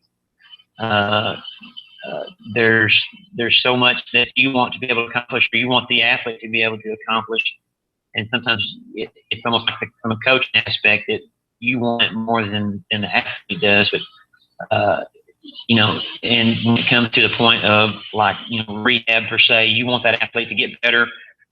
You want to push, but you can't push them because they may not be prepared for this. Something else that kind of stands out that we learned, last year from SWATA was, I've already lost it. I can't remember the athletic trainer's name that passed away a year or so ago. he always said, I always told his athletes, is I'm not trying to scare you, I'm trying to prepare you. That stands out in my mind nowadays, when you're working with athletes, because this is something that they've never gone through this before. It's hard for them to be able to deal with this type of injury, or an injury, I should say. So you want to be able to have patience with them and try to help them get through it the best way possible and the fastest way possible. All right. One piece of advice for athletic trainers, what would that be? One piece of advice for athletic trainers, learn as much as you can, do as much as you can, stick your nose in the middle of everything. There's a lot to learn. Now there's a lot to learn out there nowadays. For myself, I did my athletic training through internship. I guess you could call me old school. I did not go through Katie, did not go through a curriculum. I got thrown right into the fire, and that's the way I learned it. And I learned more from other athletic trainers that I got my hours from along the way. So I would have to tell athletic trainers nowadays, I would tell them, learn as much as you can. Ask as many questions as you can so you can learn as much as you can. Get more hands-on experience. Don't just go by what's in the book. Nothing wrong with that, okay? But I would prefer that they do more hands-on, nowadays. Yeah, it's exactly what I was talking about earlier. And one of the points we were kicked off. I didn't take advantage of a lot of opportunities correctly. I think I took advantage of them incorrect, like what can I get out of this, instead of like, how can I learn or how can I help? And so I wish I had listened. Somebody might have told me that before, but I wish I had listened and made the most out of each opportunity. So that's a good one. And then 3 people you would like to thank and why. 3 people I'd like to thank. Well, that's a tough one. There's a lot of people to thank, honestly. It's going to be kind of hard to narrow down. I guess, really, I have to thank my family. I have to thank my family primarily for allowing me to be an athletic trainer and to be away from them as much as I am. Your athletic training home, where you're at your school, that's kind of your second home. And, you have this, I have a great relationship with my coaches, the athletes, the parents, and it's almost like it's basically a second home for me. I'm primarily 45 minutes from where I live. That's where I drive every day, 45 minutes here. So it's kind of a second home. My head football coach, who's also our athletic director, we're very good, very close friends. I'd have to thank him, for allowing me to do this job here and to be able to be a part of this program and to develop it and to be able to do more things. I got a treadmill a couple of days ago. I'm able to expand and do a few more things that I wanted to be able to have here for the athletes. So, and I guess last but not least, I would really have to thank one of my mentors. She's actually about the same age as I am, and I got a little behind. Started training later in life, I guess. But Laura Lee Boutwell, she's actually over in Memphis now, working for Campbell Clinic. She's one of my dearest and closest friends as an athletic trainer. She taught me a lot. And if I have a question, even with 18 years experience, I still sometimes will call her, hey, have you ever run into this before? And, just kind of get her opinion on something. It's always good to have someone to call, even, it doesn't matter how much you know or how much you think you know. You always try to back myself up and find out if there's something else. Have you gone through this? Have you gone through that? Is there something else that I'm missing? Is there something else I can do here? Kind of thing. So. All right, very good. I really enjoy having Bill here because it's really easy for me to say, hey, why don't you we'll do this all the time. Bill, take a look at somebody and say, hey, why don't you take a look? And we don't say, hey, I think he did this. We just say, hey, why don't you take a look? And then that way I can do my own thing. He can do his own thing. If we have the same agreement, same diagnosis, then we're good. If we got something different, then, we'll discuss and go from there. So it's really good that you have that person to bounce things off of. So I love having that here at Pasadena. So Exactly.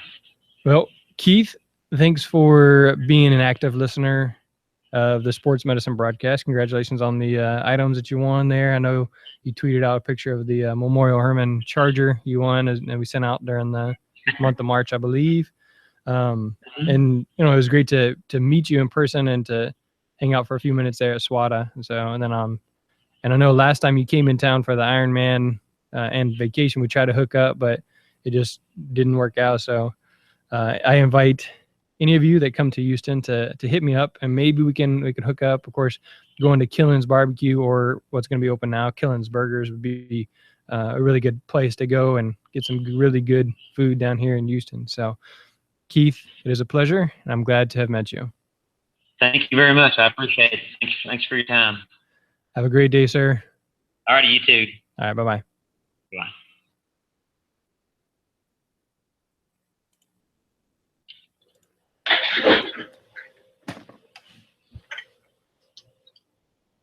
He unmutes us and he leaves.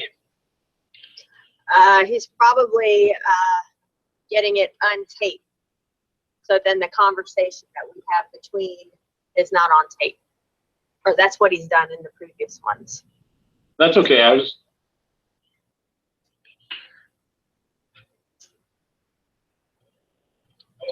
I'm working on another screen, but I'm hearing you. You get your questions answered What questions? for your interview on Thursday. Oh, yeah, I did that when he sent it out. I don't know. I didn't. It is what it is. So Keith, I see you're still logged in. We're at this point, we're gonna chat for a few minutes. You're more than welcome to chime in, or if it's just that we've already logged out and the computer's running a little slow, then that's fine too. So. No, I'm just hanging out. I got football in about 40 minutes. Yep. So Keith, whenever the interview comes out with you, it is actually going to have some of my story interlaced, because we were just kind of keeping the conversation rolling, and Daniel was asking me some questions while we were waiting for you. So I'm going to just go ahead and leave those parts in there, if that's okay with you. Yeah, that's no problem at all. So we just kind of leave it like it is.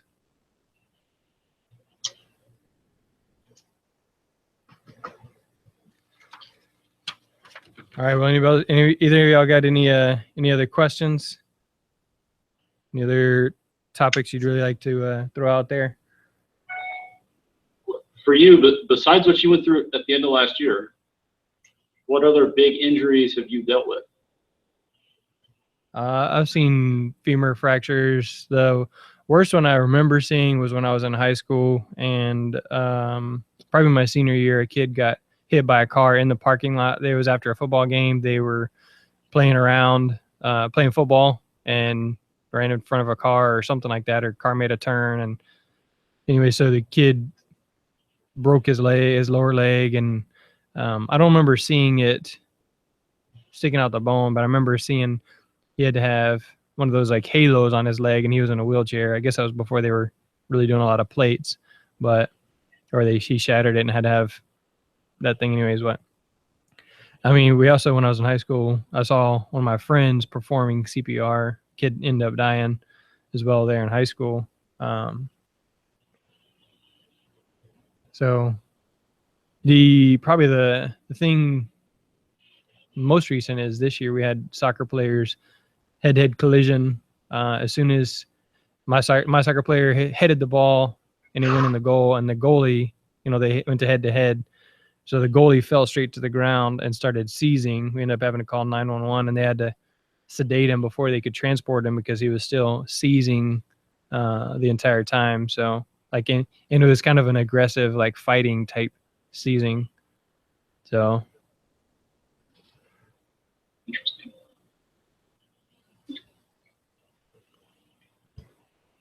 Have you seen anything outside of athletic training? So, or outside of dealing with your school, driving around town, family trips? Well, I read your story, and I don't have anything like that, but I don't know that I really have seen. I mean, I'm trying to think of. I saw a lady get her purse snatched once. That doesn't count. Yeah. So no, not really. What's the worst injuries your kid has had? Any of them? Sam was eating some frozen strawberries or bananas, and he was choking. So I just picked him up to do the back blows and abdominal thrust whenever he coughed it up. So. How old was he? How old was he? He was probably 18 months to 2 years old. So, yeah, we should have thawed the strawberries out first, but we didn't. We had them hit the ground pretty hard, get a nice big bump on their head. No broken bones, no really bad scars or anything like that. So. So you've been lucky thus far. Yep. Yeah, and it's certainly not for being well prepared. I mean, yes, I'm well prepared to deal with an injury, but with three young boys, there's no preparing for anything other than chaos. So it's a fun, exciting time at home always. Are you going to keep going till you get a girl? No, and I don't really like that question because there's nothing wrong with having just boys. Right? I didn't say there was anything wrong with it. Are you going to keep going until your wife gets a girl? Well, it would still be us, but no, we plan to adopt kids. So we're still praying about that. We don't know if, since we have 3 boys, if bringing a girl into the house that's not actually their sister would cause issues and those kind of things. But we're still praying about that, and we'll trust God whenever it's time for that. So he knows a lot better than we would. No, you can have all boys. My grandfather had all girls.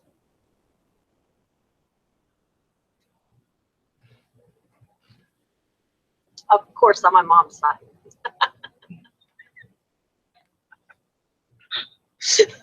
Daniel, you were looking like, what?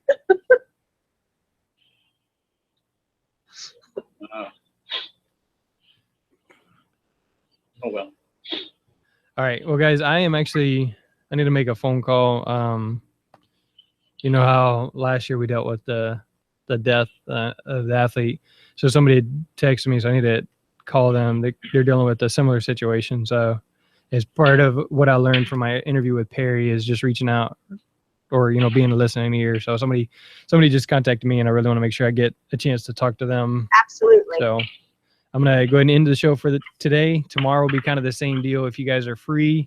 I think we have a few more people scheduled for tomorrow, so you can jump in or out to the conversation or invite other people to do so as well. Kat, thanks so much for just having fun talking with Mary. I mean, it was great. I don't know if you heard, but I actually went to lunch. I went and ate my lunch for like 5 or 10 minutes while you guys were just chatting it up. So it was really cool for me to be able to let go and let you guys do that. So thanks. Absolutely. Anytime. I've got a meeting in the morning, but when I get back from school to school, I'll hop on and see. But I enjoy meeting other people. That's awesome. Thank you. I appreciate it. Sure thing. Bye. Bye. See you, Daniel. See you tomorrow. Keith. Thank you very much for doing these. Yes, sir. Bye-bye, Jeremy. Bye-bye. See you, Keith. See you, man. We'll talk to you later. All right.